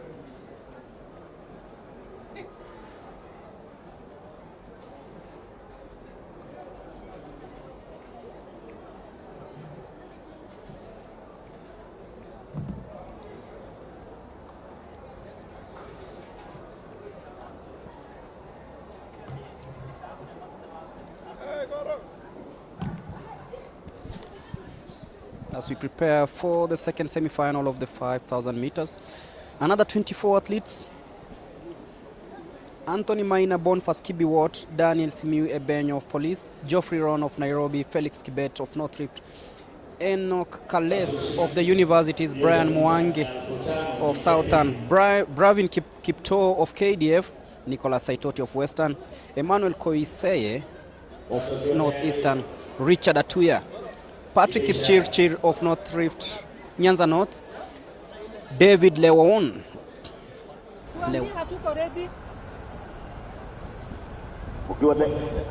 Katamu ukiwa tayari niambie. Katamu, unanipata? Asante.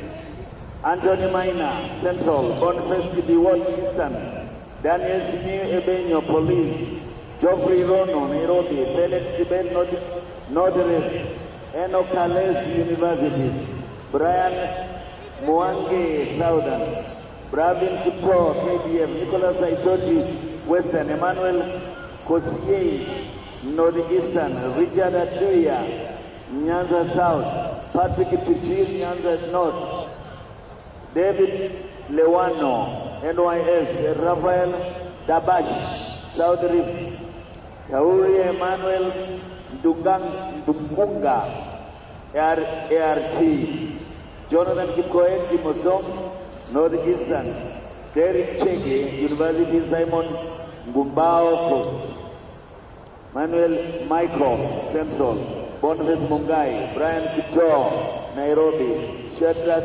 Kenduywa, Eastern, and Evan Kiroi Kati. Kazi kwenu sasa.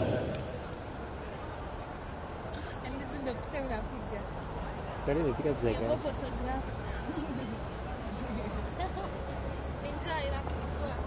Hadi sioni ni bla bla.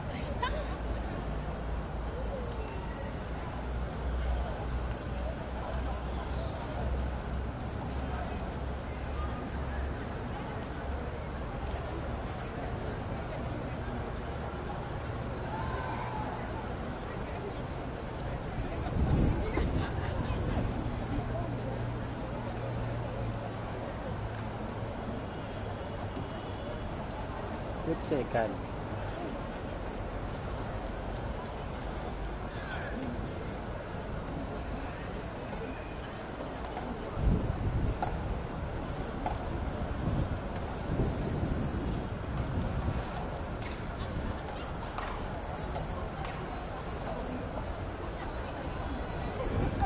Kama ni mbili tu.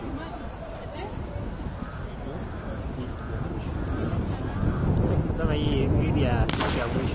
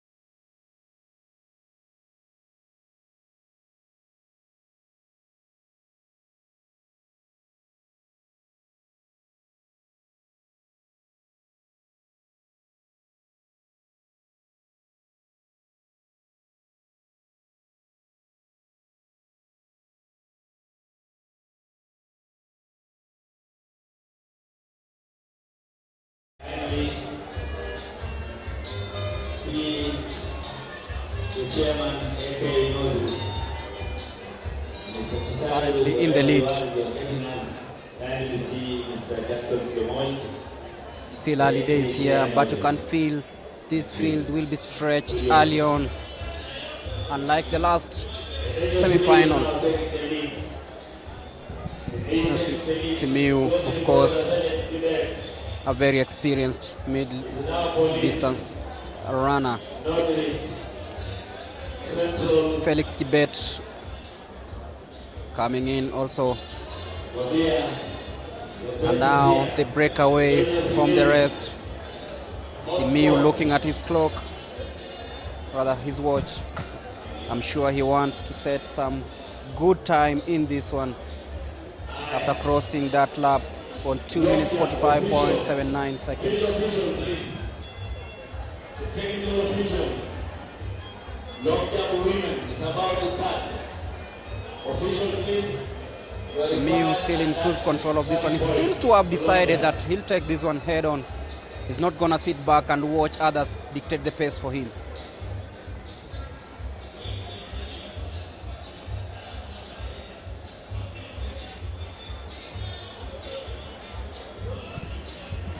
Simiu now falling back and allowing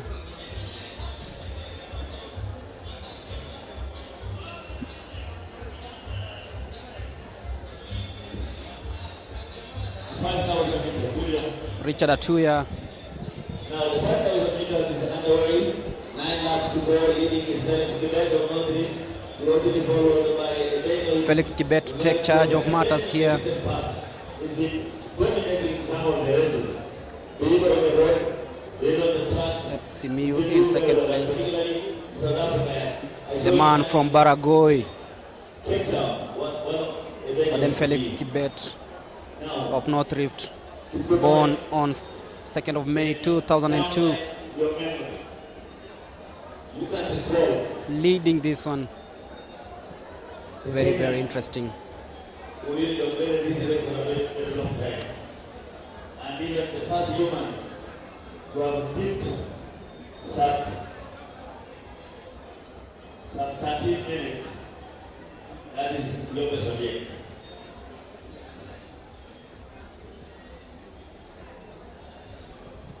Kibet still strong there. He'll be fancying his chances. In the 5,000 meters, we got to call the Kenyans who have had a record in this particular event. Of course, the national record is actually the Dr. Companion. Hanging in second place is Jonathan Kipkoech Kimosong of Northeastern, and then Evans Kirui of KATTI also hanging there, ensuring that he stays with Kibet, who is trying to stretch the field. We had also Henry Rono, we had also now Moses Kitanui, who broke the world record in the same event. Heading into the fourth lap. Felix Kibet still in the lead. Simiu in second. And then we have Evans Kirui and Kimosong closing by. Very interesting.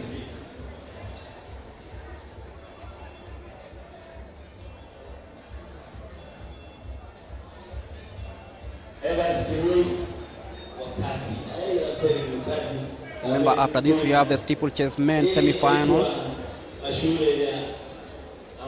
We'll have the 200 meters also coming up.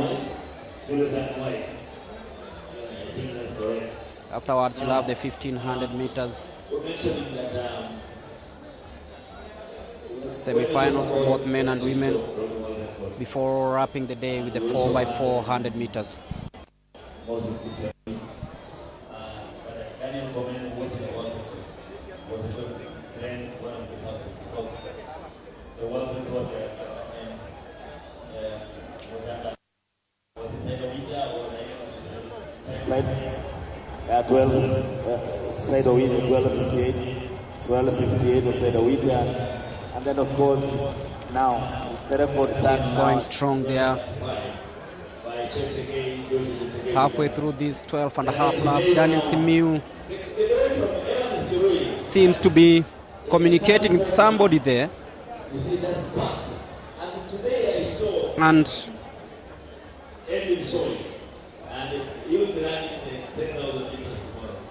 He was like, he's decided to now tell me, dictate matters here. what is your Kibet falling farther behind to allow. Yes, Bravin Kipto. So once again, Kiren, Coach Kiren.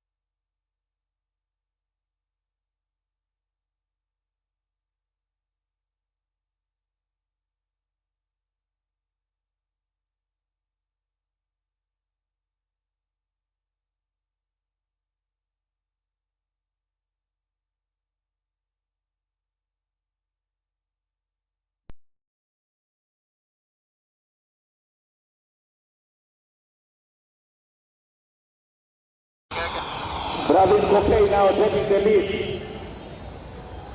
Bravin Kokei, Kenya Defense Forces. 800 meters semi-final 2.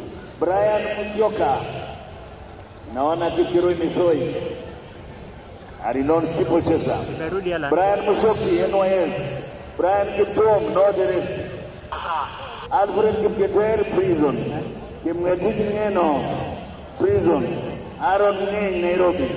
Bakasan Rotich, Nairobi. Elvis Duwod, Northern. Caleb. Nakolin Kibruto. Lord KWS.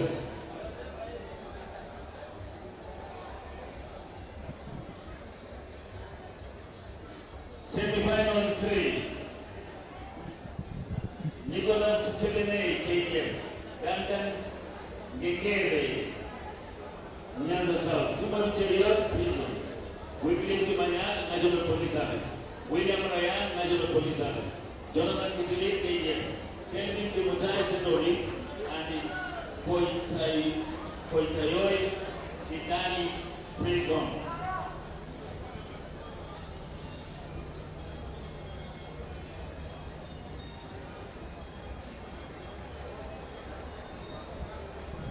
Bravin and Simiyu. Hivyo ndio vile mambo yalivyo sasa. Kule mbele Bravin Kokei wa KDF. Bravin Kokei, Evan Sedenyo.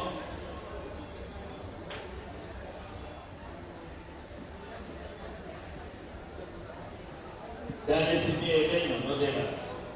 Bravin Kokei runs when he wants.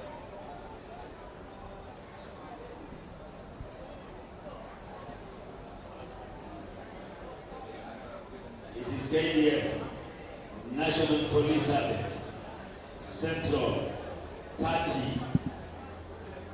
Anthony Maina. Yes. Also.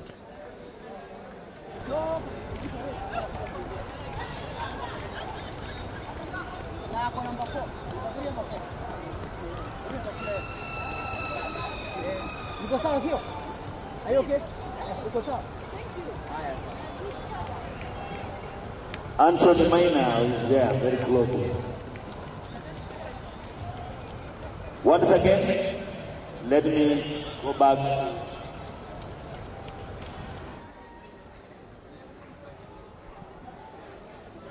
It's KDF Police, and Central.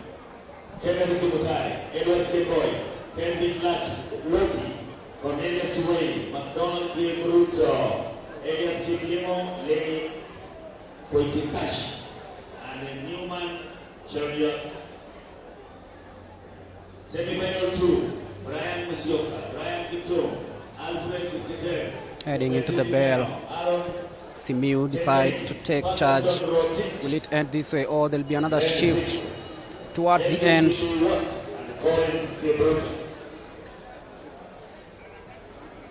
It is Daniel Simiu versus Bravin Kipruto. It's KDF versus Police right now.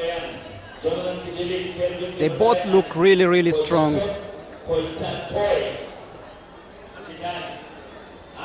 As they head into the 200 meters, Simiu in the lead, Bravin in second place. Who's going to take it home? 200 to run, 150 meters to go. Bravin, Daniel Simiu. These are the guys who train at the IRT in 10. Simiu stretching his lead, and he'll be taking this one really strong heading into the finish. We'll be looking at the time that Simiu, he checks around, nobody slows down and wins it, 13.32 seconds. In that order. The Gold Road Kati, mwanafunzi huyo, shule ya Anwai ndio huyo, Evans Keroi.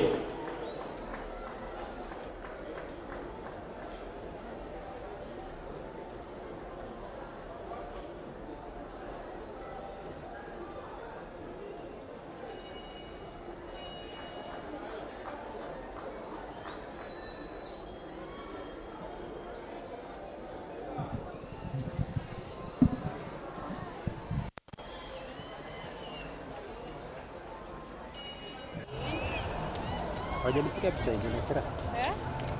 Piga picha ingine.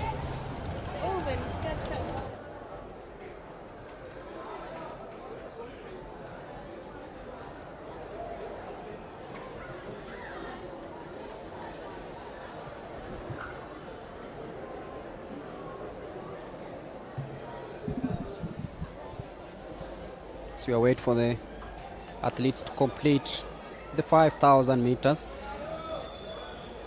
And thereafter we'll have the high jump decathlon, the 3,000 meter steeplechase semi-final for the men.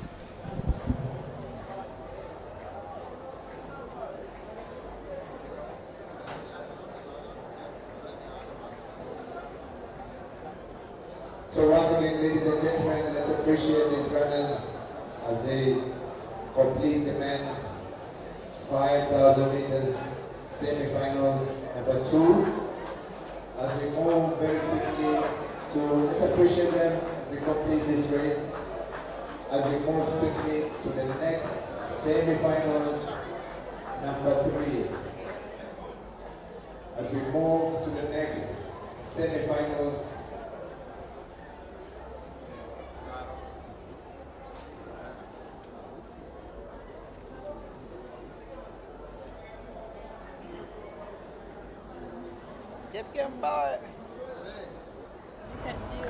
So once again, ladies and gentlemen, we appreciate the turnout of these runners as we wait for the start of the next event. Hata amekataa. Party group, please be ready for the barriers of the 3,000 meters steeplechase. 3,000 meters steeplechase men's semi-final. 3,000 meters steeplechase semi-final. Fatigue group. The fatigue group.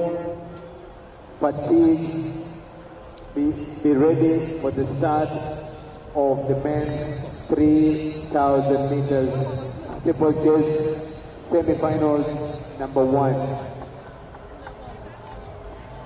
The barriers, wherever you are, Justina Chip, please, let's get ready for the barriers. for the men's 3,000 meters steeplechase. Nataka kumove. The starter, let's make sure that the barriers are in place before we begin the event. Fatigue. The team that is handling the 3,000 meters barrier.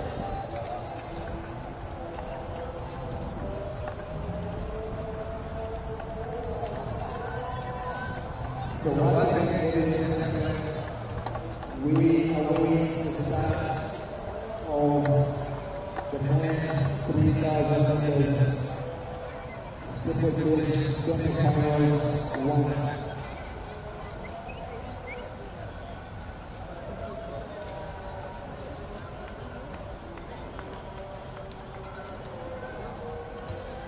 And I think we're ready to start now for the start of the men's 3,000 meters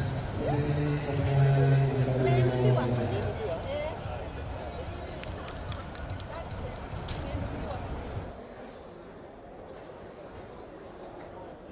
As we announce an appreciation for whoever picked up the car keys. We got the car keys for one of the runners, and we appreciate here the announcers. Yes, thank you for whoever picked up those keys. 3,000 meters.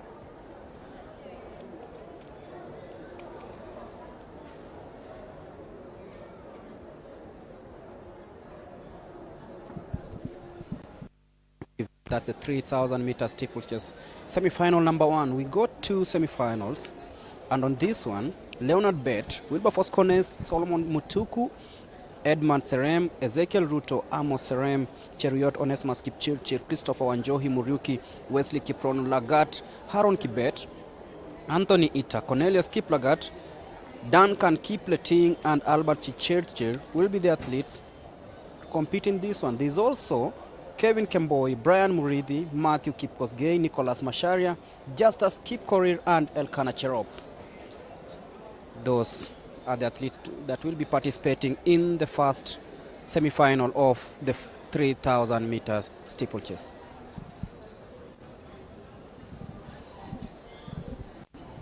Seven and a half laps plus. So once again, ladies and gentlemen, we want to appreciate the start of the men's. And of course, Kenya will be seeking to try and wrestle back the title. And it all starts here. It's already lost the Olympic title, lost the World Athletics Championships title, and now they only remain with the Commonwealth title and the African title to talk about. The record broken last week, but this one is a time for Kenyans to redeem themselves. We appreciate all these runners as we.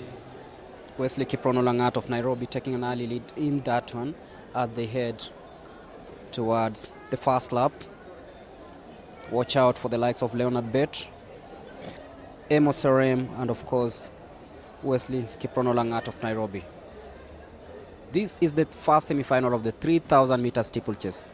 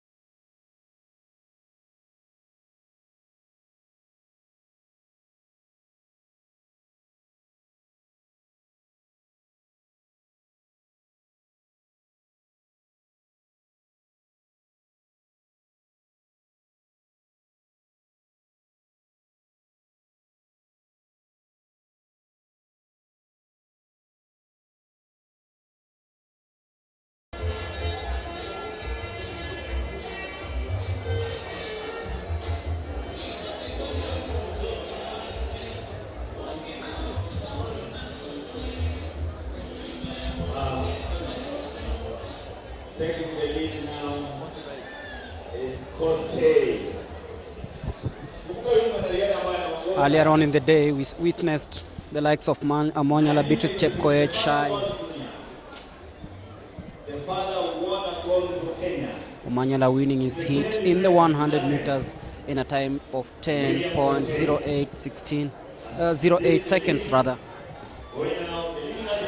Maximilia Imali also winning her 100 meters heat.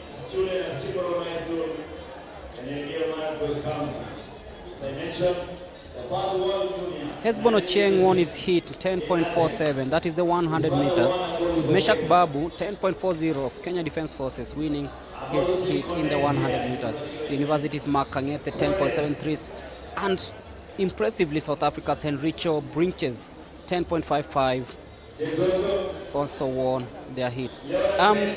In the national 200 and 100 meters record holder Maximilia Imali also started well her campaign in the 100 meters, winning her heat in the time of 11.67 seconds, beating Trizangama of KDF at 12, who finished second in a time of 12.54 seconds. 3,000 meters steeplechase world record holder Beatrice Chepkoech of Police won her heat in the 5,000 meters, with Janet Chepngetich winning the other heat, and they'll battle out in the finals. Chepkoech clocked 15 minutes 54.98 seconds in a race that had Commonwealth 10,000 meters bronze medalist Sela Jebleting, who came in fourth.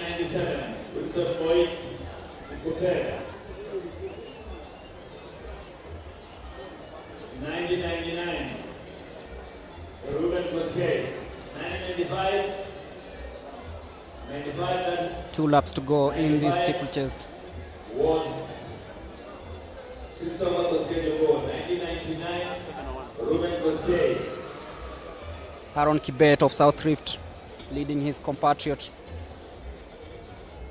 as they stretch their lead in this one.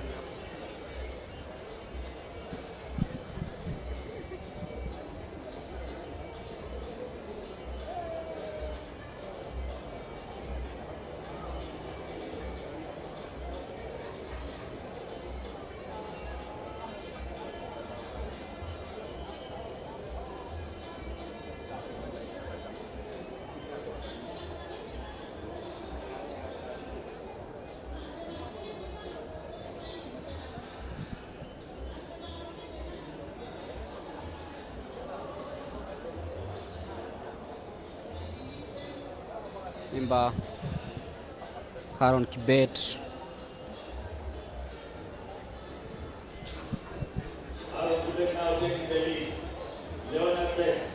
is a finalist and in the World Under-20 Championships, and of course participated in the final that took place in Cali. Aaron Kibet of South Rift, he knows what to do.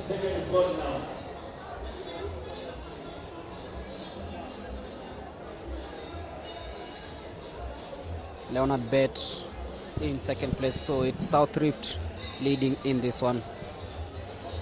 As we head towards the last lap into the water jump, it's Aaron versus Leonard, Kibet versus Bet.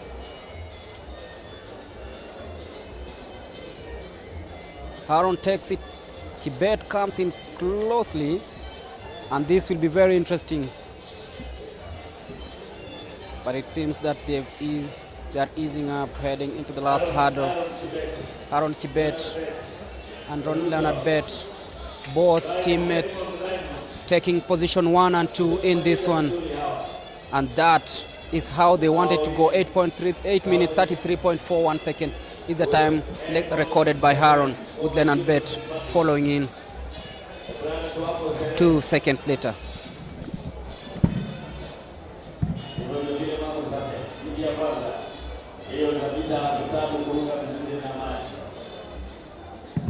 National record holder here, held by the former Olympic champion, former world champion, Brutal. second semi-final will have Ezra Lekuya of NYS, Cosmas Kiprotich of Central, Nicholas Tanui of Eastern, Edward Mutunga of Southern, Kevin Biwot of Coast, Collins Kiprop of Central Rift, Simon Kipyegon B, Cornelius Cheriot, Benjamin Keegan of KDF, Gideon Kosgei KWS, Abraham Biwot of Police, Simon Koech, Gideon Kiplimo, Peter Rono, Rogers Murray, Nicholas Kipkorir Kogei, Hazard Kibet, and Daniel Rotich of Uganda. So one Ugandan in this one, but watch out for KDF's Benjamin Keegan. Thereafter we'll have the 200 meters hits for both men and women. For the women we'll have 5 hits.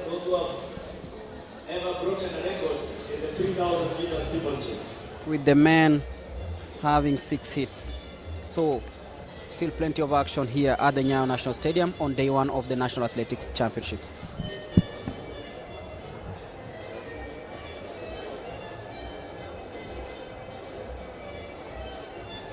Second hit of the 3,000 meters steeplechase.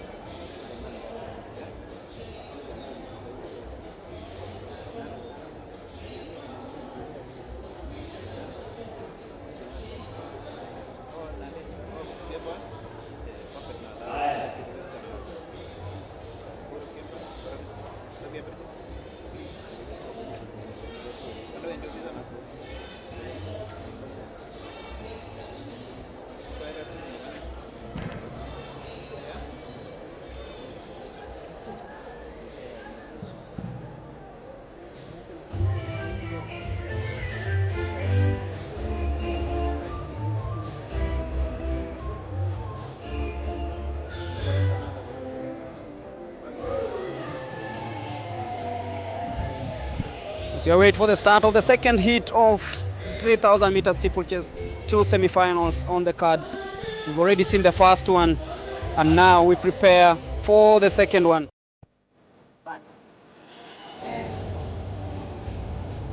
Since morning, bringing you all the action from the Nyayo National Stadium. It's the day 1 of the National Athletics Championships.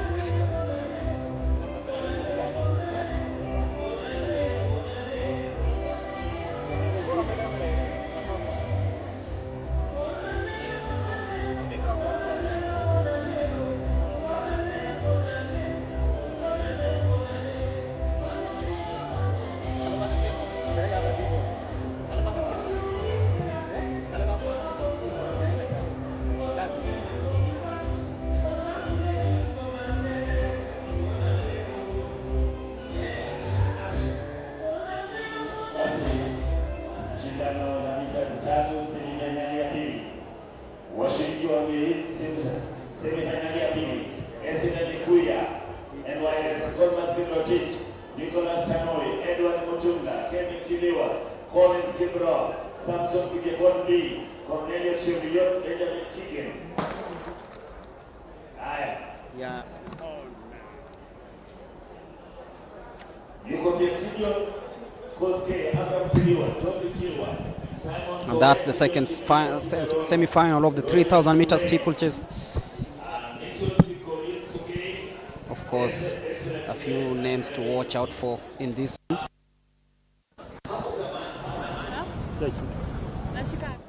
7.5 laps.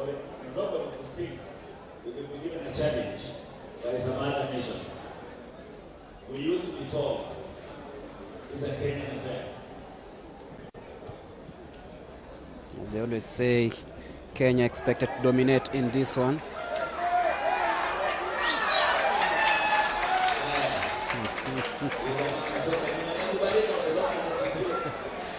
Very interesting scenes here, lively scenes. Of course, the hurdle is not easy to jump.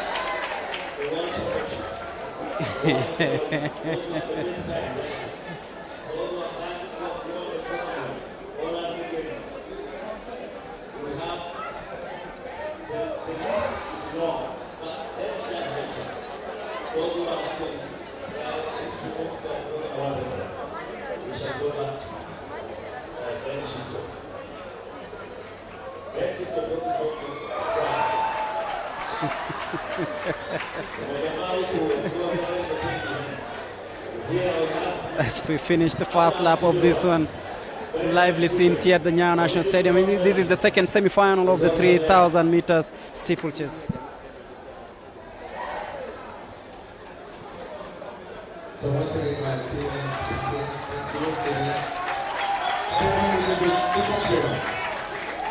the participants for men 400 meters Decathlon.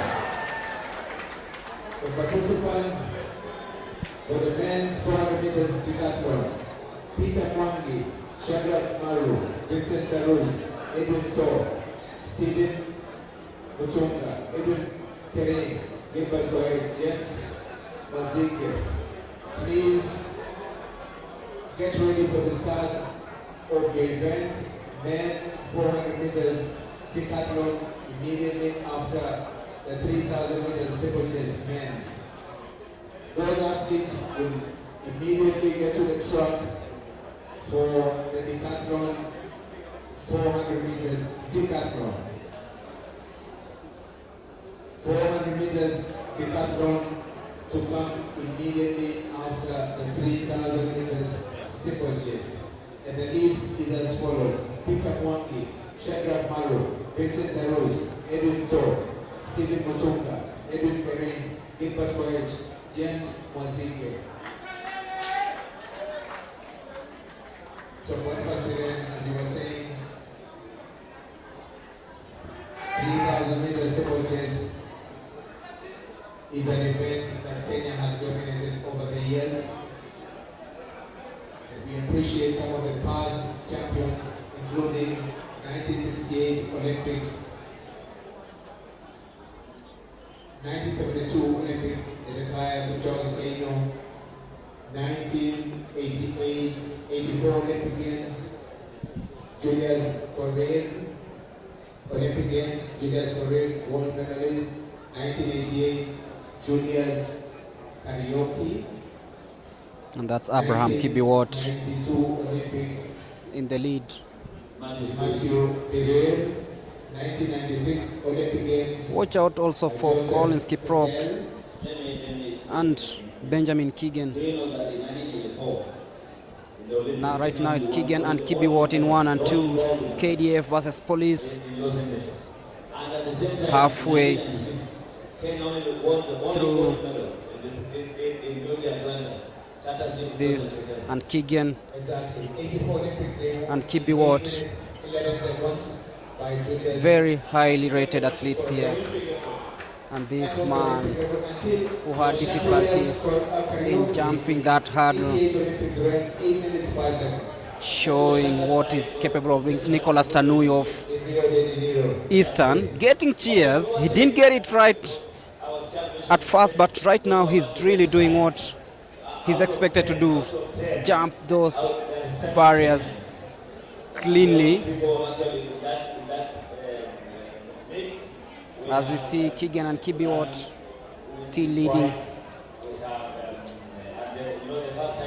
with 3 laps to go. The second one was actually when he was caught to abduct, and that's what Fulani and Morocco. And that's also the guy was broke the one. It's KDF, Police.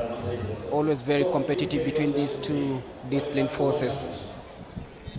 The World Championship you can see in 1997, Julius in 1997, you know, we never won a gold medal in the 3,000 meters steeplechase, 1987. But we won a gold in 1991. We won a gold in 1993, 94. Tushangilie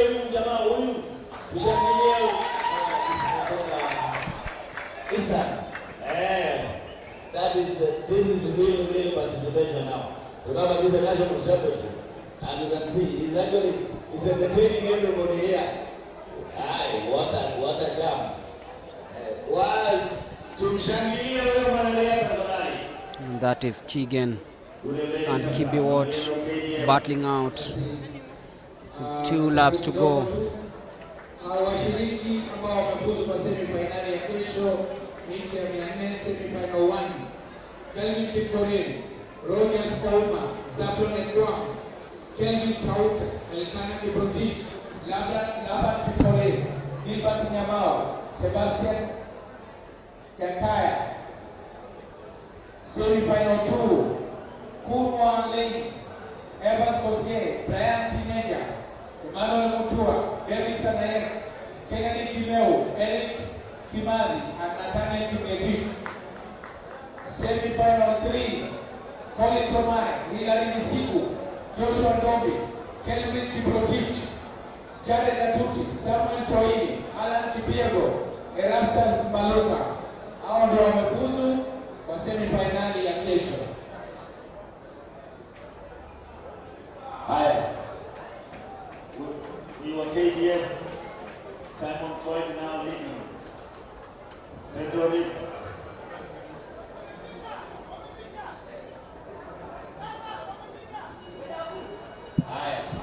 The last lap of this one. Abraham Kibiwot and Keegan, of course, favorite to clinch this one. Easing up a little bit. They know what to do. Of course, these two will be in the forefront to making it to Team Kenya for the World Athletics Championships to be held in August in Budapest, Hungary. KDF. Yuko pale Simon Coit. Simon Coit. And Central Rift, Collins Kiprop. Of course, Collins Kiprop of Central Rift leading there. Haya, mambo ndio hivyo. Wanakuja ile home stretch. Simon Coit. Simon Coit taking the lead. I don't know what really happened to Kibiwot there. He slowed down and Keegan finished in third position. Abraham Kibiwot, who misjudged his time.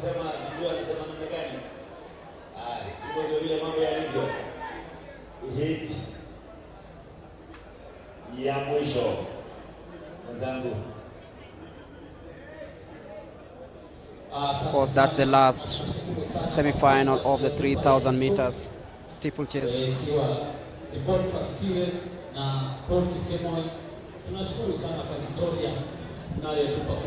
And now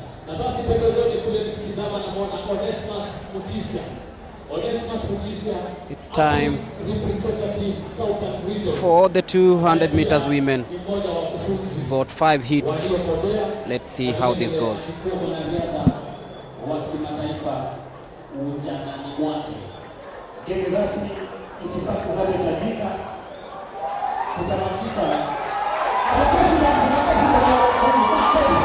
Makofi kwa wapenzi watazamaji na mashabiki wa Ulaya. Makofi kabisa, shangwe kabisa, makofi. Makofi kabisa. Shangwe kabisa. Bila shaka. Bila shaka tunaona finishing. Those are the cheers of Nicholas Tanui,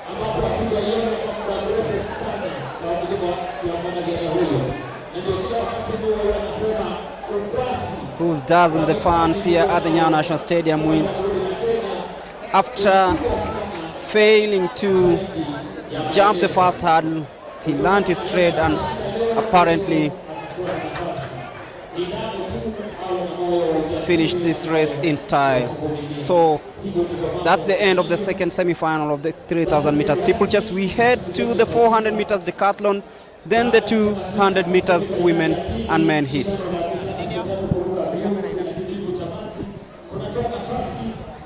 Kwa shindano linalofuata ambalo ni la mita 200 kitimu cha kinadada.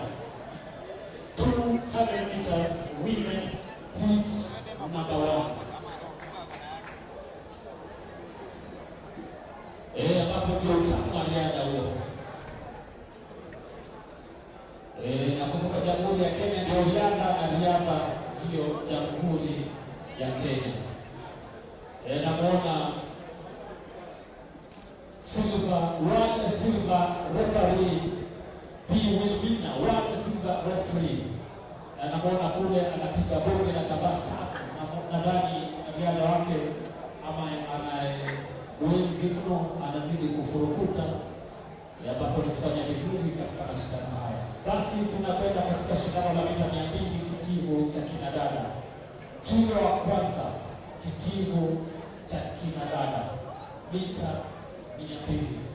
Na kama nilivyokuwa nikikuelezeni kwamba Boniface Tiwe na Paul Kipkemon wanatupa faida kubwa sana ya historia. Maanake tangia Olimpiki zianze, ubingwa wa dunia, jumuiya ya madola, wana historia zote za mashindano yalifanyika lini, wapi, na wanariadha walikuwa wangapi, walifanya vipi na mambo kama hayo. Faida kubwa sana katika Tanzania hii ya wanariadha. Paul Kipkemon, we appreciate so much for your history in athletics.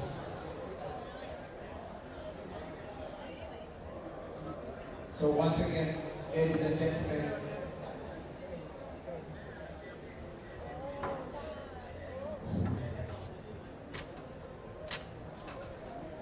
let's appreciate what is going on with the track as we get ready for the start of the men's 400 meters decathlon.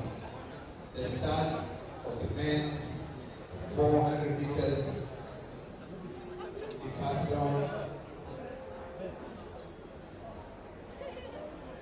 Many people will ask us, what is decathlon? Decathlon is 10.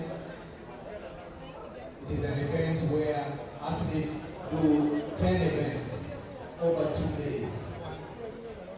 Athletes will do 10 events over 2 days, including jumping, throwing, and running. As we watch Chief Starter Katam get these athletes for the decathlon ready for the start of the first day of decathlon, where they do 10 events over 2 days.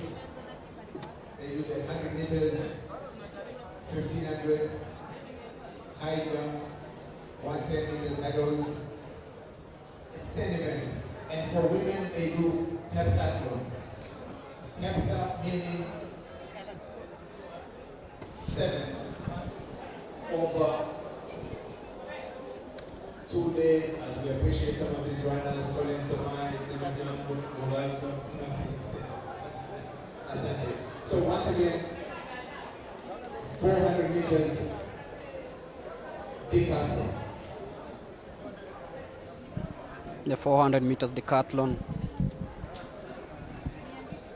8 athletes. Peter Mwangi of Central, Ezekiel Bett of KDF, Vincent Tarus of KDF, Edwin Toll of Prisons, Stephen Mutunga Mbivia of NYS, Edwin Kering of KDF, Gilbert Koech of Police, and James Mwangize of the Coast.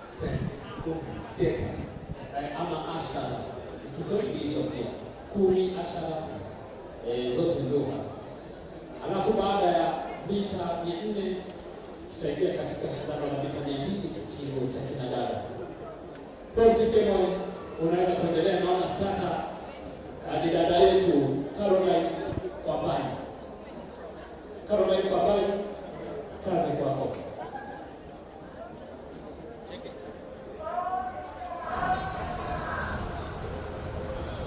Kuna nakimbilia wapi?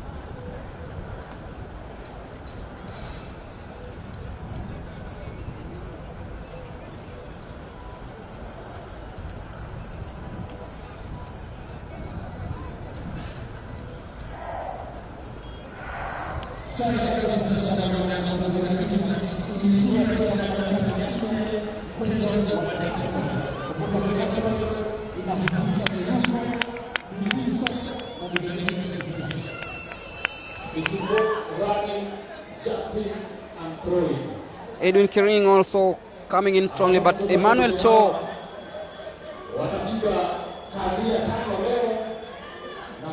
coming in really well. He's way ahead of the rest. Vincent Arus nowhere to be seen, but this is Emmanuel To of Prisons. Won the 100 meters decathlon in the morning, ensuring that he garners those points and winning this one. Just ahead of Peter Mwangi of Central.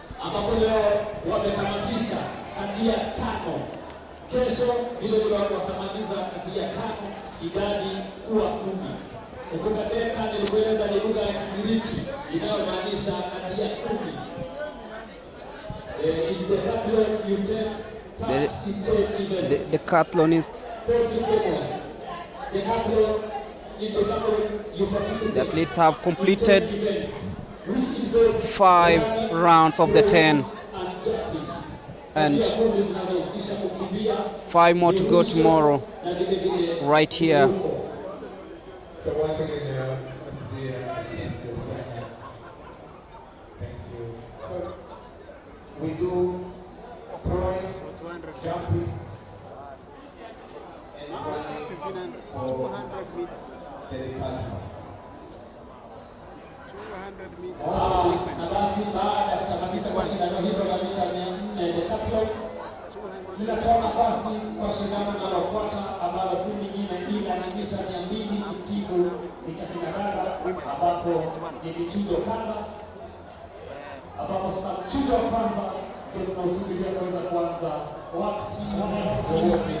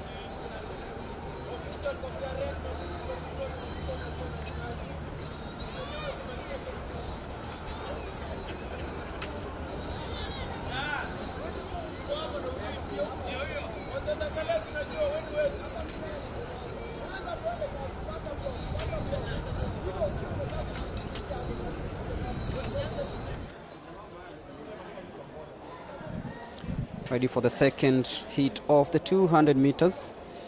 Done with heat number 1 where Damaris Nduleve won. Right now we have Rosemary Longisa of Central, Grace Kidake of Eastern, Timona Zareti of KATTI, Monica Safania in lane number 4 representing Police, Edna Ongendi of Prisons in lane number 5, Christine Kalume of Coast in lane number 6, Delisha Etiang in lane number 7, and Martha Lucy in lane number 8.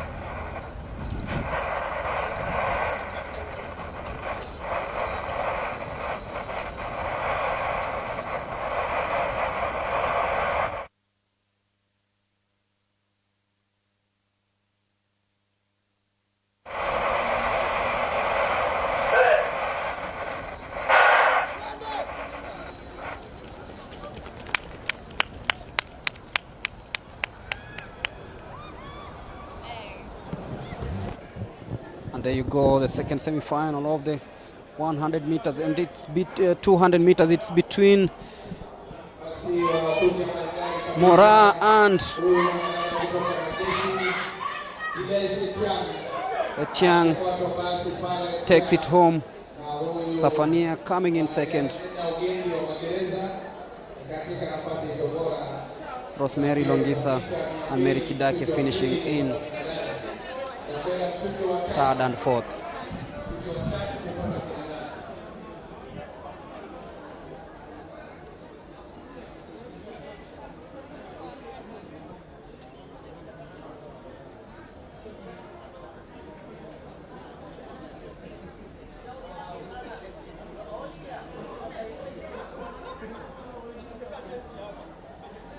Moving on to the third heat. Margaret Tajeo in lane number 1, Ann Mbatha of North Rift in lane number 2, Lucia Morris of South Sudan in lane number 3. Then we have Esther Mbagari of Prisons, Jacinta Nyamuhange of Uganda, Rose Ihisawaro of ART, Joan Cherono of Police, and Triza Ngima of Central.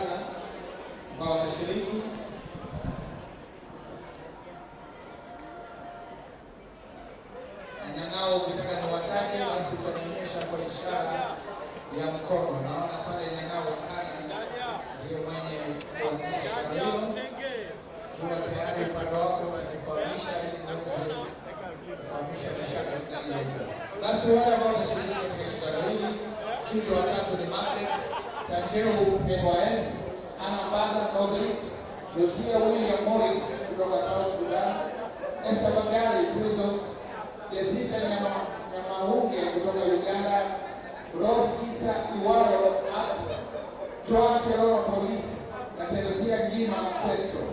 Natokea na laheri kwa shindano hilo.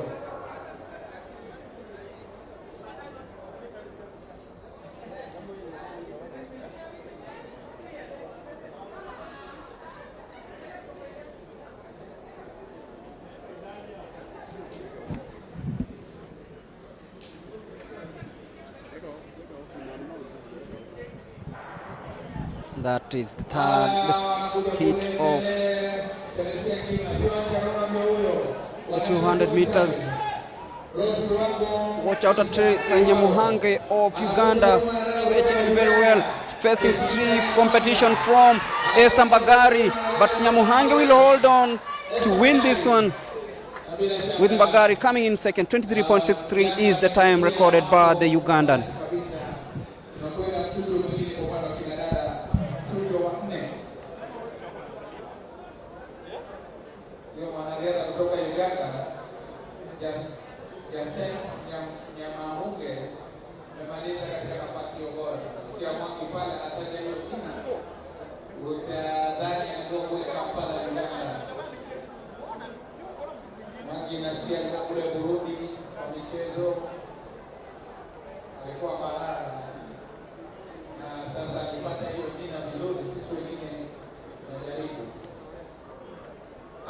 Mchujo mwingine, mchujo wa 4.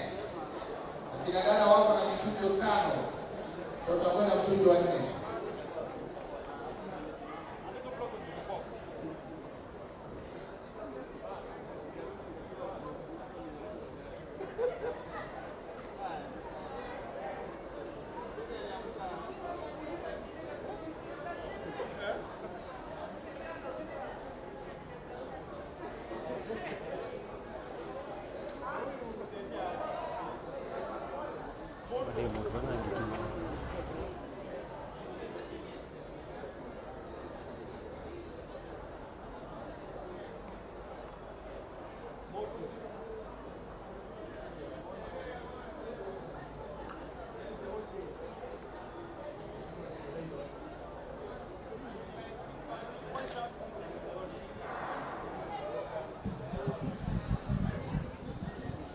There you go, the fourth heat where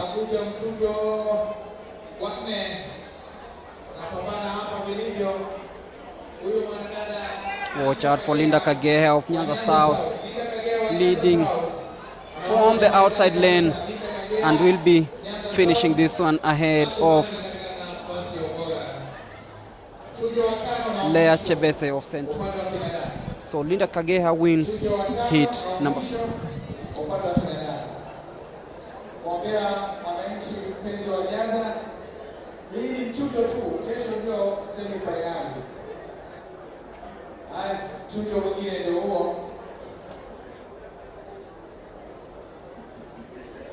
Kama umefika sasa, ni michezo ya kitaifa ya riadha, National Athletics Championship ya mwaka 2023, utafuta timu bora hapa nchini na tuweze kuona mambo yakabadilika.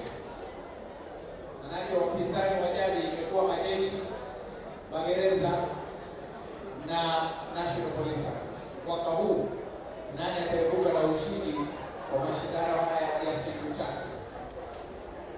Tutajua siku ya Jumamosi, lakini safari ya mbali inaanza na hatua moja. Leo ndio tutajua mambo yako vipi kesho, alafu kesho kutwa tuweze kupata mshindi. Na mshindi anapatikana vipi? Nishani ya dhahabu, ambaye ana nishani za dhahabu nyingi ndiye mshindi.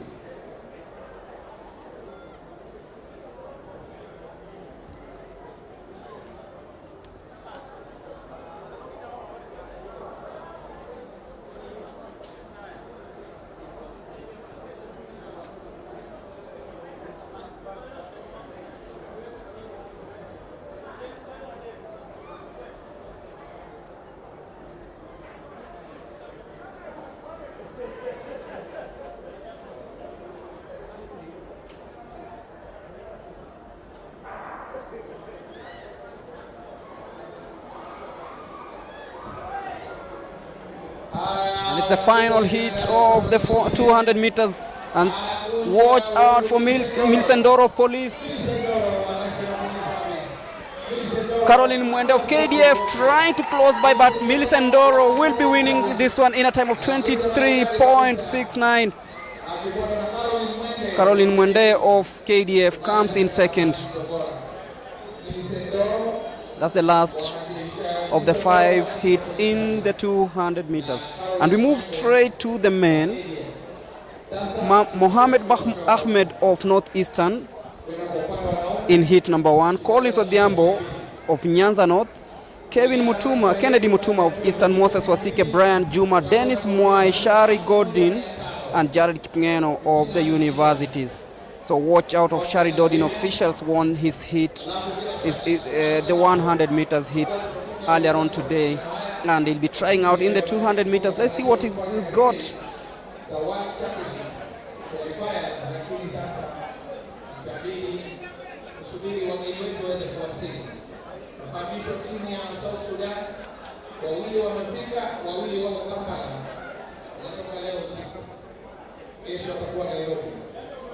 Na wale wa Botswana pia nao wanasafiri na abiri ndege ya Ethiopian Airlines, wanakwenda Addis Ababa na kuja Nairobi kwa mashindano ya kutafuta qualifiers na World Championships.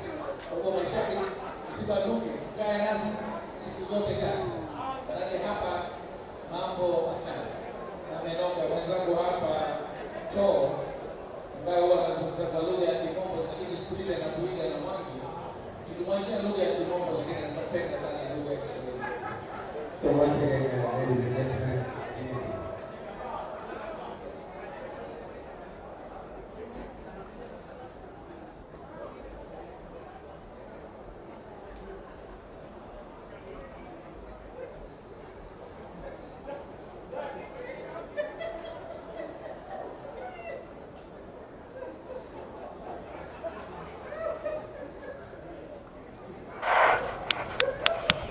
go the first of the 6 hits of the 200 meters. In lane number 4, that is Moses Wasike of Nairobi easing through 21.55. He takes hit number 1. Remember, he finished second behind Ferdinand Omanyala in the 7th heat of the 100 meters earlier on today. Sherry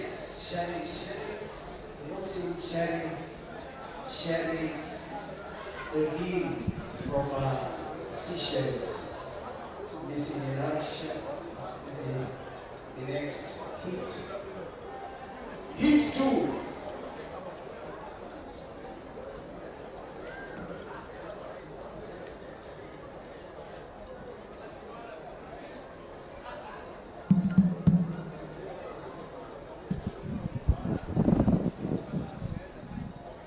Hit number 2 has Vincent Mwanga, Brown Mutara, Anthony Nyaga, Russell Ochieng of Prisons, Musa Isabire of Uganda, Joshua Tien of Nyanza North, Jeremiah Kipron of Central Rift, and Alvin Inyangu of Western.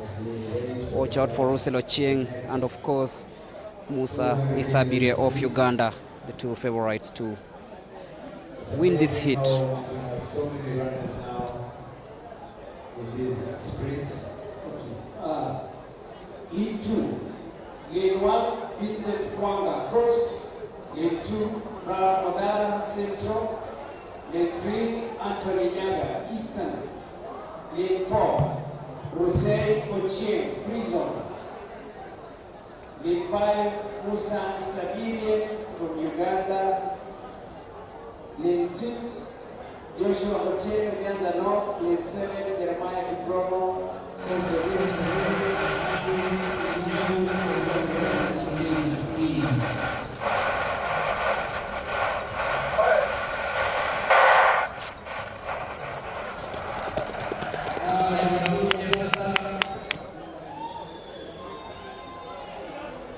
And that is Russell Ochieng of Prisons, but then watch out for Vincent Mwanga, of course, trying really hard, but then Russell Ochieng wins it. Easy win, 22.03.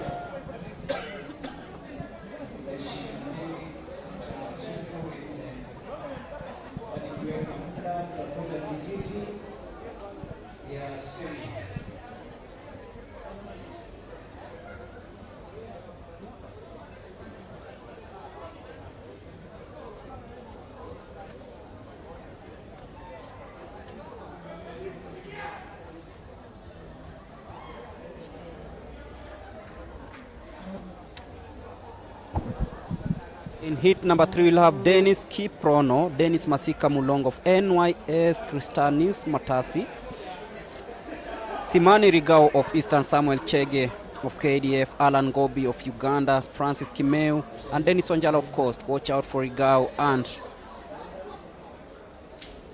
Chege of KDF. That is heat number 3 of the 200 meters.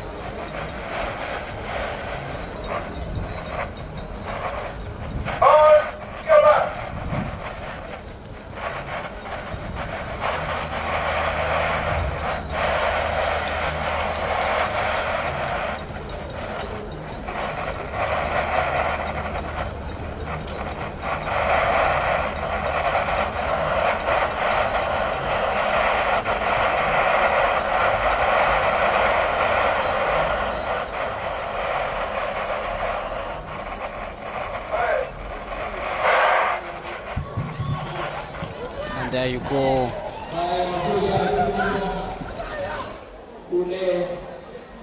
Watch out for this KDF guy, Samuel Chege, but Rigao trying so hard. It's Simao versus Chege, but then it is Chege just edging Simao Regai. Confirming the time.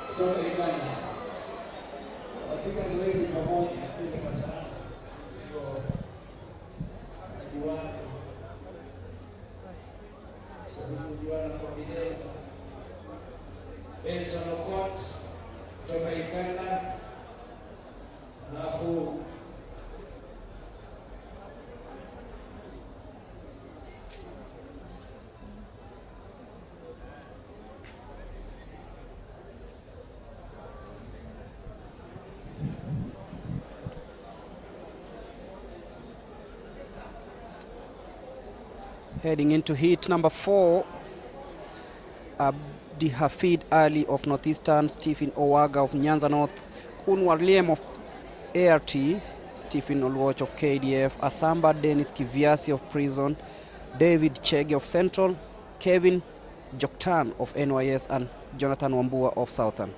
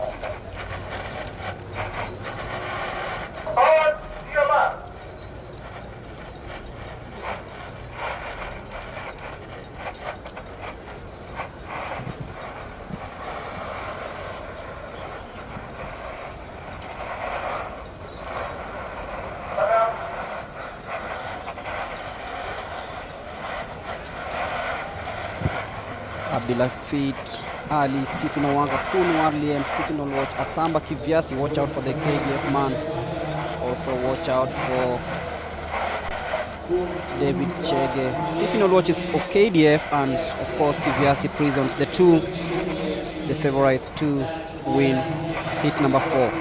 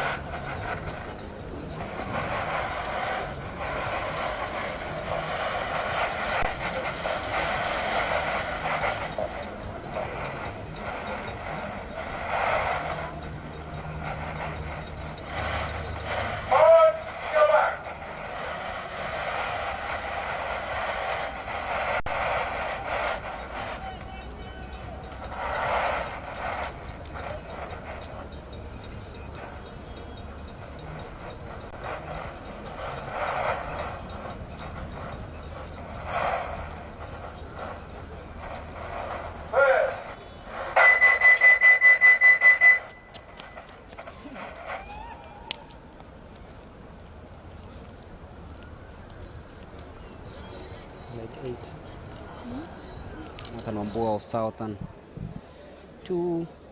After this, there'll be 2 more hits to go before we head to the 1500 meters semi-final, both the men and the women.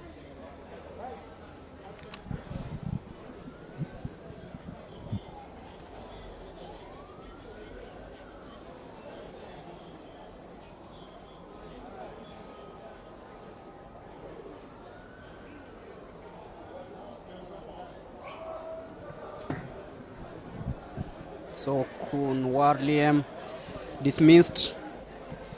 Back to business. Let's see who carries the day in this heat.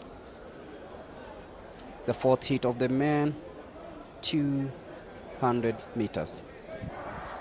They go smooth and fast. Watch out of Kiviasi and Olwoch. Olwoch and Kiviasi, of course, as we predicted, neck to neck. Olwoch now leading. But then watch out for Joktan, Kevin of NYS. But then it is a photo finish between Kiviasi and the NYS guy, Kevin Joktan. But then Stephen Olwoch carrying this one.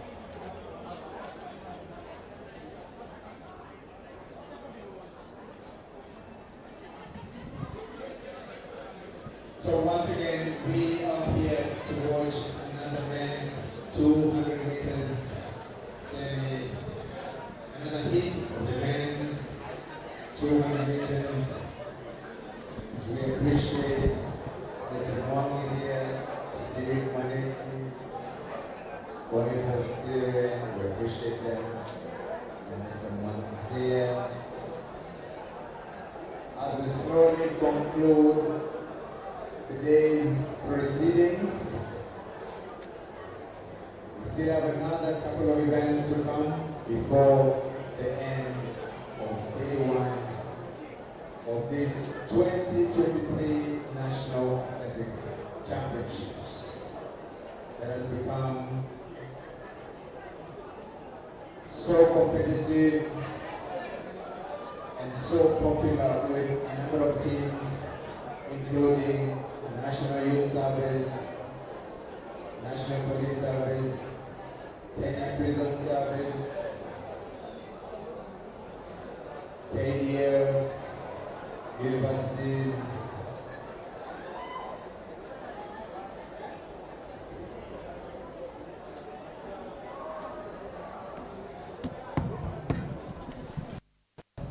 Heat number 5, Duncan Kipngeno, Boaz Araka, Ronald Koech, Mark Kangete, Boniface Mweres of KDF, Pius Muya, Hashim Farah Abdi, and Ryan Mwakisha.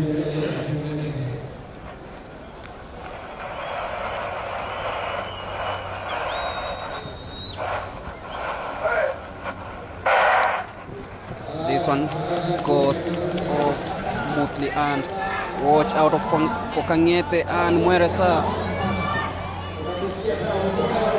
It is between Kangete and Mweresa, but Mweresa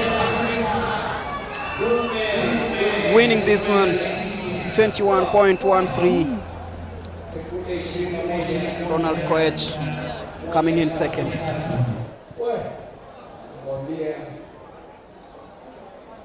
Jacob, Tukurui. Are we clear there? Can you hear? Thank you very much. Thank you, brother. Heat number 6. Heat number 6.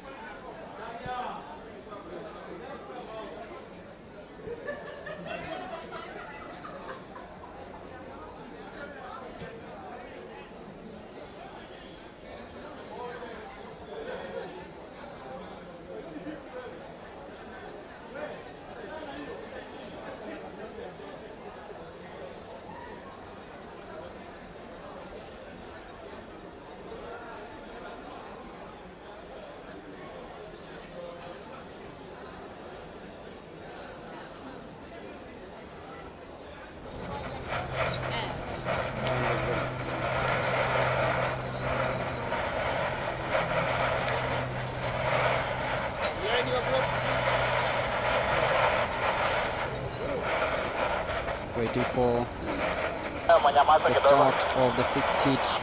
Elias Omukule of North Rift. We have Ronald Afia of Nyanza South. Elkana Kiprotich Sabila of NYS. Benson Okot of Uganda. Robin Wanjala Police. Benson Lekishon South Rift. Dominic Nyabuto of Nyanza South, and Kilion Kiprotich of the universities. This is the last of the 6 heats of the men's 200 meters.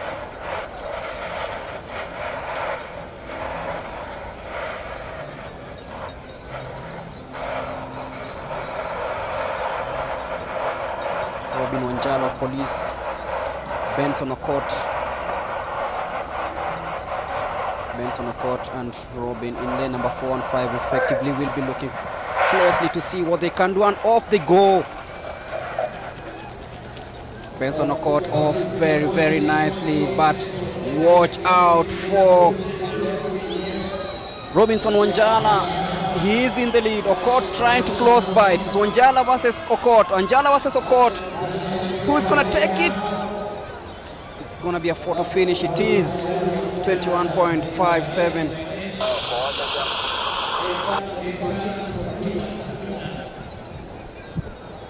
Alafu kutoka South Sudan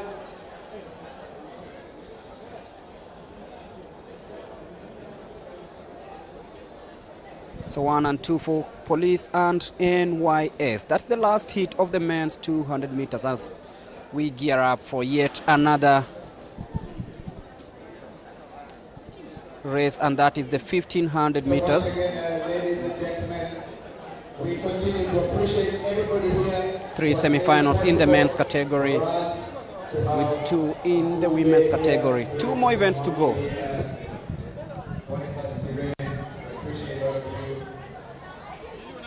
As we slowly conclude the first day of the National Athletics Championships here at the Nyayo National Stadium that was opened in 1983.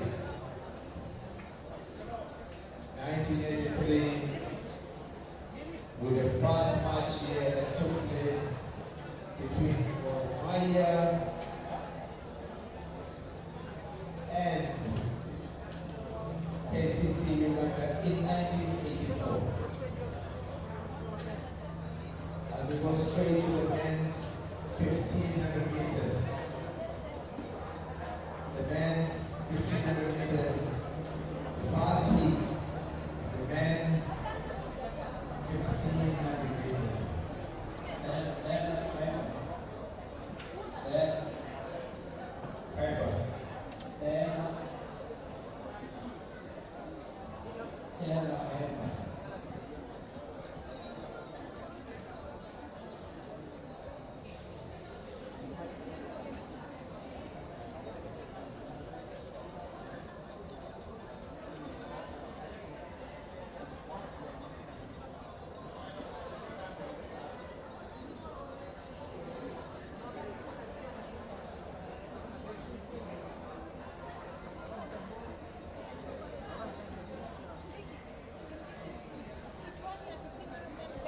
So once again, ladies and gentlemen, the next event is the first semi-finals of the men's 1500 meters.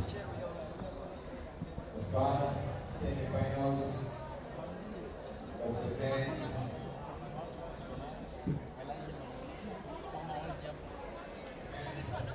1500 meters. As we wait for the starters.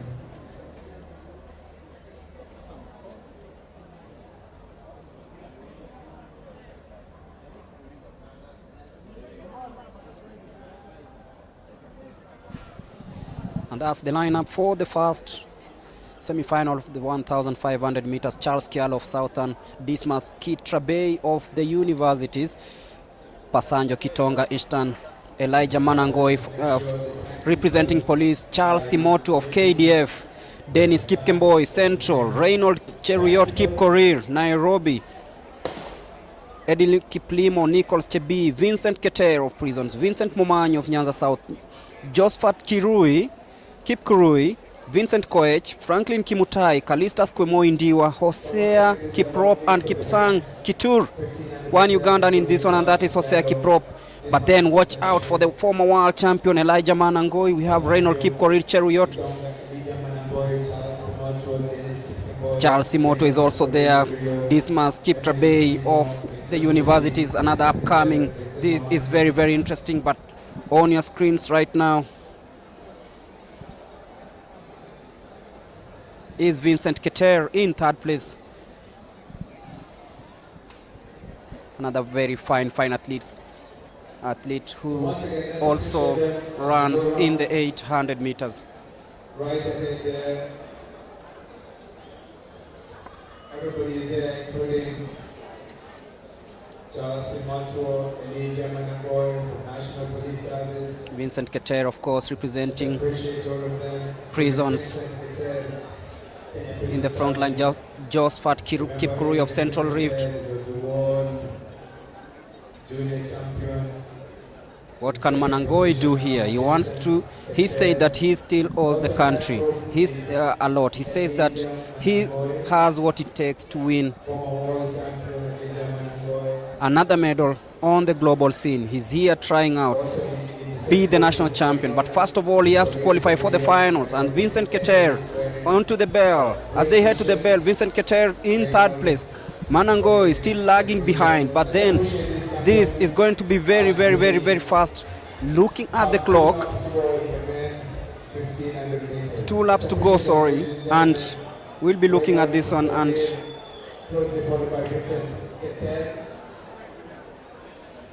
former world junior champion Vincent Keter from Kenya Prison Service.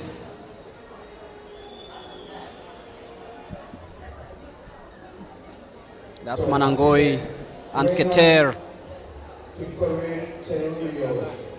This is the man who has been a very good time and he won the Victoria Paul Sun. This year's Kenya Classic. Reynold Kipkorir of Nairobi leading the way as World champion Elijah Manangoy. As they come round, 1 lap to go, ladies and gentlemen. at the head to the bell. Reynolds still leading.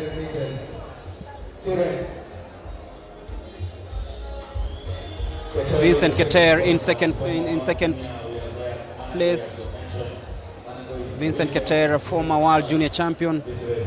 Reynolds still leading.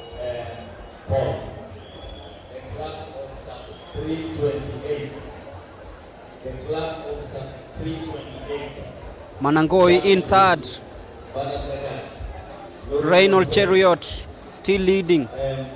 Heading into the home stretch. Reynolds Kipkorir stretching the field.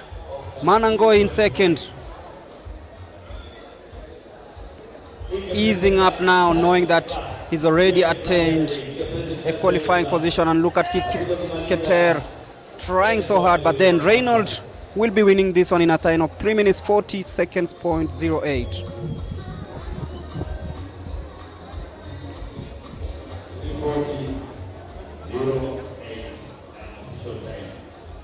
Second hit.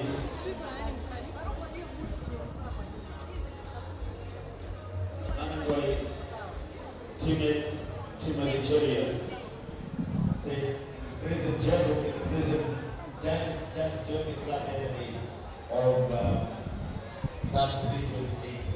Remember in Sub 328, Shaman Root has done 328.00, 328.12, 328.45. And another 328.30, 328.65. As we go 320.668. So we can when it was the whole round, as well round card. Remember the national record in Kenya is 326, 68. That's Bernard Lagat. Well, we say that record before change citizenship of America. Heat number 2 getting ready in the semi-final of the 1,500 meters.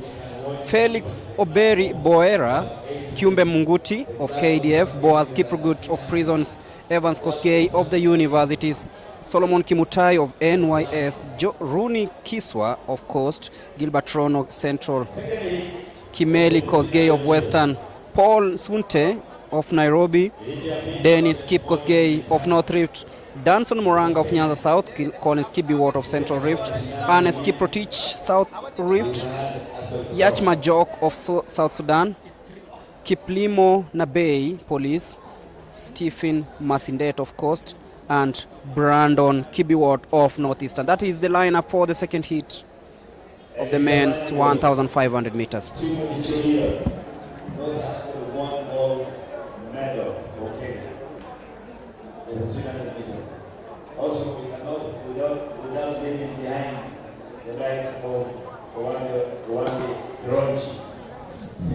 go. That is the second heat of the 1,500 meters. Watch out for Boaz Kiprugut of Prison. Watch out for Kiumbe Munguti of KDF too. 1500 meters. 1500 meters. So mentioning the members who have joined the club of sub 328, the latest who have joined is in the prison. Jacob is just joined the other day. Here now the race is several upcoming Kenyans who are here in this race. 1500 meters. One of the fastest, very tough. You know, when you talk about the current president of World Athletics, won a gold for Great Britain and Northern Ireland. Finishing the first lap there, 1.5 to go. Nothing much separating this. 1980, he won a gold for Great Britain. Boaz Kiprugut in second place, just behind Kimeli Kosgei of Western. Kiumbe Munguti of KDF also closing in.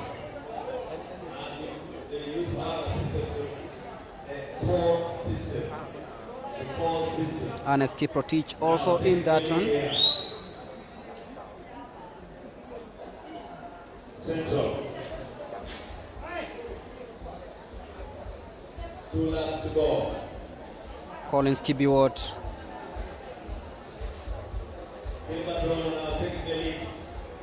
With 1.5 laps to go in this one. Who's also the national treasure. David Nyayo is here. Central now taking the lead. Collins Kibiwot of Central ahead of Yach Majok of South Sudan. Boaz Kiprugut has fallen a little bit behind. He's in 4th place as we speak, but then Collins Kibiwot leading the way.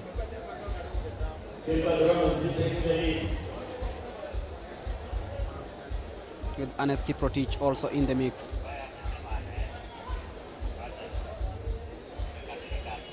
And this is the last lap. Kiumbe Munguti of KDF.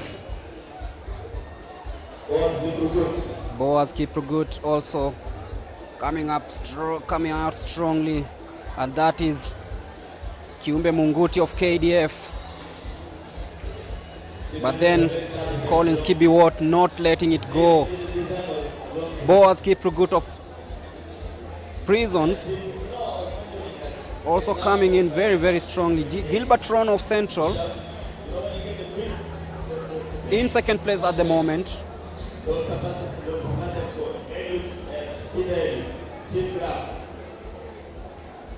Now, 80 meters to go now. Coming the finals. KDF. And it's KDF will take that home. Kiprugut finishes second. Zantavia. 341.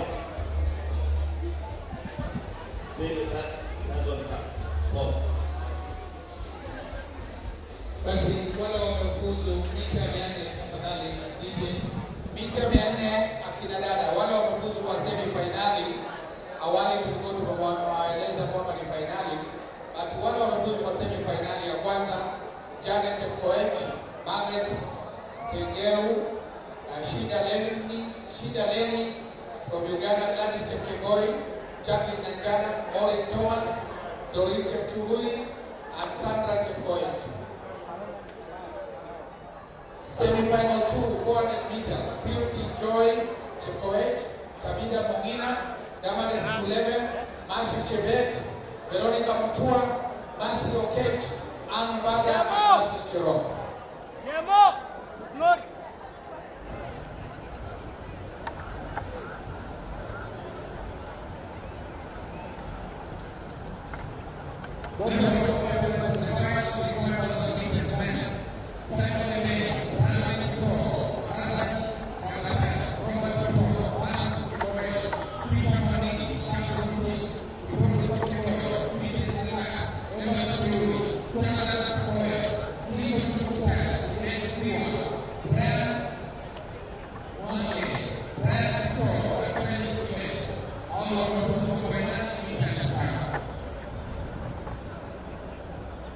Those who qualify the finals 3,000 meters, steeplechase,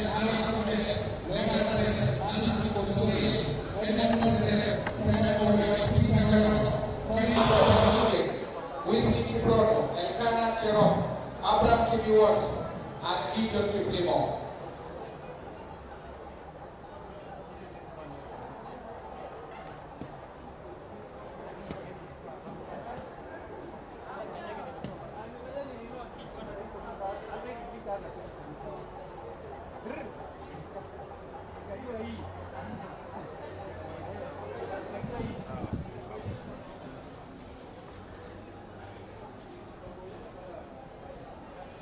To the third and final semi-final of this one. Quite a rich field here. Ezekiel Letaya, Kitetu John, Collins Kipruto of KWS, Abel Kipsang of Police, George Manangoi, the younger brother to Elijah Manangoi, John Kiplangat of Coast, Elias Kipruto, Abdinasir Alas Abdi of Northeastern, Alex Nyayo, Felix Kiptanui Mangata of NYS, Victor Kipkurui of South Rift. There is Derek Chege, Dominic Lokong Atiol, Kiprono Biegon, Abisar Ado Omar, Nympha Kiteta, and Elias Kiplagat of the university. So here we go, the last heat of the men's 1500 meters. Watch out for Abel Kipsang, George Manangoi, and of course Alex Nyayo of Western.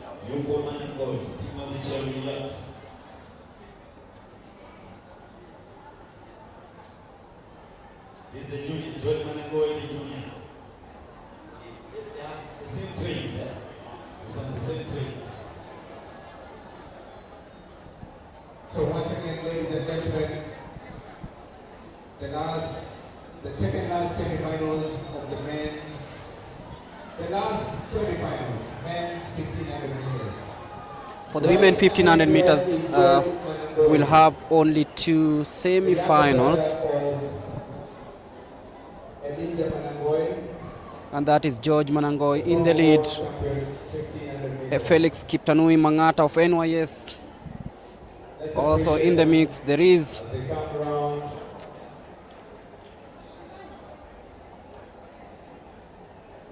for 2 laps to go in the men's Ezekiel Letaya, 1500 meters. but that's George Manangoi in the picture. Abel Kipsang also hanging in there. Very, very competitive this third semi-final of the 1500 meters. Let's appreciate them as we see George Manangoi from the Kenya Defense Forces taking the lead in this amazing men's third semi-finals. As we appreciate the talent displayed by these runners.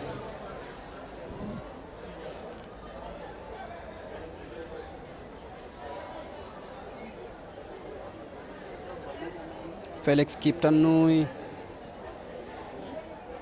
still in the lead.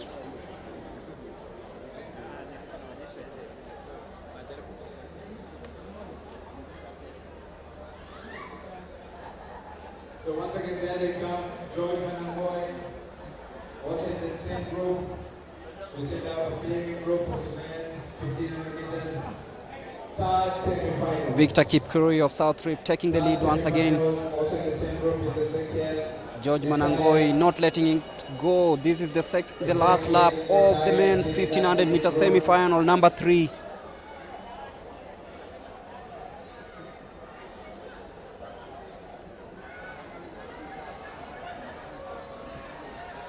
Can feel George really buzzing on this one.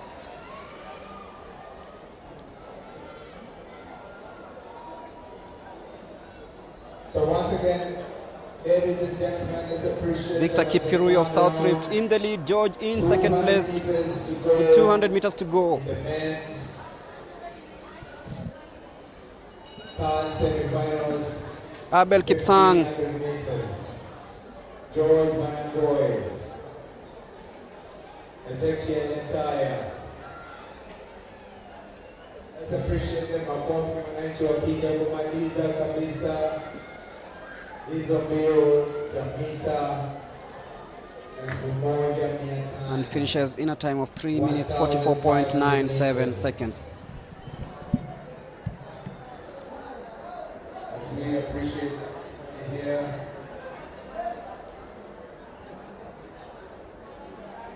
So once again, let's clear the track because there are some runners still to finish the men's 1,500 meters. Let's appreciate them as they come round. Makofi wananchi. Let's appreciate these runners from the northern part of Kenya. Let's appreciate them. Makofi wananchi. Let's appreciate these runners. Asante sana. Thank you. Makofi kabisa wakija kumaliza mbio hizo.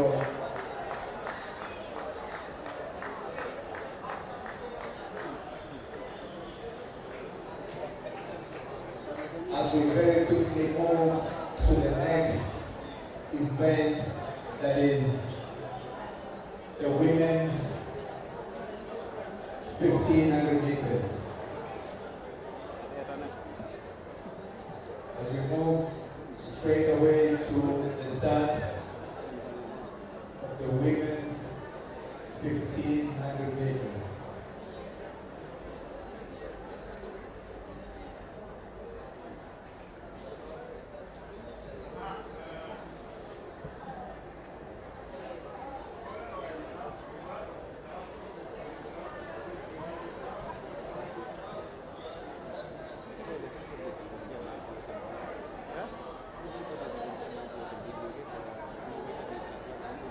So once again, the next event, ladies and gentlemen, is the women's 1,500 meters. Hopefully, we will not have a long list of starters.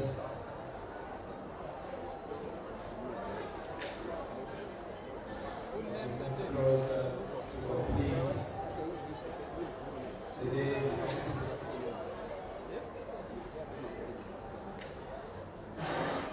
Of course, appreciate some of the talent that we have at this amazing Nyayo National Stadium. As I say, Jambo to Mwangi here, Jambo. 1,500 meters, women's 1,500. And that's the women 1,500 meters semi-final number one. Finals of the women's 1,500 meters. Straight away, right ahead there is Beatrice Chebet.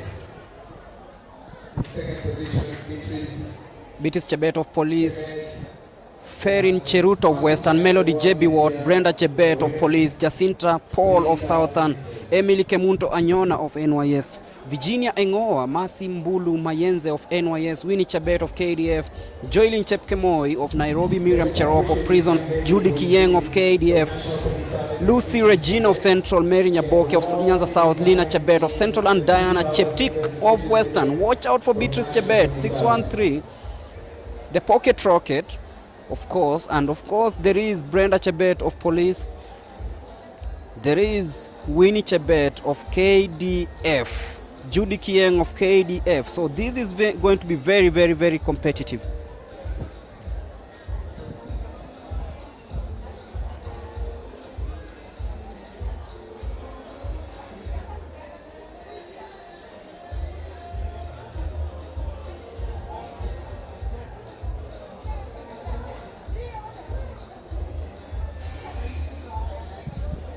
For that, we'll have the second semi-final.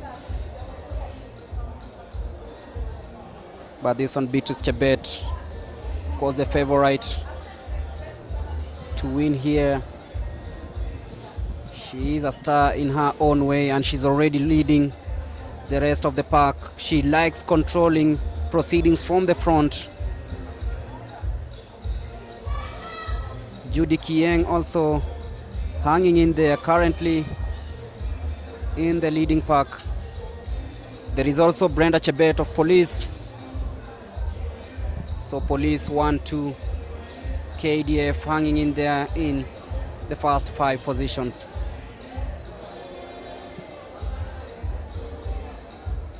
So this is it, the women's 1500 meters semi-final number 1. That is Beatrice Chebet and then Brenda Chebet, the 2 Chebets. Jacinta Paul of Southern also trying out. From Nairobi, you have Joylyn Chepkemoi.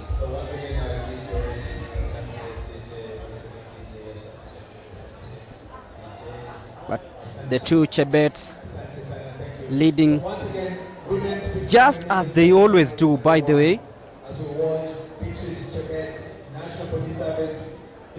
Miriam Cherop also in the mix. They are not letting it go. Judy Kieng trying hard to ensure that she stays afloat. Beatrice Chebet, of course, with the fastest time over the distance this season as they head to the bell. It's Chebet and Chebet, Beatrice and Brenda leading all the way. Judy Kieng closing by. From Prisons, it is Miriam Cherop. This is very, very competitive. You can feel the adrenaline in these athletes. Beatrice Chebet not showing any signs of letting this one go. Brenda Chebet falling further back. Judy Kieng coming in the mix, but then Beatrice Chebet showing why she is the one to watch over the distance this season.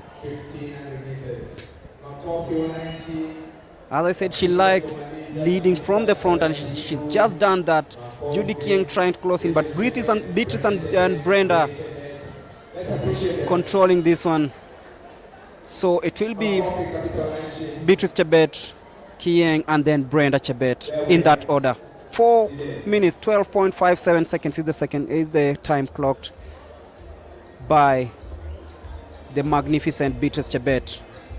This was the first semi-final of the 1,500 meters, and now we'll be heading into the second semi-final with Caroline Nyaga, Daisila Jerono, Christine Chesiro, Judy Kemunto, Sharon Kipchumba, Marion Chepngetich, Esther Daniel, Nancy Cherop, Winfried Mbithe, Masi Ondieki, Naomi Nzuka Kitonga, Viko Tichemweno, Purity Chapkurui, Lydia Cheruto, and Consolata Jeruto in the lineup. Akiweza kushuhudia mashindano haya na baadhi ya wakuu ambao wanasimamia riadha katika chama cha riadha nchini. Naweza kuona pia wakuu kutoka katika vitengo mbalimbali kama vile mwenyekiti wa chama cha riadha kutoka majeshi ambaye alikuwa nasi hapa.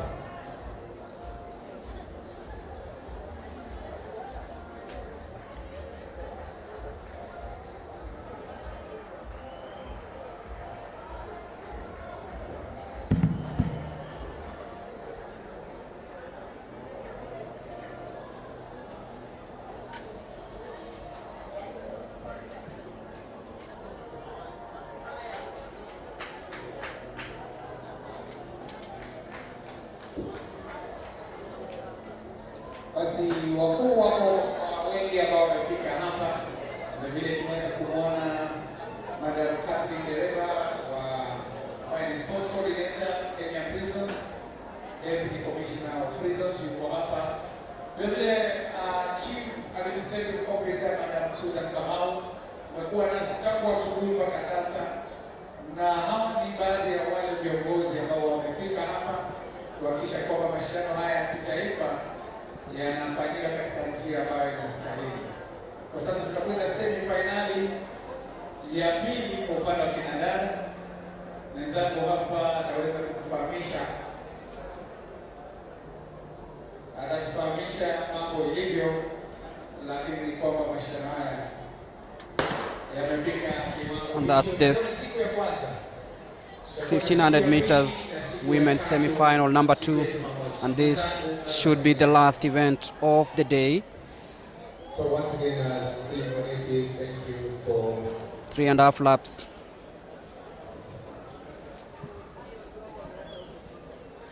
Christine Chesiro, Judy Kemunto, Sharon Kipchumba, Marion Jepngetich, Esther Daniel of the Coast. Watch out for Caroline Nyaga of National Police Service. Semi-finals number 2. And in this group, we have Caroline Nyaga right in the middle of the group, representing National Police Service. Also in this, we have a couple of good runners, including Lydia Cheruto,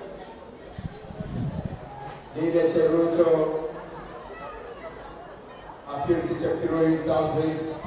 Also in this is from North Rift, Nikoti Chapneo.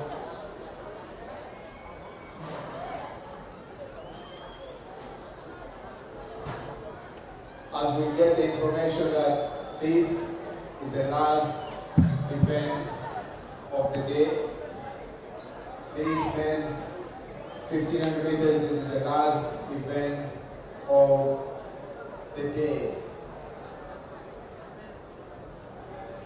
As we come back tomorrow morning,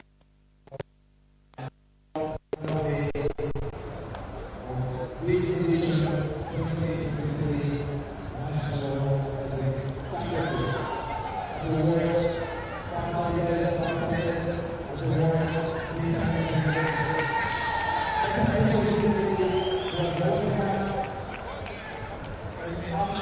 running.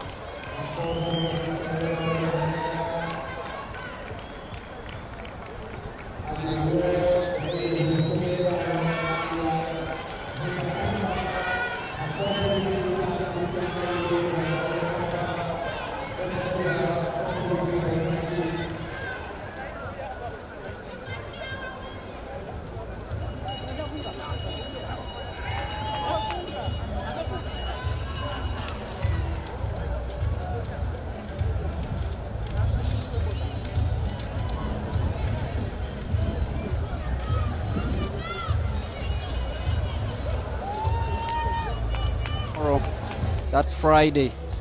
But meanwhile, Caroline Nyaga, the African champion, leading the way.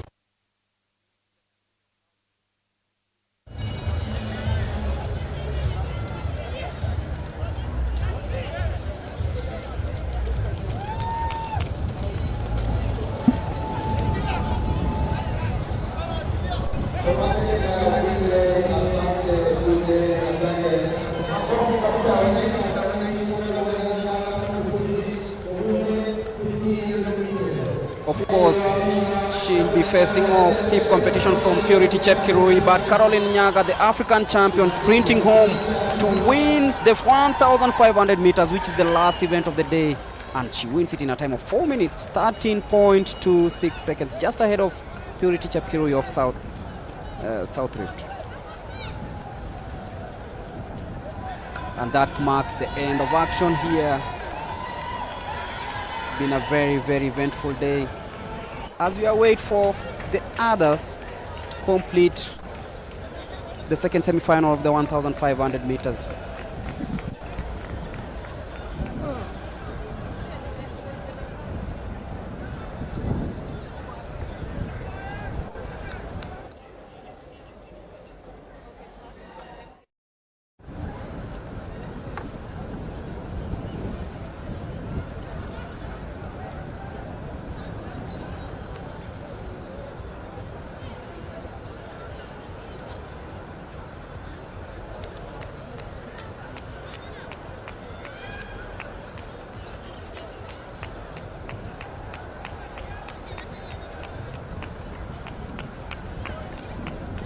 On the 110 meters, Decathlon. The 100 meters and the 100 meters men and women semi-final, and then we'll have the high jump, the discus, the 400 meters, the men semi-final, and also the women semi-final, the javelin, the 10,000 meters final. That will be the second final of the day after the pole vault. The 400 meters hurdle finals, both for the men and women, coming up your way tomorrow. The 110 and the 100 meters hurdles final. Then we'll have the 20-kilometer walk medal ceremony before the 200 meters heptathlon. We'll also have other semi-finals tomorrow, including the 200 meters, the 800 meters, the 4x100 meters relays, both for the men and women, and the 4x400 meters relay, both for the men and women. We'll also have the 10,000 meters men final tomorrow. So the 2 finals tomorrow and 3 finals tomorrow, and plenty of semi-finals to look forward to. It's been very eventful today, plenty of action here, the fans turning up in large numbers, and I know tomorrow is going to be better. Let's link up tomorrow, same place, same time. We begin at around 9 a.m. with the results from the 20-kilometer walk that will start at around 6:30 a.m. From me and the rest of the crew, it is good evening and always take care. Goodbye.